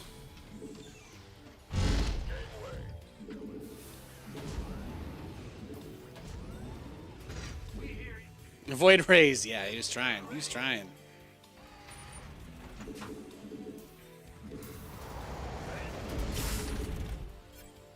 Sounds like Christmas already. I love the rain. I love the rain. Man, I grew up in such a beautiful like nature area. Like there was just so much nature, so many trees, rivers, creeks, streams. I think I've told you guys, but like going out and spending weeks in the woods with my buddies when we were teenagers. That was what being teenage Nate was like. We were just out in the woods lighting bonfires, doing all sorts of crazy shit, building rafts, fixing up bridges, a bunch of Boy Scouts just going out doing memes, and then coming back to somebody's house playing StarCraft in the basement and eating pizza. I missed when I moved to Los Angeles to do all the StarCraft stuff. There was nothing I missed more than the walks I used to be able to go on. Like we lived on like an offshoot of Route 690, and there's nothing there. Like I said, we didn't even have an address until 2009, but Northeast PA just has so many forests, so many it's just really beautiful. And I miss that so much. Like I loved LA. My neighborhood, my community. I knew a lot of people. I knew all the people in the pogo scene. I knew the people that worked at the restaurants and the bars, and I'd spent a bunch of time there, and I'd run out and see people all the time, and it was really nice. But I just, man, miss that nature, that clean air.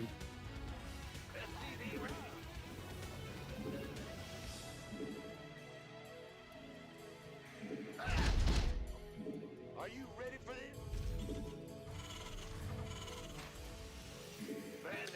Katie and I did not really have to debate when we had the Washington conversation. We did not have to debate about it.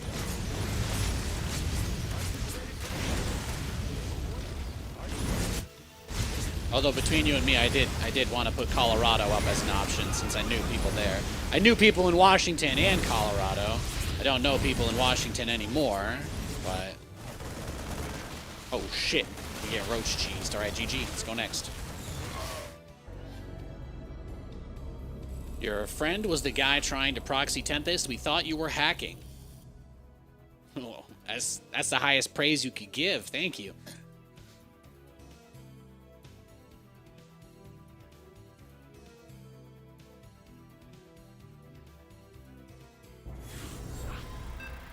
Yeah, see, that's crazy. That's crazy. That's somebody who put their life on the line for the country, regardless of what cause they were sent to, doesn't get support because these assholes want to erect a ball to vanity and hubris. Nuts. Nuts.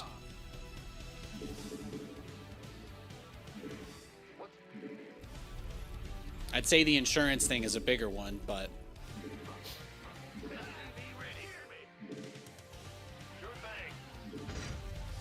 It's impressed anybody could afford that shit to begin with.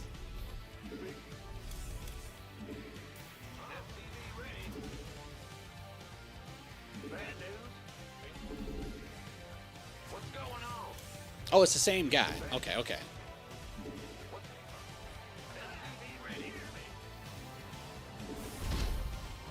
But we'll just go tanks instead of Hellions when he does his roach all in, that's all.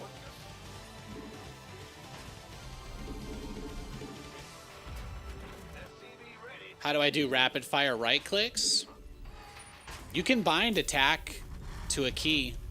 Actually, it's on a key by itself normally. It's on the A key. So you just bind A to attack and to select a target.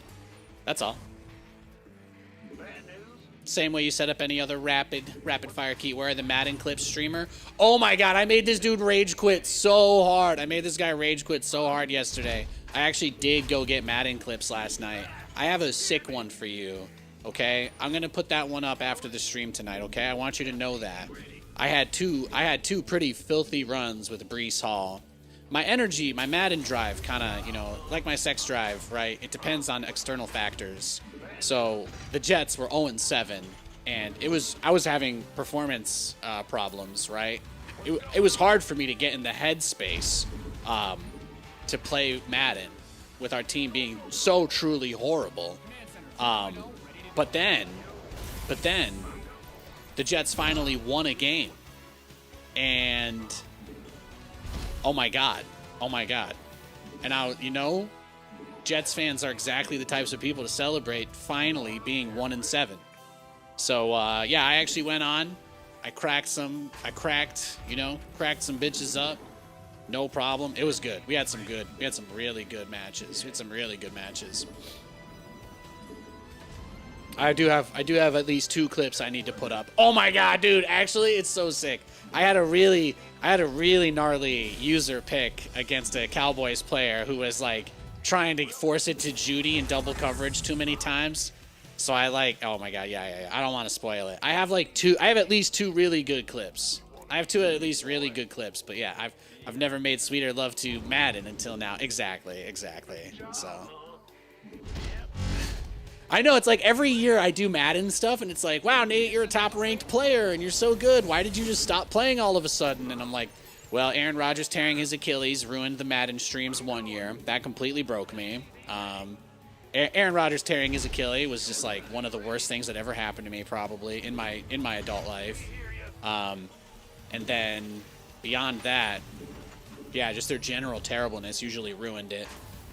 And then I think last year I didn't stream because I wasn't streaming, right? I had a job. by the time football season started. Add-on is complete. Uh-oh. What-oh? Woody Johnson. Yeah, the worst owner of all time.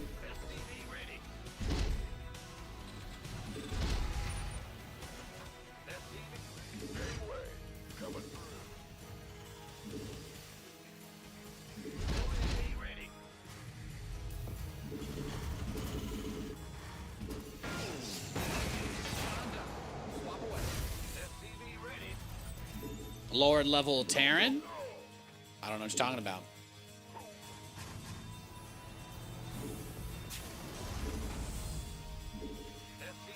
But you know, the most important thing, and the thing that tragically way too many people don't get or understand or know, is that all the people that you think are so different from you, everybody wants the same shit, man. Like, for the most part. For the most part, everybody just wants to be able to go home to their family at the end of the day and feel loved and safe and comfortable and have whatever their basic needs and vices are. I'll even throw vices in there. But you got way more in common with the people that you think are opposed to you than you do. Just unfortunately, there's a lot of people who take advantage of people having busy fucking lives. I really do believe that.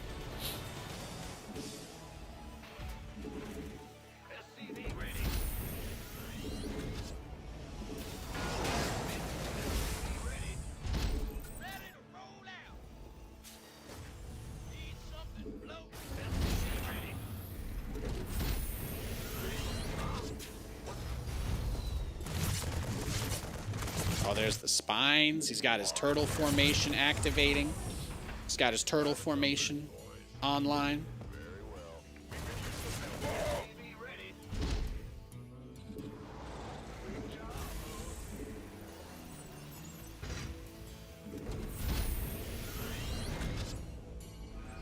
Here we go.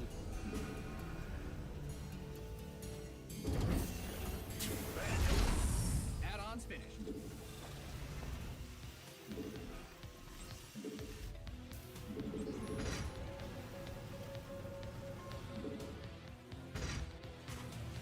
If that guy keeps asking you to explain yourself 100,000 times over, I'll time him out. Please stop asking him to clarify what his thing said. Okay, I think it's pretty clear. If he was interested in giving you an answer to that, he probably would have the first 5 times you asked. All right, please don't make me have to do moderation actions. I hate modding, guys. We don't have any mods on this channel. It's just me and auto mod. Please don't make me work. Please don't make me work, guys. I hate working. Modding chat is hard work. I don't want to. Don't make me do it.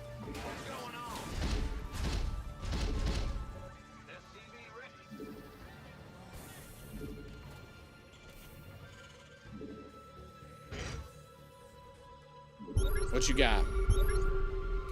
Yeah, he's got the Spire already.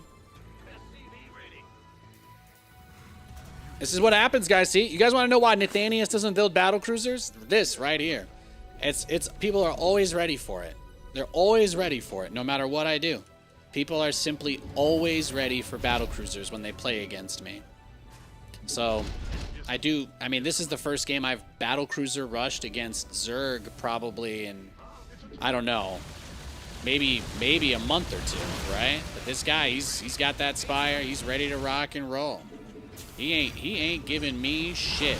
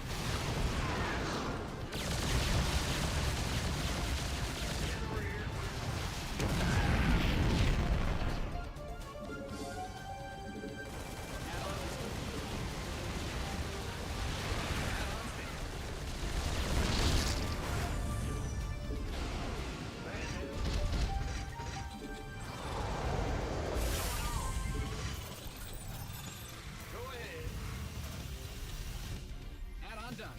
Swap away. SCV ready. Your research has concluded. No, he didn't scout at any point. He didn't send any units in my base. He didn't even test the wall with a Ling. He's just I think he's just been staring the whole game. But yeah, no scout, not even overlords on my side of the map. My Viking didn't even find anything. It's just one of those games.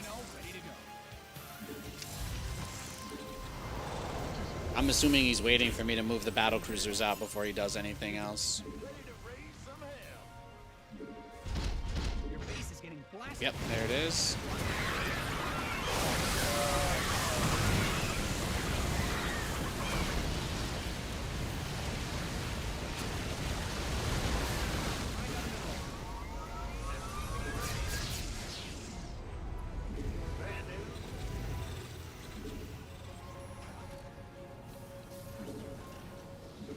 You've mined out some of your minerals. SCV ready. This ought to be good. SCV ready. You SCV ready.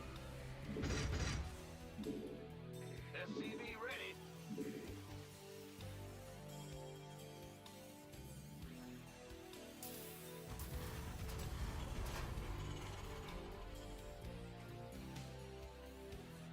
SCV ready to raise some hell.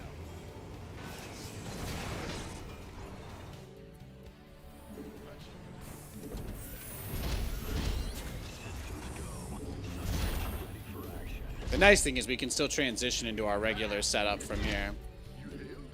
Hey Nate, what existed before sharks? Nothing. Nothing. Sharks are the first and only animal that actually exists at all. You didn't realize that you're AI generated? You still don't know?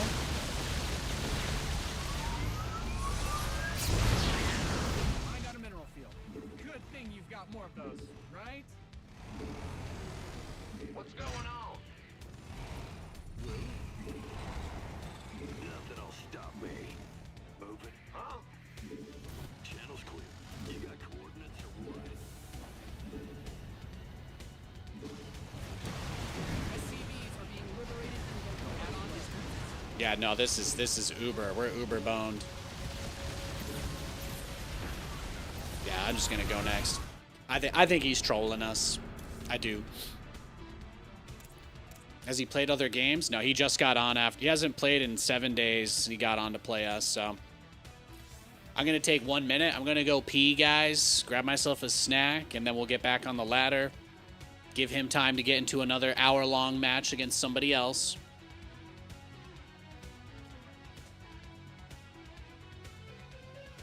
And, yeah, we can move on from that conversation subject, if that's okay. I'm always going to call out comments. Any dog whistling, any memery, shenaniganery, I'm just not going to have it. I'm not going to have it, all right? People screaming horrible, hateful shit everywhere all over the internet in the name of free speech is not my bag, baby. Thank you for understanding. Thank you for your attention to this matter.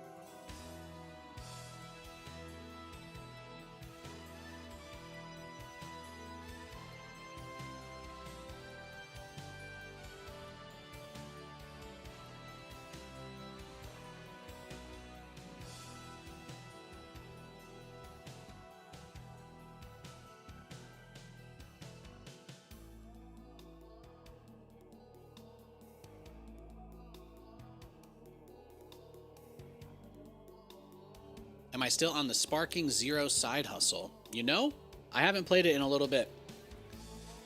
I haven't been spending that much time at my computer, to be honest. Like, if I'm not streaming or gaming with my wife, I've been just busy. Just busy working on stuff. Cleaning up. Getting out. I've already got like 1.5 miles, almost 2 miles steps today. So I'm going to get another mile walk in after the stream. You know what I'm saying? It's that good stuff. Yeah, exactly. If I'm at my computer, I'm doing something work related or I'm spending time with my wife. So I play a lot of games with my wife. It's very satisfying for me.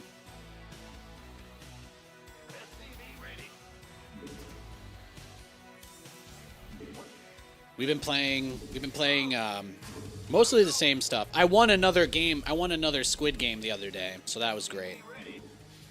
The guy had pushed Katie off the final little circle level, and unfortunately, the game just ended because we only needed to push one person off, and it was the 3 of us there, and he got her, and I couldn't push him off. He couldn't push me off, so we had to split second place in the Squid game. We had to split first place. It was a shame, really.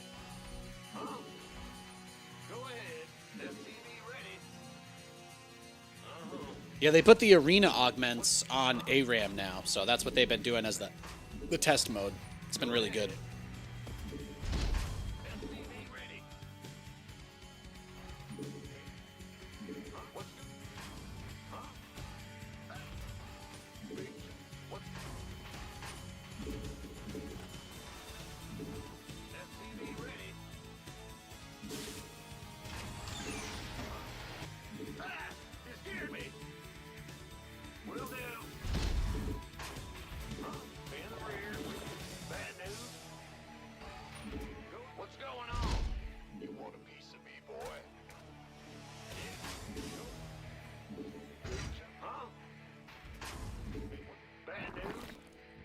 Command Center 2.0 ready to go. You gonna give me orders?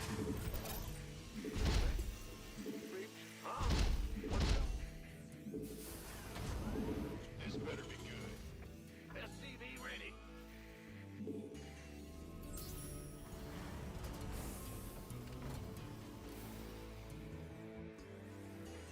Big job.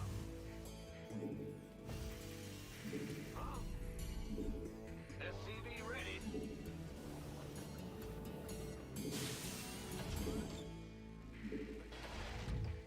Happy Halloween. Thank you, Gassed Up. Happy Halloween, sir. Bless you. Man the rear. Go, go, go. Hear me. Go ahead. SCV ready.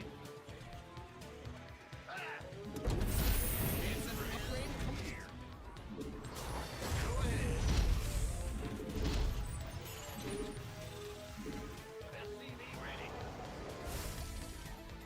Go ahead. SCV ready. Bandit.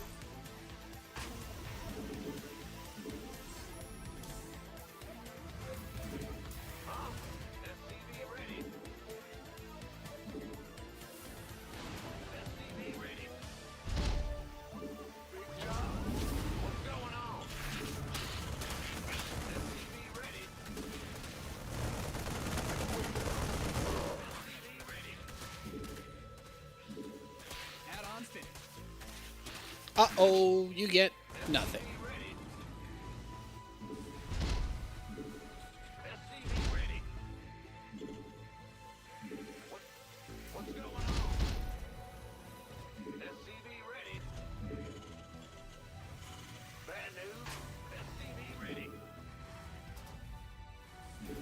Your add-on is complete. SCV ready. SCV ready. Go ahead. SCV ready.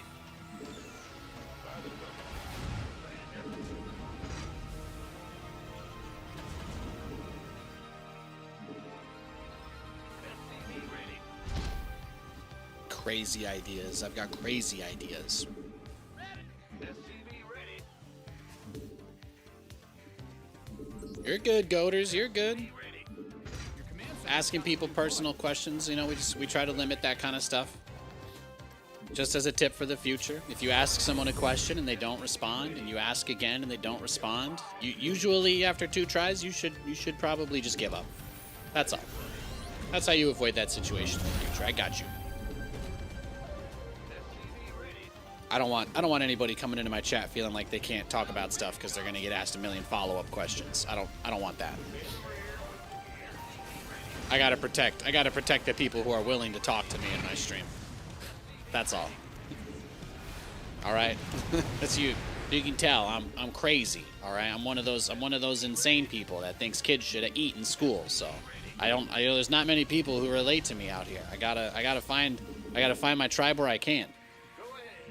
It's a lot of work.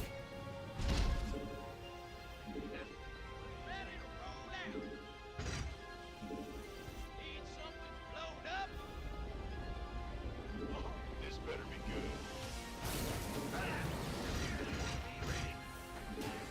Outstanding.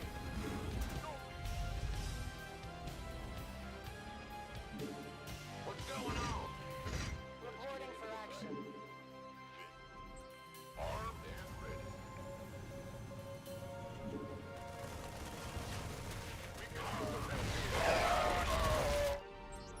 How can we help?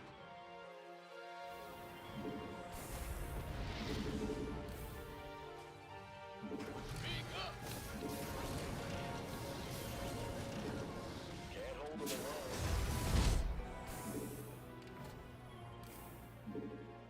Of course. Yes, sir. Ah, standing by. upgrade complete. Got freedom? Yes.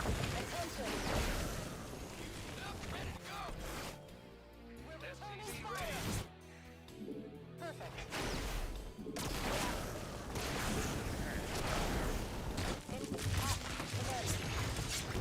How can we help? SCV ready. Reporting for action. All hands to battle stations.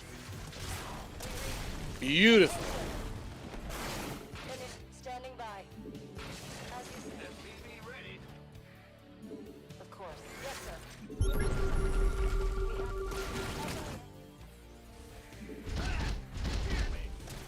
We're returning fire. SCV ready. Got Depleted that mineral field. all hands to battle stations. Attention. Keep going, baby. Keep going. Easy. Whatever you do, Persephone, don't stop microing for me, baby girl, okay? Standing by. We're returning fire. All hands to battle stations. Full speed.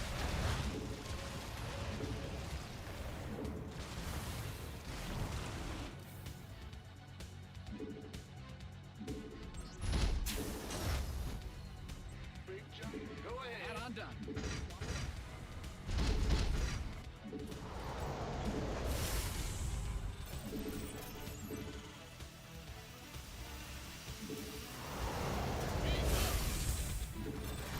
Workers win games. Protect them.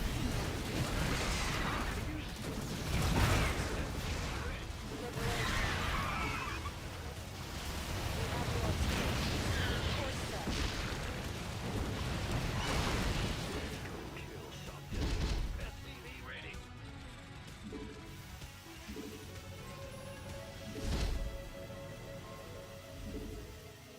Full speed.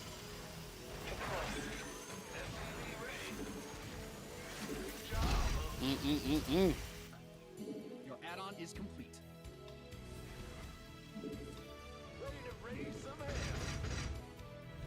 SCV ready.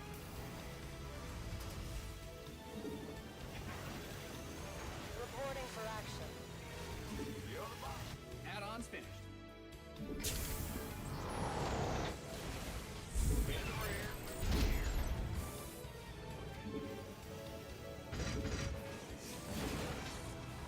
I wanted to do the Liberator opening this game because I felt like after the way the last game went, usually it's like when it rains, it pours kind of a thing. So in my mind, the fact that he opened mutas, the fact that I just lost a game to mutas meant that the next guy I played basically had to be going mutas, if that makes sense. So I was just like, usually when I have a really rough game against a build, I start to play it a lot in quick succession. So I just assumed he was going to rush his Spire, and thankfully I was right. So not only did I get to open with Liberator range and deal tons of damage against a Zerg, he didn't scout, right? He didn't scout me at all. He never does, so that's one of the reasons why I can mix my builds up a little bit, because these guys just assume you do the same thing every single game, and they never really adjust themselves, so...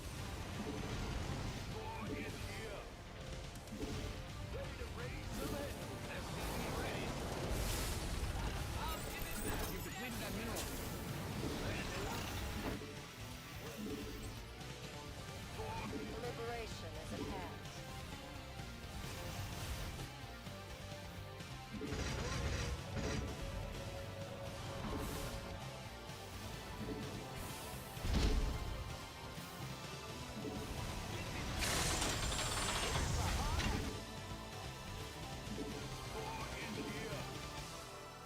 Talk to me.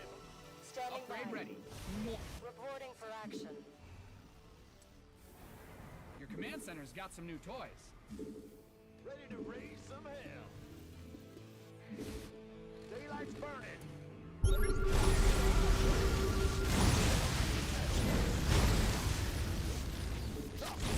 There we go. Alright, he's got them Hydras.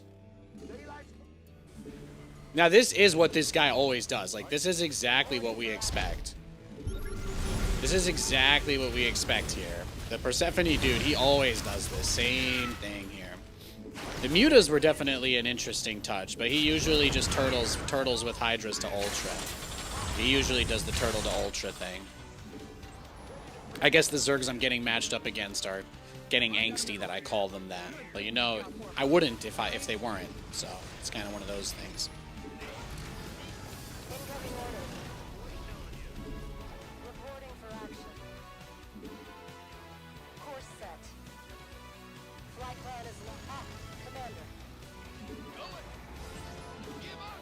Got free. Research is ready. Your research has concluded. Incoming orders.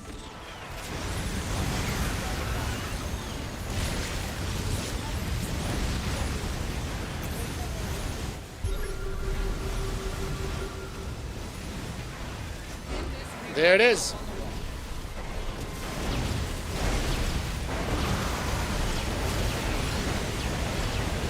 I started free-splitting the Liberators so that I wouldn't have to worry about Vipers.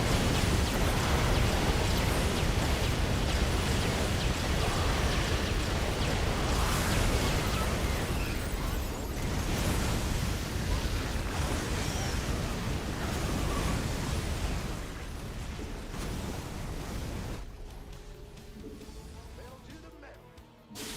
What's going on? Find out some of your minerals.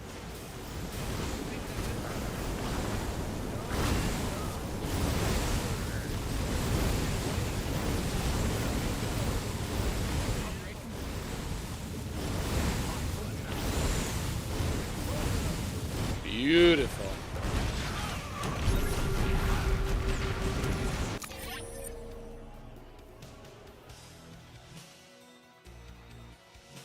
I just want to see when he built the turrets. I want to see when he built the turrets and when he built the rest. He had nothing to counter you. Crazy. Persephone wasn't wasting any time. Yeah, I mean, I guess the Zergs are going to start doing different builds again. They usually all do the same thing, but now that it's been like 3 days of people moving Ultralisks into 10 sieged Liberators, it seems like they're finally starting to learn. So that is, I do appreciate that. If these guys don't improve and get better at the game, then I have, then how am I going to get better? I need them to improve so they can push me to do better. Do you see what I'm going for? It's a big deal. Because he did get in, and he did scout a little. He sent that Overlord. But I just kind of wonder here. Most people always build sports for me. Like that's a big part of the game being Nathanias, right? Our forces are under attack. When does he start the Spire though? Because he lost. Did he see my Liberators at that point? Or maybe he sees the reactored starport and he thinks it has to be Liberators, maybe?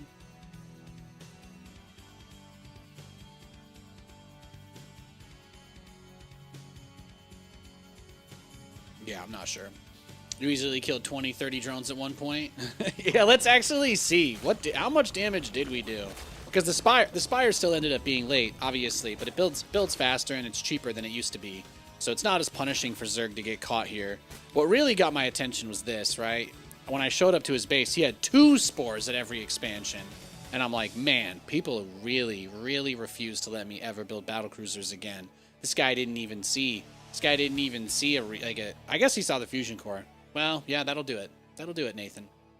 It's hard. It's hard being me. It's hard being me, guys. People don't do any normal strategies against me. They just play very carefully. And it's nice that I have everybody on the ladder trained so well. But sometimes I wish they didn't play so carefully. Sometimes I wish they weren't afraid to lose to me. But they're all afraid to lose to me, so they play like this. This is what happens when you play scared. Look at that. This one Liberator had 29 kills. Yeah, I guess I killed some stuff other than just drones. That was beautiful. And then, of course, he's going mutas. My Liberators aren't going to have an issue with them, right? He did get +1, though. So he was thinking about it. I mean, he was going to need them for Corruptors to deal with the Liberators anyway. And then he goes Burrow, Neural Parasite. See, this is what we expect. And this is like the typical standard at that point. I think maybe building the Corruptors is what killed him. I don't know. But what did I move out with this game? How many Thors was this? Just 7? 7 Thors? Yeah, that's enough. 7 is like the low end. The only reason I'd push with 7 Thors is because that other Zerg cheesed me with roaches. So I had more tanks than I usually would. I think my SCV count was a little bit high. Like, just this alone, if this was at 60, I could be at 10 Thors if this was 60 SCVs instead of 76. And the only way to really compensate for that is you bring all of those SCVs. You bring... How many did I have over here? Yeah, this was 15. So I brought 15 SCVs with the push, which I think was the correct move. That thins out the worker count post-fight, and then obviously I get the maximum amount of supply to churn into more mech units. The only downside of that is if this push takes a while and I don't win, then I suffer from not having extra factories. Because at this point, I only have 1 starport and 5 factories. So on 4 bases, I can afford a little bit more than that, but it doesn't really matter because I'm maxed out. So that's when I build all the planetaries and everything. That's when I build all the planetary fortresses and stuff. How many games have you played today, Persephone? I'm just curious. He's gotten a good session. In. He won his last game. Oh, he got a free win from a Zerg player. Okay. And then before that, he played Big Skibbity. I've never played Big Skibbity, ever. I just want to let you guys know that. There are a lot of people that I just don't get to play against sometimes. I play Persephone all the time. I don't know who Big Skibbity is.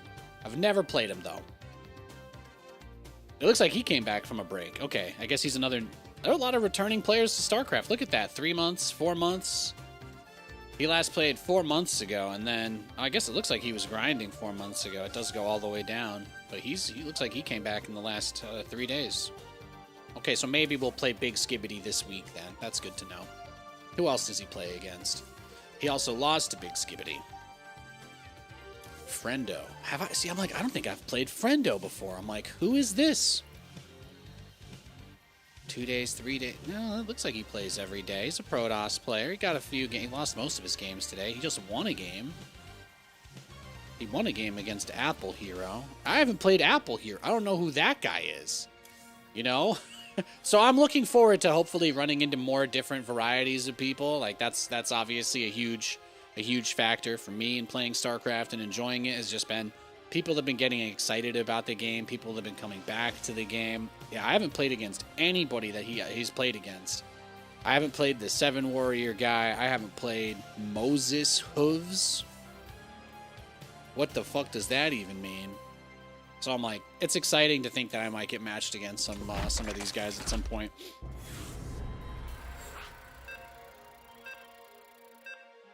Matchup variety is the lifeblood of the StarCraft ladder.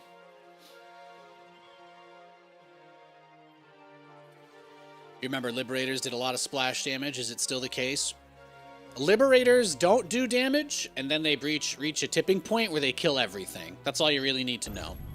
Liberators are like the, back when the anti-armor missile did like 5 damage. That's the easiest way to describe it. Just think about how one Seeker missile a couple years ago did nothing, but like 15 of them could one-shot an army. Same concept. Liberators do not really deal damage, but their AoE is the size of EMP. So, it's pretty big. They can hit a lot of air units. Or it's like the size of Psystorm or something. I don't know. Psystorm didn't get its size adjusted, just the duration, right? So I think the calculation was that it was at the size of almost Psystorm. But Liberator AoE is huge. It just doesn't really do any damage. Like, 1 Liberator on its own, useless. 2 Liberators, even more useless. 3, 4, 5, 6, 7, not really doing too much. You know, 7 Liberators and Mutacloud can handle that. But if you get 15 Liberators, you will one-shot 50 Mutas like it's nothing. And your opponent will punch their fist through the wall. So that's just kind of how it is.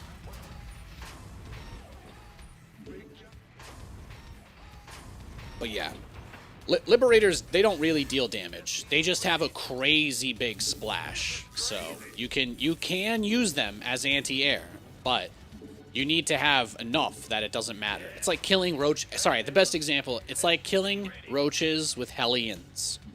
If all the roaches are clumped up, and all of your Hellions are hitting all of the roaches together, and you just barely have a few more Hellions than they have roaches, yes, Hellions can beat roaches. That is the Liberator versus air units. That's it. There's nothing else there. In the rear. What's going on? Bad news? Yeah, whatever. What's going on? Huh? Ah, you scared me. Command center upgrade complete.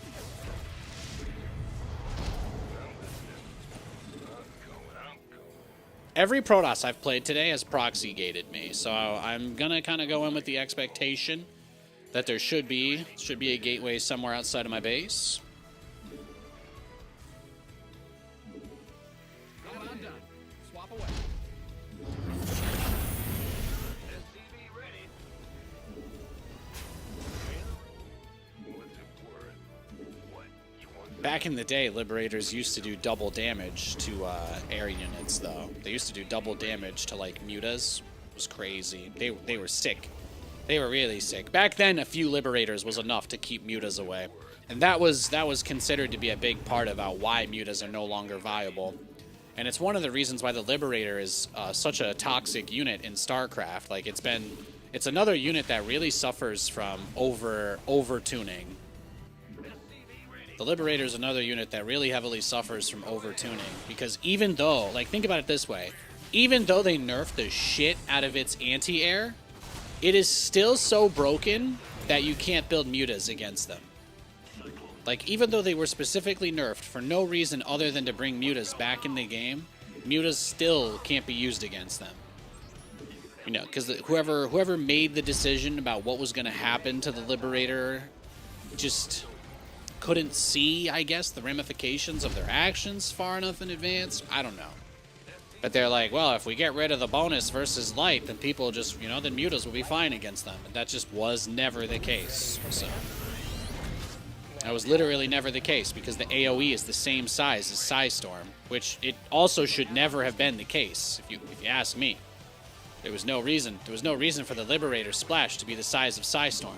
What if it did a little more damage and had less splash? Ah, skill expression. Terrifies me. It terrifies me. Talk to me. Yeah, it used to do bonus versus light. Talk to me. Research complete. The base is under siege. Oh, damn. Proxy Void Ring, huh?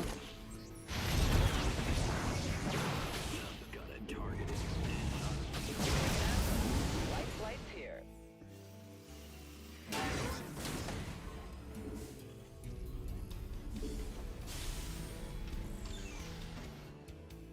Ready for pickup? I don't know where the Void Rays came from, but I guess he wanted his shot. He wanted his shot. Is this the same guys before that proxy Void Raid me? Acknowledged. Where did they come from? Where did they go? Where did they come from? The Void Rays? Oh.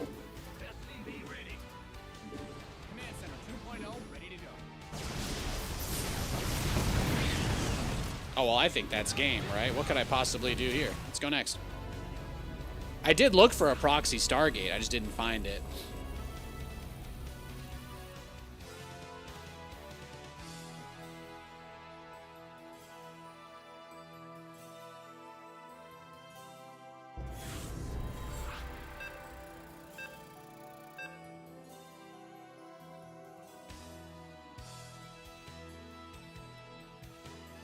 Oh, is that Apple Hero? There we go.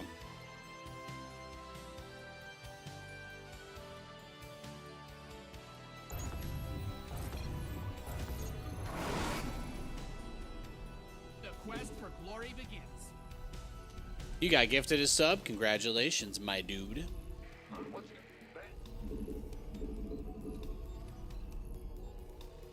What MMR range are you at? I think the people I play against go between like 3.9 to 6K. It's a pretty wide range.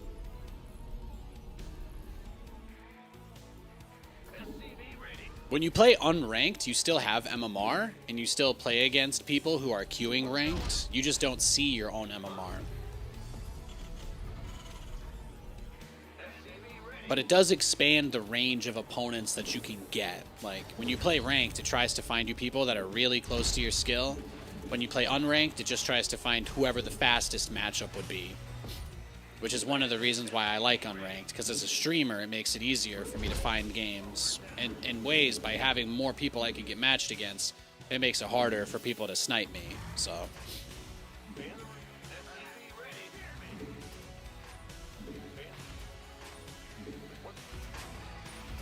But if I played on like my 5K account, then I gotta turn on like the stream delay and shit. Otherwise, it's just a mess. There's so few people at that MMR level that it's a big pain in the butt to try and play high ranked stuff with no delay. So I just don't do that. But when I look through my opponent's match histories and I see all the people they play that I never get matched up against, I'm like.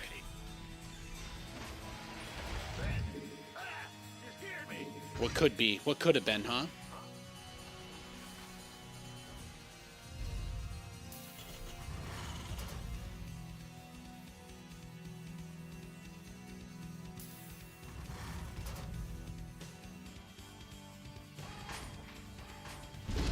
Your command center's got some new toys.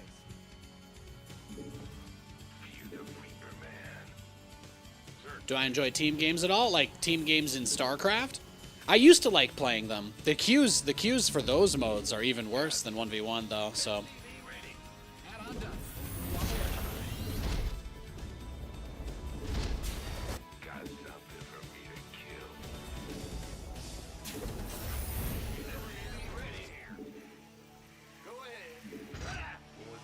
I would probably mix in 2v2s on stream if it wasn't for the fact that there's nobody who plays the mode. Every time I try to play 2v2s, you always run into some it's like a self-selecting group of crazies. Kind of like 1v1, honestly. Just less people, so it it gets concentrated into whatever it is faster. If that makes sense. Systems go. Cyclone ready for action. Ready. Let's go.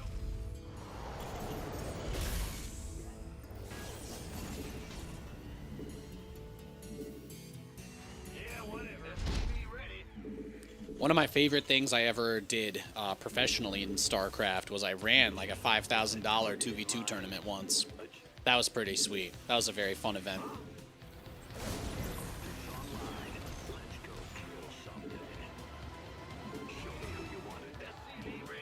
But 2 versus 2 is it's just such a sad tragedy because it could have been so good. And they just refused to ever do any updates for it. Like, It's another problem with like that real, just the awful mentality that caused StarCraft's downfall, more or less, right? Just the ego.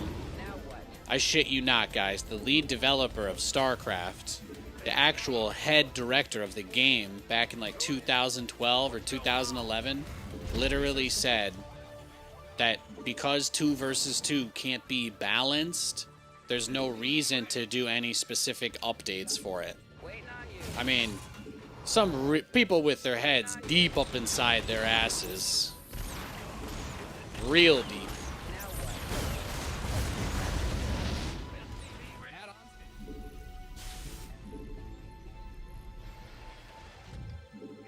Light flight's here. In the pipe, 5x5. SCV ready.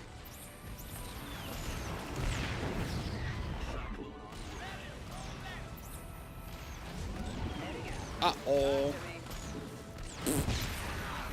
Oh, I might get his Raven. That'd be nice.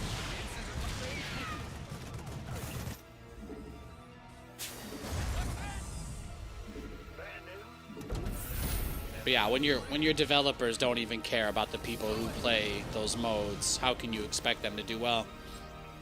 Right?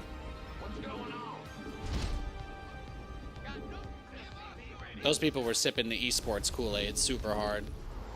So many people got duped by that trash.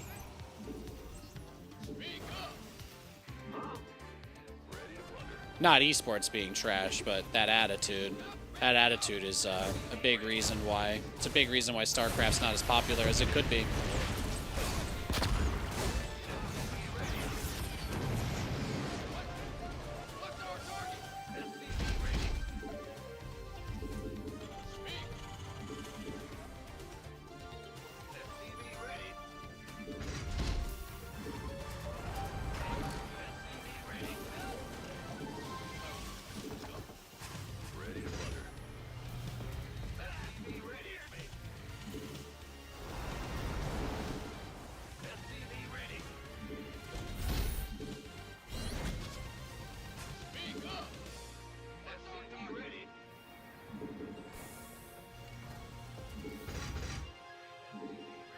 I remember Roddy and I used to even do little 2v2 streams back in the day. I'd be playing 2v2 with Rotterdam, and we would actually have quite a blast. It was nice.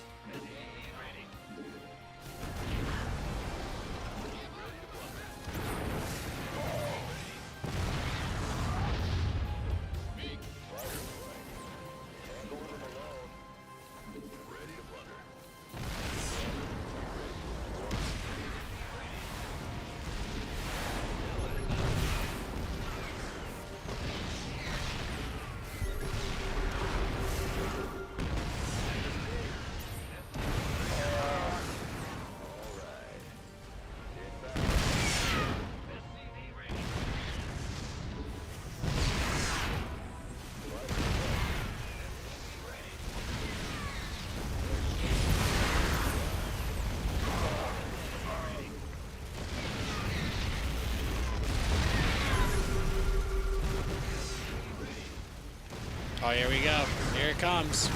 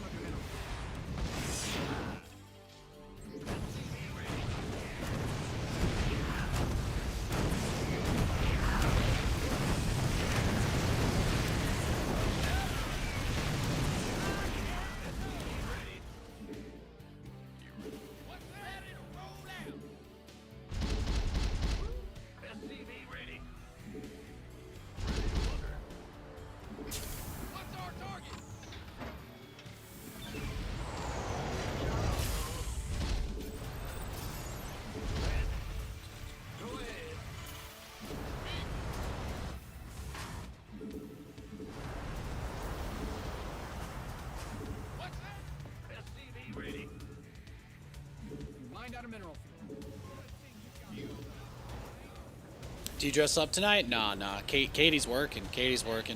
She's got one of my. She's got a little little 90s tracksuit jogger thing going. Gotcha. It's here, ready to play.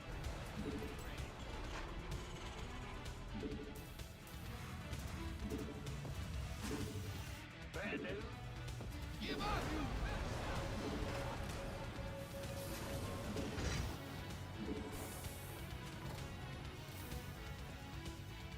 What's going on? Big job, huh? Yo. You've depleted that mineral field. Your add-on is complete. Go ahead. Well, I mean, it's like StarCraft as a single player game, you know, it's always going to appeal to that mentality of like, if I just work harder, I'll definitely get a higher rank, you know? Like, it's the same thing as like the life trap, right? People are like, no matter what, as long as you work really hard, things will always work out, and you don't have to rely on anybody else letting you down. So like StarCraft really appeals to that, right? So it kind of gives off that like isolationist, like very much so antisocial kind of vibe.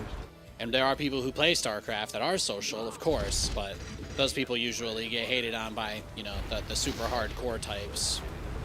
Even so much so to the point that like Blizzard had to hire a person just to pretend to be in charge of balance so that the other people didn't have to get death threats to their emails, which is like really insane to think about. But even they knew how crazy some of the people who played this game are. There's very few games like this out there, you know. Regardless of how you feel about it, StarCraft 2 is one of the most cutthroat, intense, difficult games ever made. And it's crazy deep with an infinite permutation of things that you could do any match. Command Center 2.0 ready. In spite of that, people will still do everything they can to try and, you know, attest that they fully understand it, that the game's been figured out. They know it all because they watched and they were there. But like really, even now, like there's so much shit people just haven't done and will never do because a couple years ago somebody said it was like, you know, not that good or not viable, and then so many things change over time.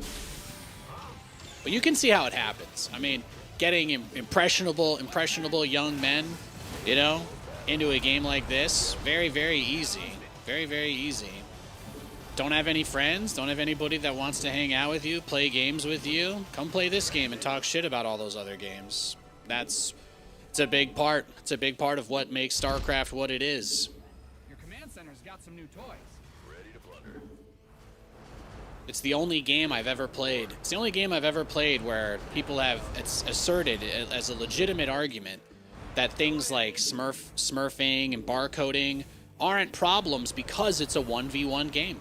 Your opponent's experience simply never matters, which is honestly one of the most fascinating things about StarCraft. But quite a few people, if you look at anywhere where this game is discussed or ask any other streamers, but like basically everybody just says you play this game to the way that the pros try to play, and if you don't, then you probably shouldn't play the game. And that's just a super commonly held opinion.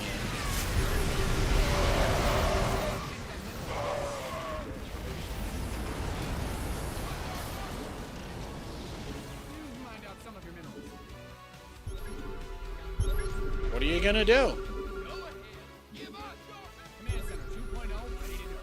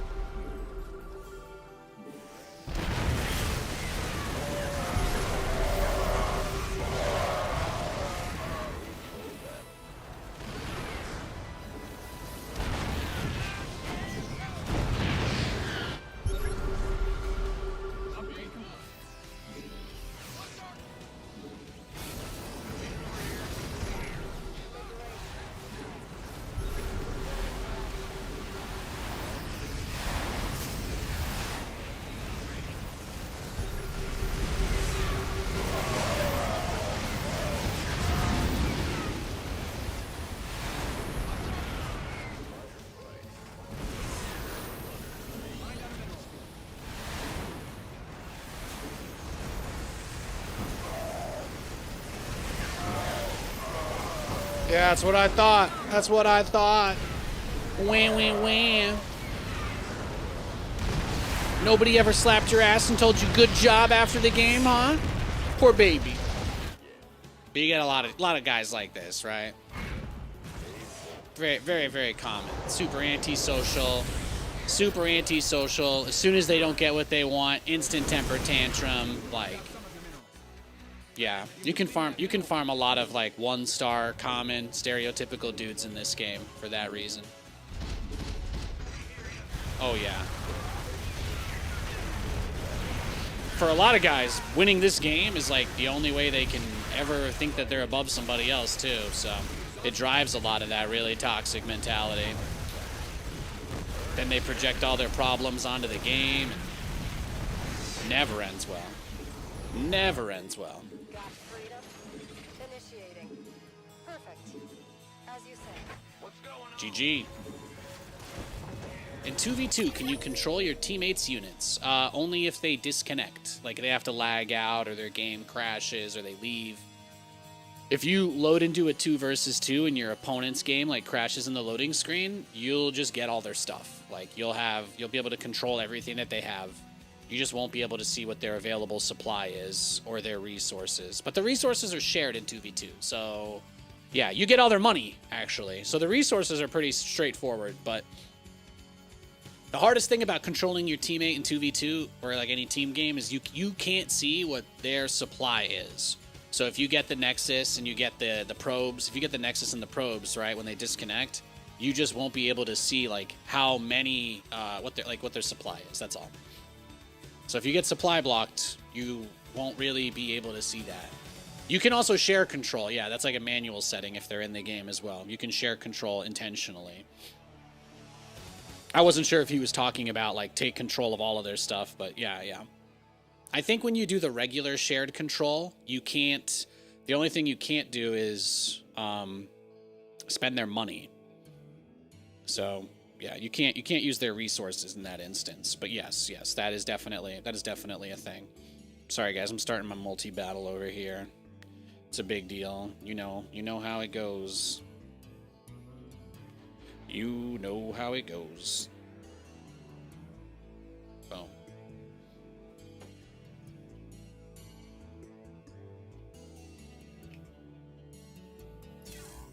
I think there's like a timer. You can send people resources in 2 versus 2 as well. You can like send money and request it.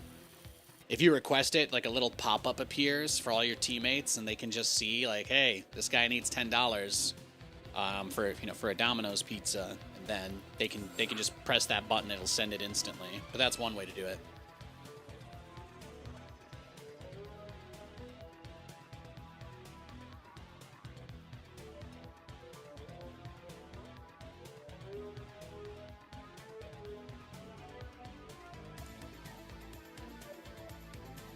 Good game, though. That was a great match. Look at that engineering bay at 3 minutes. Psychopath. SC2 invented Venmo. Been sending those resource requests since 2010, man. I like that a lot. I like that a lot. There's a meme there. There's a meme. There's a meme somewhere there. Is this the guy that void raid me?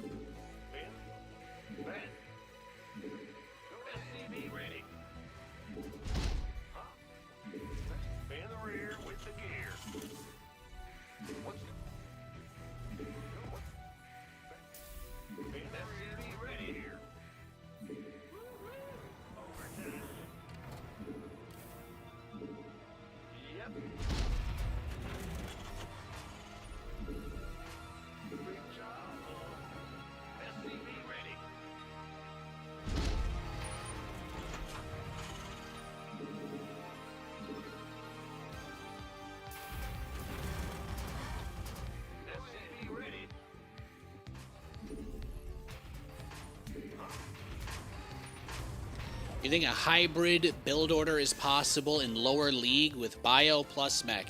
I literally do whatever I want in Grandmaster League. So the answer is always yes. I am never going to tell you to limit yourself in this game.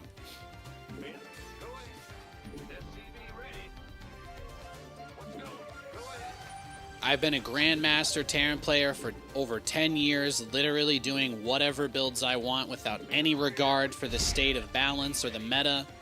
And even despite being considered one of the worst skilled players in the, StarCraft 2 personality sphere, I still managed to be a GM for 10 years. Still am, just literally doing whatever the fuck I want. So, go for it, man. Go for it. There was actually a period of time where there was a pretty sick build somebody made in GSL. If anybody in chat remembers this is kind of like a bonus round. But there was actually a Terran player who did a bio into mech or a mech into bio thing too. So that was a relatively popular build for a few months. I can't remember who did it, but there was it TY or Cure or someone? Somebody, it was a 3-factory Blue Flame Hellion tank opener into bio or something. Like by the time the Zerg player would transition into dealing with it, the bio transition would have already happened or something like that. But yeah, so there have actually been stuff like that used in like the GSL level too. So was it harder 10 years ago to be Grandmaster? Oh my god, dude. The grind to get GM the first time is one of the greatest rushes of my entire life. Like, I could actually point to part of my downfall in StarCraft being when I hit Grandmaster, because there was really nowhere else to go at that point, but it was like, it was such an all-consuming thing to get there that, like, once I caught the mailman's car, I was like, oh, Because when I got GM the first time, I tried to do it the right way. I was still Giga tryhard. I only played like bio 90% of my games. I had some mech builds only for TVT and 1 or 2 for Zerg, but I actually really liked playing. I got Grandmaster for the first time in Heart of the Swarm. I really liked playing the Marine Mine Medic build versus Ling Bane Muta. That was one of my favorite compositions in the game before they removed it. So back then, it was crazy. You had to stay active to be in GM. Like, if you didn't play 30 games in a week, you would just get kicked out. And it was like, so it was kind of just nuts. But the thing was, once you got in, as long as you hit the activity requirement, there was actually no, if you hit the activity requirement to be in GM, you couldn't get kicked out. So that was the biggest difference between back then and now. So the activity requirement still exists, but right now the activity requirement is like not enough. Your MMR, that Grandmaster gets rebalanced every single day. Like, that's the biggest thing. That's the most important thing to understand. The most important thing to understand is that Grandmaster has been rebalanced more or less from how it used to operate in that way.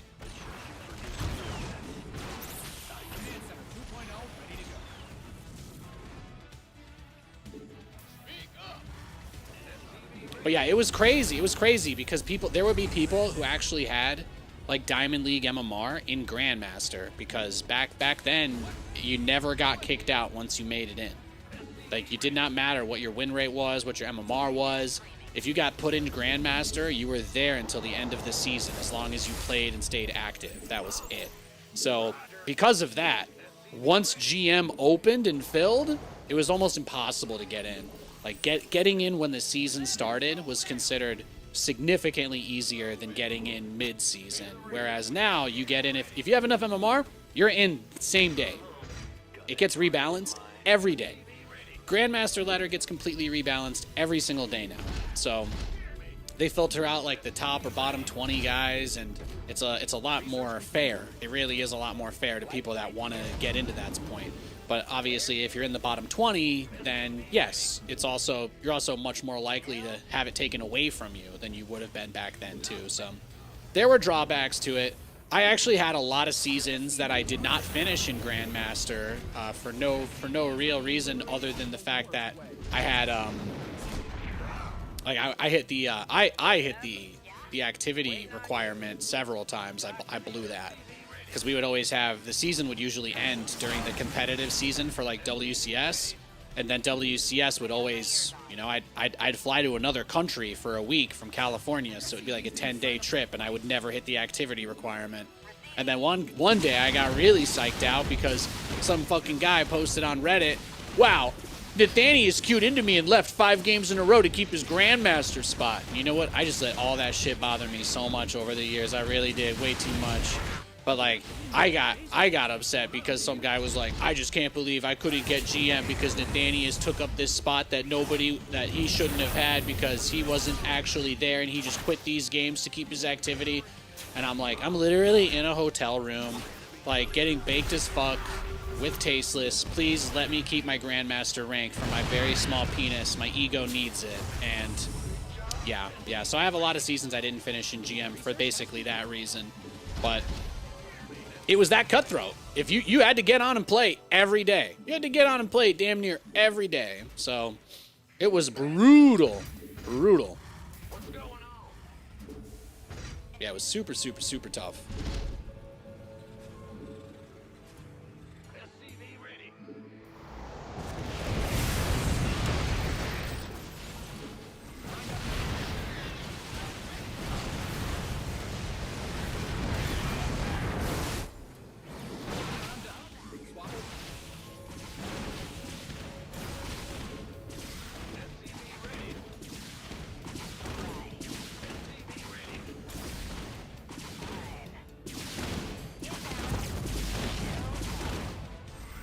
You've depleted add-ons finished.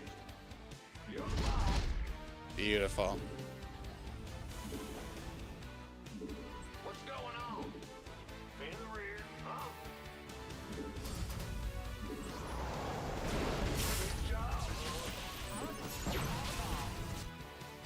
SCV ready. No, but nowadays getting Grandmaster is, I would say, significantly easier. I mean, I literally get it anytime I play ranked for a week at this point. So the last time I started playing ranked again, it took me 3 days. And then I was like, well, guys, maybe I'll only have it for a few days because I'm still getting back to playing and streaming SC2 again. And then once that became a thing, it was like, yeah.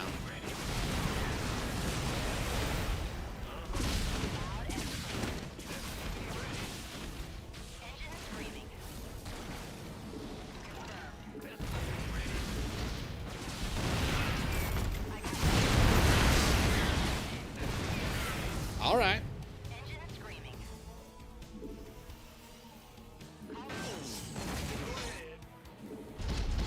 Command center upgrade complete. Receiving. Turbines to full. Oh yeah, he does want it. He did want it bad there for sure. What's going on? Receiving. SCV ready.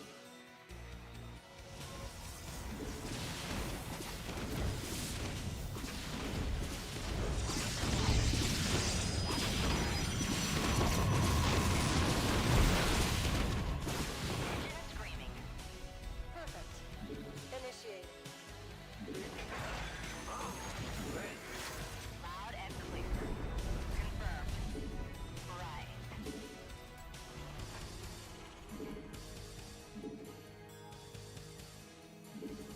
In the rear with the gear. He's got to be going for air units at some point. We're just kind of in a race right now. I don't want to lose these Banshees, but I do feel like I need to try and do a little bit more pressure before we make our final transition. Yeah? I got it.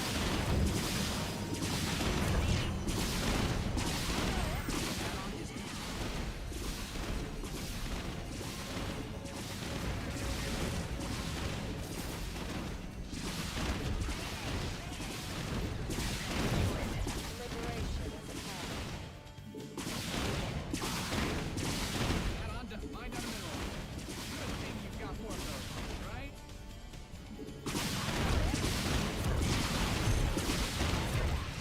8 kills on one, 5 on the other.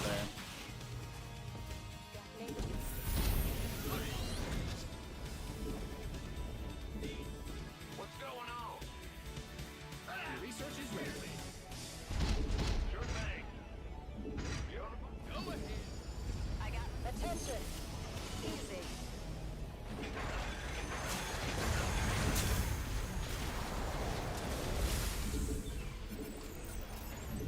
Roll it out. Reporting for action. Bandit. Huh? Go ahead.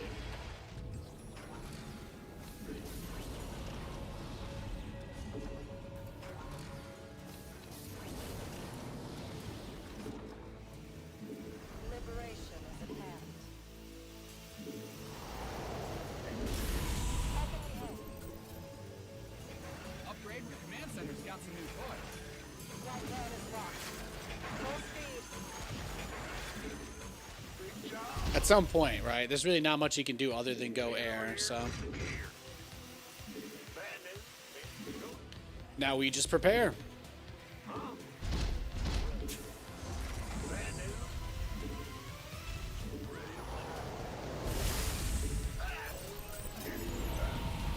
You know, the pilot's a woman? Yeah. Yeah, I'm aware. So I've heard. Engine screaming.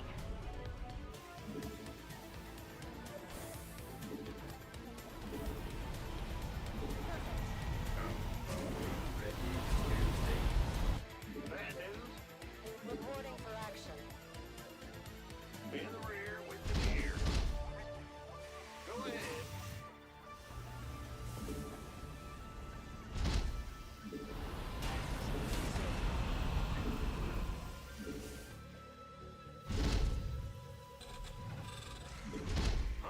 Workers win games. Protect them. You mined out some of your minerals. We just need to max out, and then we'll be good. That's what this is all about at this point. Just maxing out. He did put a lot of pressure on us this game. He brought a ton of pressure, brought a ton of pain. I think we've got enough Ravens. How many Banshees do we still have? Like just 5? Let's get like 2 more Banshees.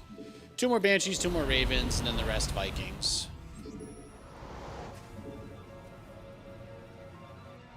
Add-on is complete. Stay.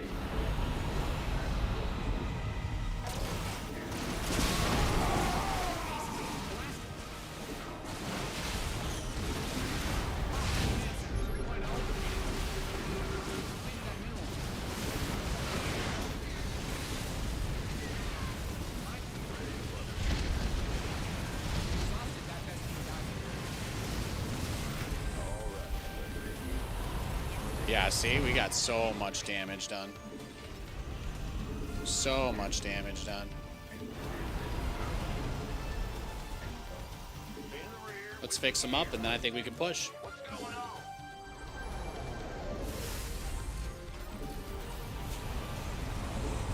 Need something liberated?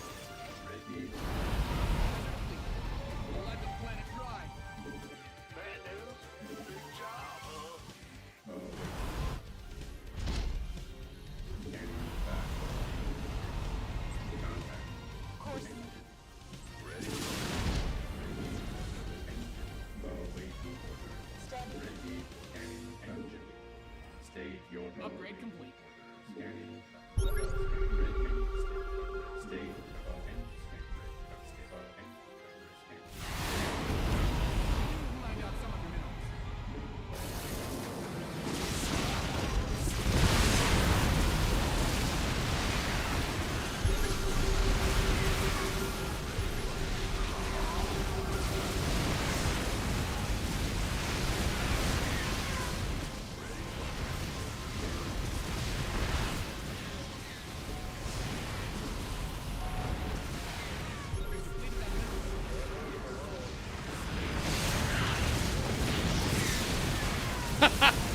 What are you gonna? I call this move the reverse bear trap.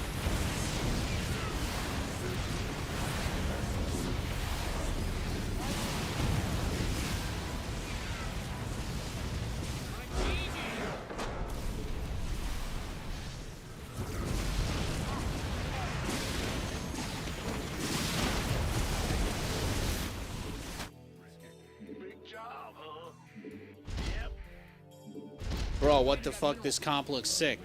Yeah, but unfortunately, you know, Nathanias being the one who does it means it's just no one's gonna know about it until it's too late. No one's gonna know about this until it's too late, man. But it's good stuff. I love this shit. I love this. This style doesn't work unless you're open-minded, though. You know, that's the problem. If you believe that everything you know right now is all you'll need to know for the rest of your life, this build won't work for you. I know. You have to have a dirty, progress-minded mind in order to come up with builds like this. He had 3-3 too, or the upgrades. He had 3-3 on the ground, 1-1 in the air. He had +1 shields. We had +2 attack for the air units, Banshee speed, and what's really, really important is interference matrix. Is that a Hung Day guy joke? Nobody gets those jokes when I make them normally. Thank you, Dr. Muft. I appreciate that. Yeah, it was a Hung Day guy joke. I got you. Dude, I'm glad I started watching SC2 YouTube again. You've taught me so much the past 2 weeks. Hell yeah. I appreciate that. Thank you. Thank you for putting up with me occasionally talking about some insane shit with people in chat. I don't highlight those moments to post anywhere, but I understand that this is a somewhat raw experience. I kind of... How else do I put this? But authenticity is something that I'm going for. So I appreciate you taking the time to say something nice about my show. That's actually really nice of you. Thank you. Do upgrades apply to turrets? So there are 2 upgrades specifically for turrets. They do affect Raven turrets, I believe. But I don't know if I got them this game, right? Yeah, building armor and turret range. I think building armor and turret range affect Raven auto turrets. But I did not research those this match. So there's that. Look how many observers he had. This guy does not F2. He does not F2 his units, does he? That's beautiful. Actually makes me respect him even more.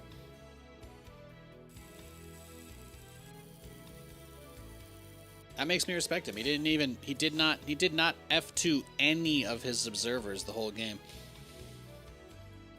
Oh, that's right. I caught his prism. Oh my god, he was gonna DT drop me at the start. That's what he was going for. Guys, that's what he was going for. He was trying to DT drop me. I see. Ground weapons don't, but the structure ones do. Yes, exactly. Building armor and turret range apply to the missile turret, the planetary fortress, and auto turrets. Building armor applies to any Terran structure, any building. So, building armor works on sensor towers. Like, DT drop's not a bad build. Subbing to the greatest fleet commander. Thank you, Nectar Zeus. Thank you for the prime sub. I appreciate that.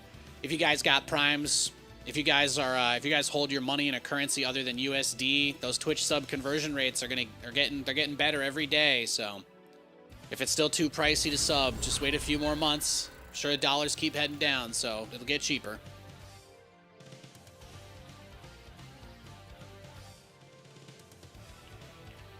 After the Ravens got the turret cast energy reduced, I think armor doesn't apply.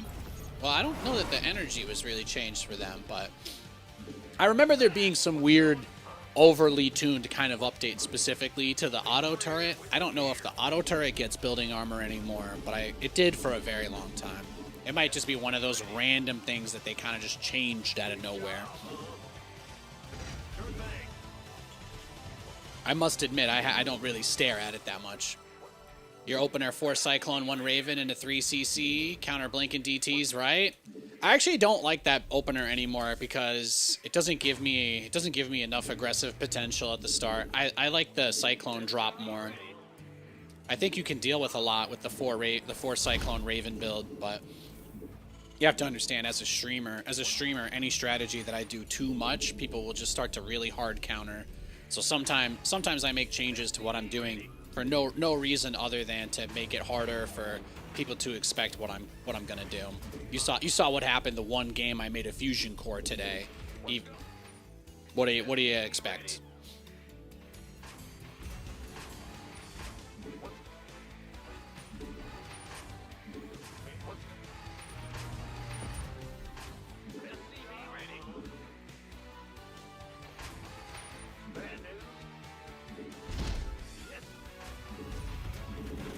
You've had more success playing ghosts only than you have 1-1-1. Until I discovered the current strategy that I've been using against Protoss, though, man, it's been miserable. It was actually really, really bad. This is such a difficult matchup. And even when occasionally winnable, it's still one of the least fun matchups to play. Like, those active games were always where it was at. I miss playing Bio versus Lingbane Muta. But then they made Lingbane Muta really, really good, and then they made it not so good in some ways, and, well, there we go. Still, you know, still recovering years later. Still recovering years later from the death of Bio games, from the death of the parade, the TVZ parade push that used to be a thing. SCV ready.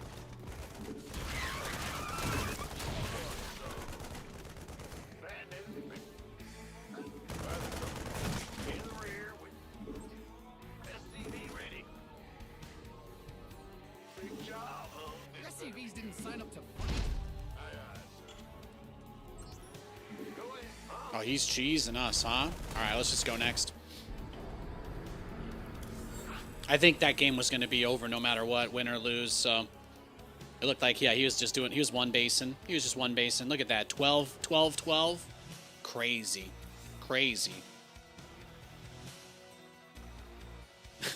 The ghosts.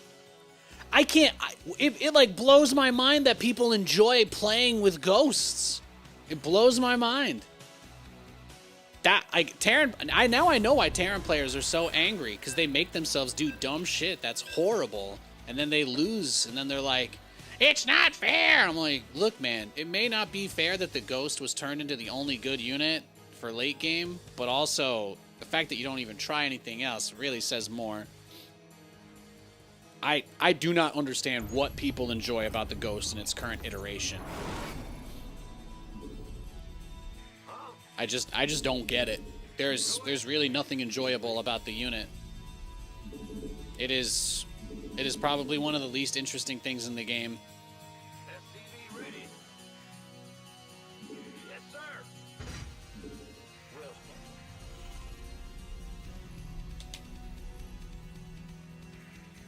SCV ready. Big job, huh? It was such like a cool, stylish unit, you know? SCV ready.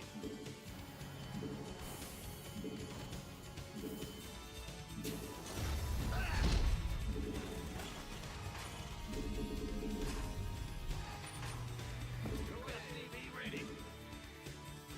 Big job, huh?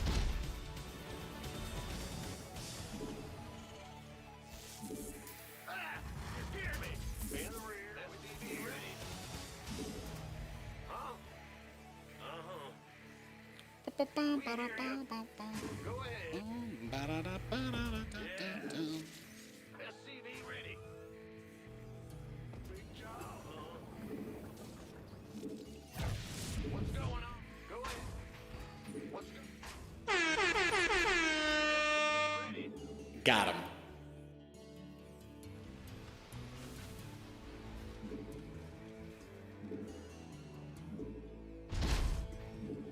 SCV ready.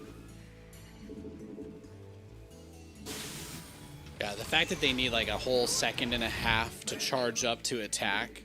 Sure thing. A second and a half is a lifetime in StarCraft. It is such a huge amount of time. The Ghost may be the most overly tuned unit in the entire game, frankly. It's up there. It's up there with the Liberator and the Queen. Command center upgrade complete. The Liberator, the Queen, and the Disruptor. 3 units absolutely fucked by people's obsession with balance. The Infestor is up there too. The Infestor is very high up there. Add-on done. Swap away. Go ahead. Were there new updates this week? No, I don't know if we're gonna hear. I don't know if we're gonna hear anything from them for a little bit. Honestly, Big job, huh? I would love to, but I'm so used to not hearing from Blizzard at all. If we get a patch once a year, I'm actually completely fine with that. As long as it's not the balance cabal dudes, I'm happy.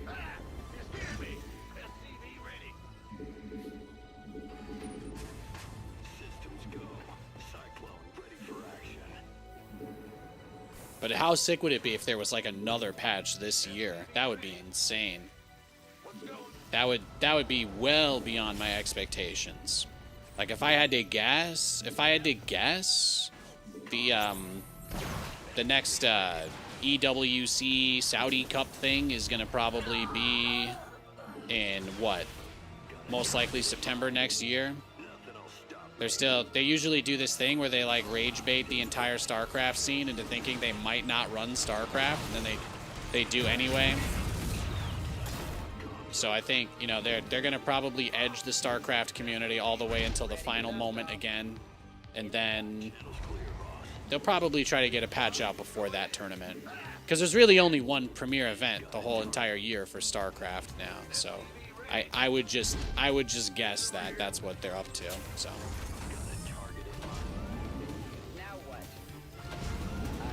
Either that or they're doing the right thing and they're not worrying about the stupid esports scene that hardly exists anymore. Personally, I'd rather they put money into it so that it's not dead, but...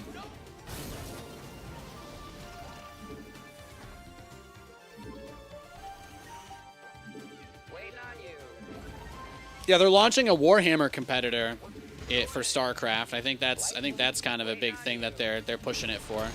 But they've been doing a lot of crossovers with StarCraft and the other game IPs.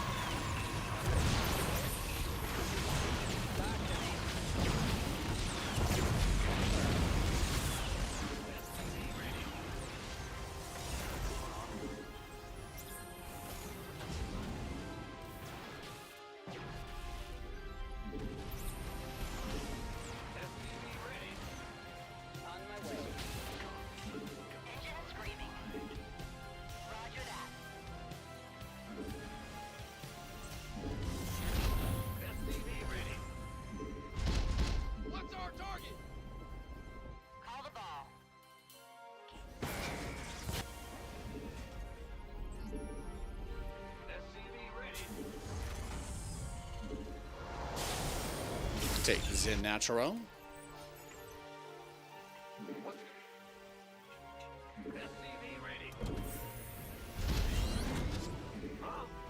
Research has it here. Fueled up, ready to go. Big job, huh? Engine screaming. Well down. You got Command Center 2.0 ready to go.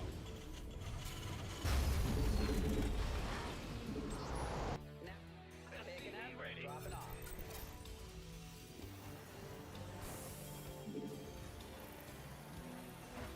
Planetary on the way. 2 turrets. SCV ready.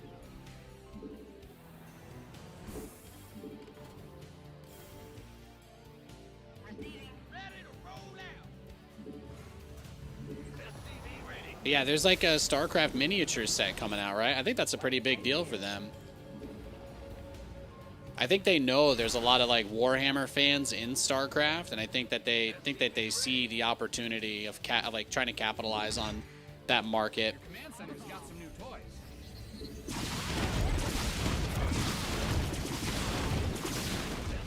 But they did StarCraft with Overwatch. They did StarCraft with Hearthstone.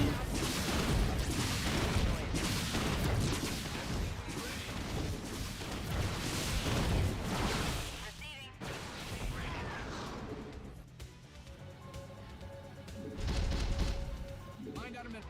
SCV ready. Go with SCV ready.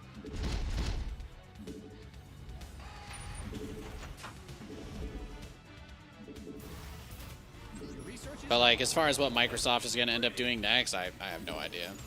I have no idea. If you guys want my wish list, I'd like StarCraft 2 remastered. I would like them to port StarCraft to like DirectX 12 somehow. I would love if Microsoft did that and released the game on like Steam. That's like my #1 thing I want for StarCraft, probably more than anything else. SCV ready. What's going on? But like we're at the point where people like legitimately are trying to make balance arguments based on weekly cups because there's not enough pro gamers to fill out every race in these weekly cups. Like that's literally where the game is, you know. It's sad. It's sad. The discourse is all but smoked. I just hope Blizzard keeps coming in and making updates that are targeted at getting people to play the game. So whatever it is they're doing it for, whatever their end game is, I just want more of it. That's all. I just want more of it.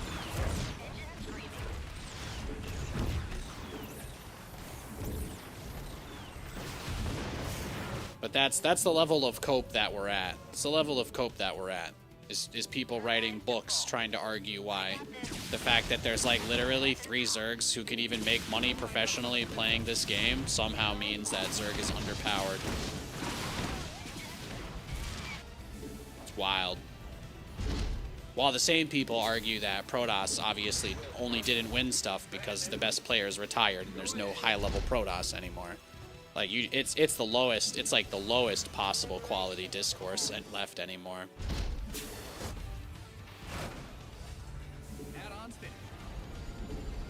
And funnily enough, the only thing that could change that would be getting more people to play the game, which would require making deliberate changes to make the game more enjoyable or accessible for new players. So, but those go, you know, those go against. Those are 2 pretty diametrically opposed positions in the StarCraft scene, from what I've seen over the years.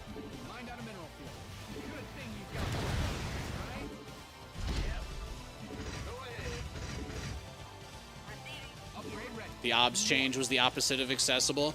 Yeah, I think the Observer change was their attempt at fixing the... I genuinely think the Observer change was their attempt to fix the ladder discrepancy for Protoss. Protoss is far more dominant on ladder, so I'm guessing the Observer change was them realizing they kind of trivialized that part of the game too much, and that's why they ended up going back on it. But I do agree. That it was one of the biggest fuck you patches to Protoss of all time. On that we agree. On that we agree. They haven't given the finger to Protoss players in a long time since like that. But it took a lot of work. It took a lot of people complaining about a race that doesn't even win anything. It took a lot of complaining about a faction that literally does not even win. And yet somehow you'll see that shit parroted everywhere. State your request. Transformation system. Bad news. Reporting for action. Commander. Perfect. Initiating. You didn't build your base just for people blown up, did you? Thank you for letting me know you had a prism here.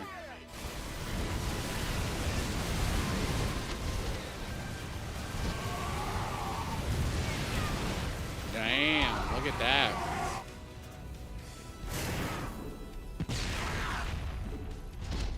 Thankfully, I've got command centers for days.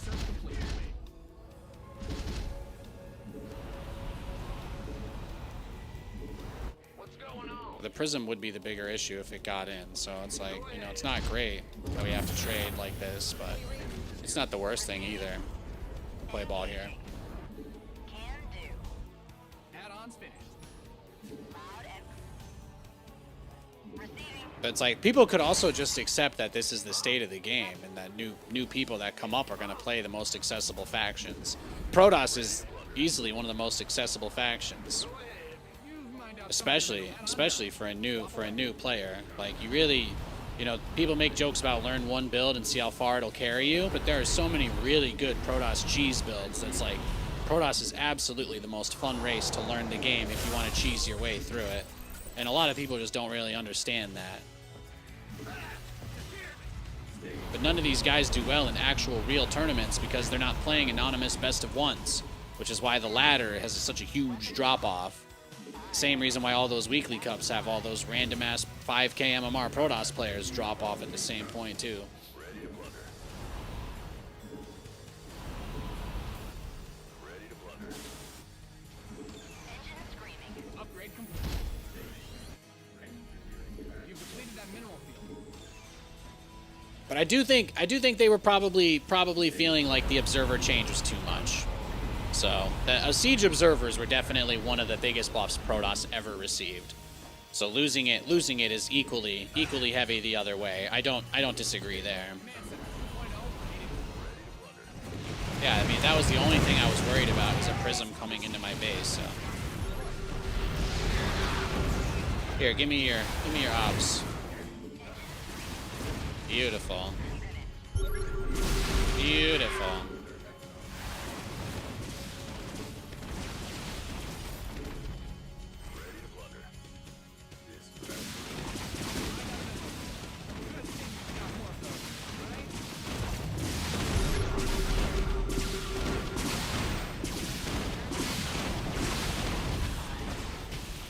I got this.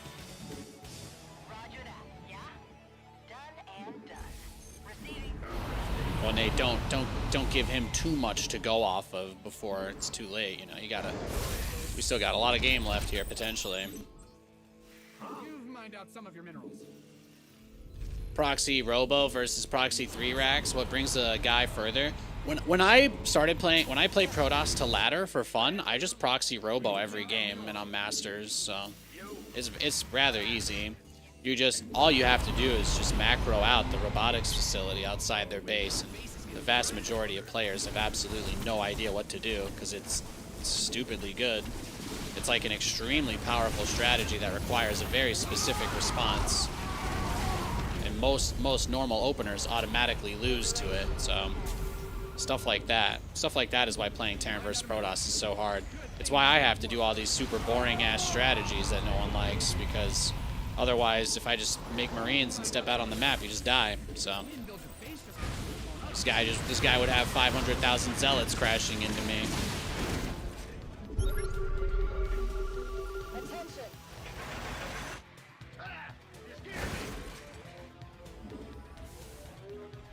Yeah, proxy Robo to 4K MMR, pretty easy. I would say that's the easiest one. Command center upgrade complete. Although versus Zerg, it was way easier back when you could just rush carriers. Like, people don't really know, but back when Graviton Catapult was in the game, you only needed like 4 carriers to start moving out and like winning, even if the Zerg had been brutalizing you all game.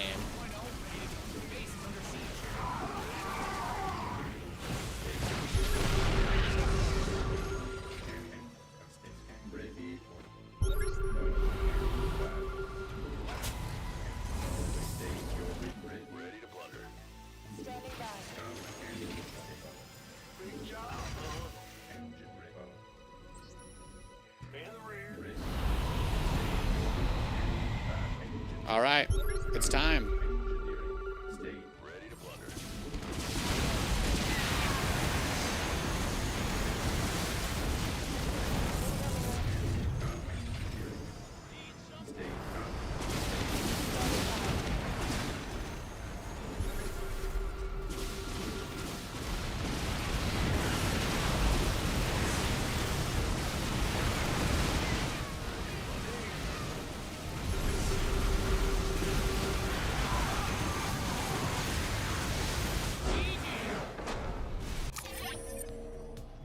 There you go, baby. Look at that. Tell me that's not beautiful. Come on. Come on. Don't ruin this moment. Just look at it and admit that it's amazing. Come on. It's okay.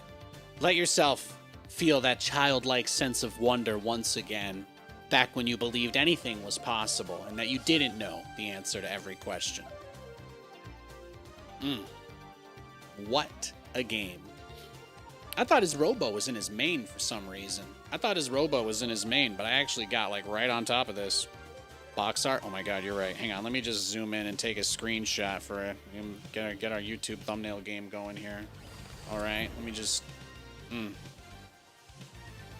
Yeah, give it to me, baby. Let's go back a little bit. Let's go back. Oh. This was almost there. Almost there. Let's get to the... Nah, I'm just having fun with it. It's like watching this shit in slow motion. Look at that. But the Liberators cover the ground, too, so... The Vikings can land and deal with the Stalkers, and then the Liberators kill everything. But the idea is that they work together.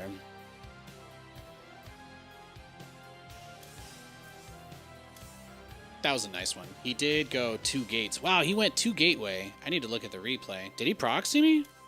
Did I miss something? He had 2 gateways. I just want to know. I just want to double check what happened here. I just need to discount double check this one.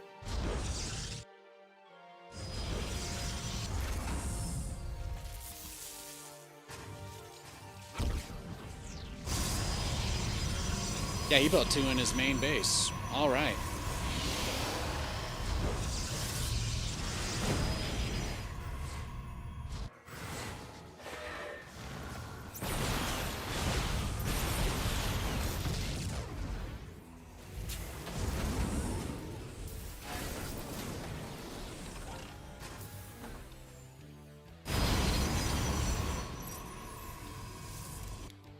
It's after the opener, after the Cyclone drop. 38 to 34. Not too shabby. Not too shabby. Well, you know what, guys? That's going to do it for me tonight, okay? It's time to call it. We got almost 6 hours. Almost 6 hours on the ladder today. I want to give a big shout out to everybody hanging out tonight. I want to give a big shout out to everybody tuning in. I really appreciate it.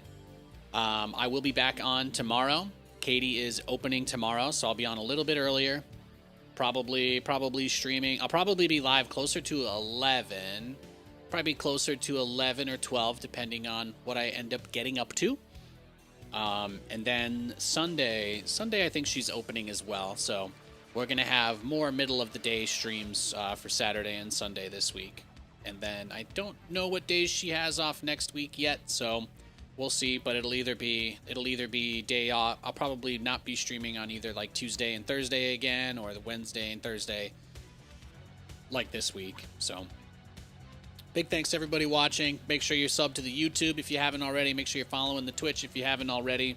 And to everybody that is a subscriber on Twitch or a YouTube member, you guys are the reason why I'm able to do this and come out here. And I know that the show's not always as good as it should be, and I'm constantly working to improve it.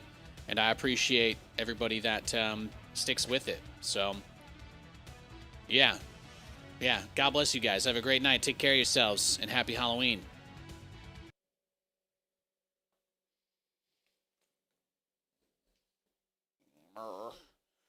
Yes.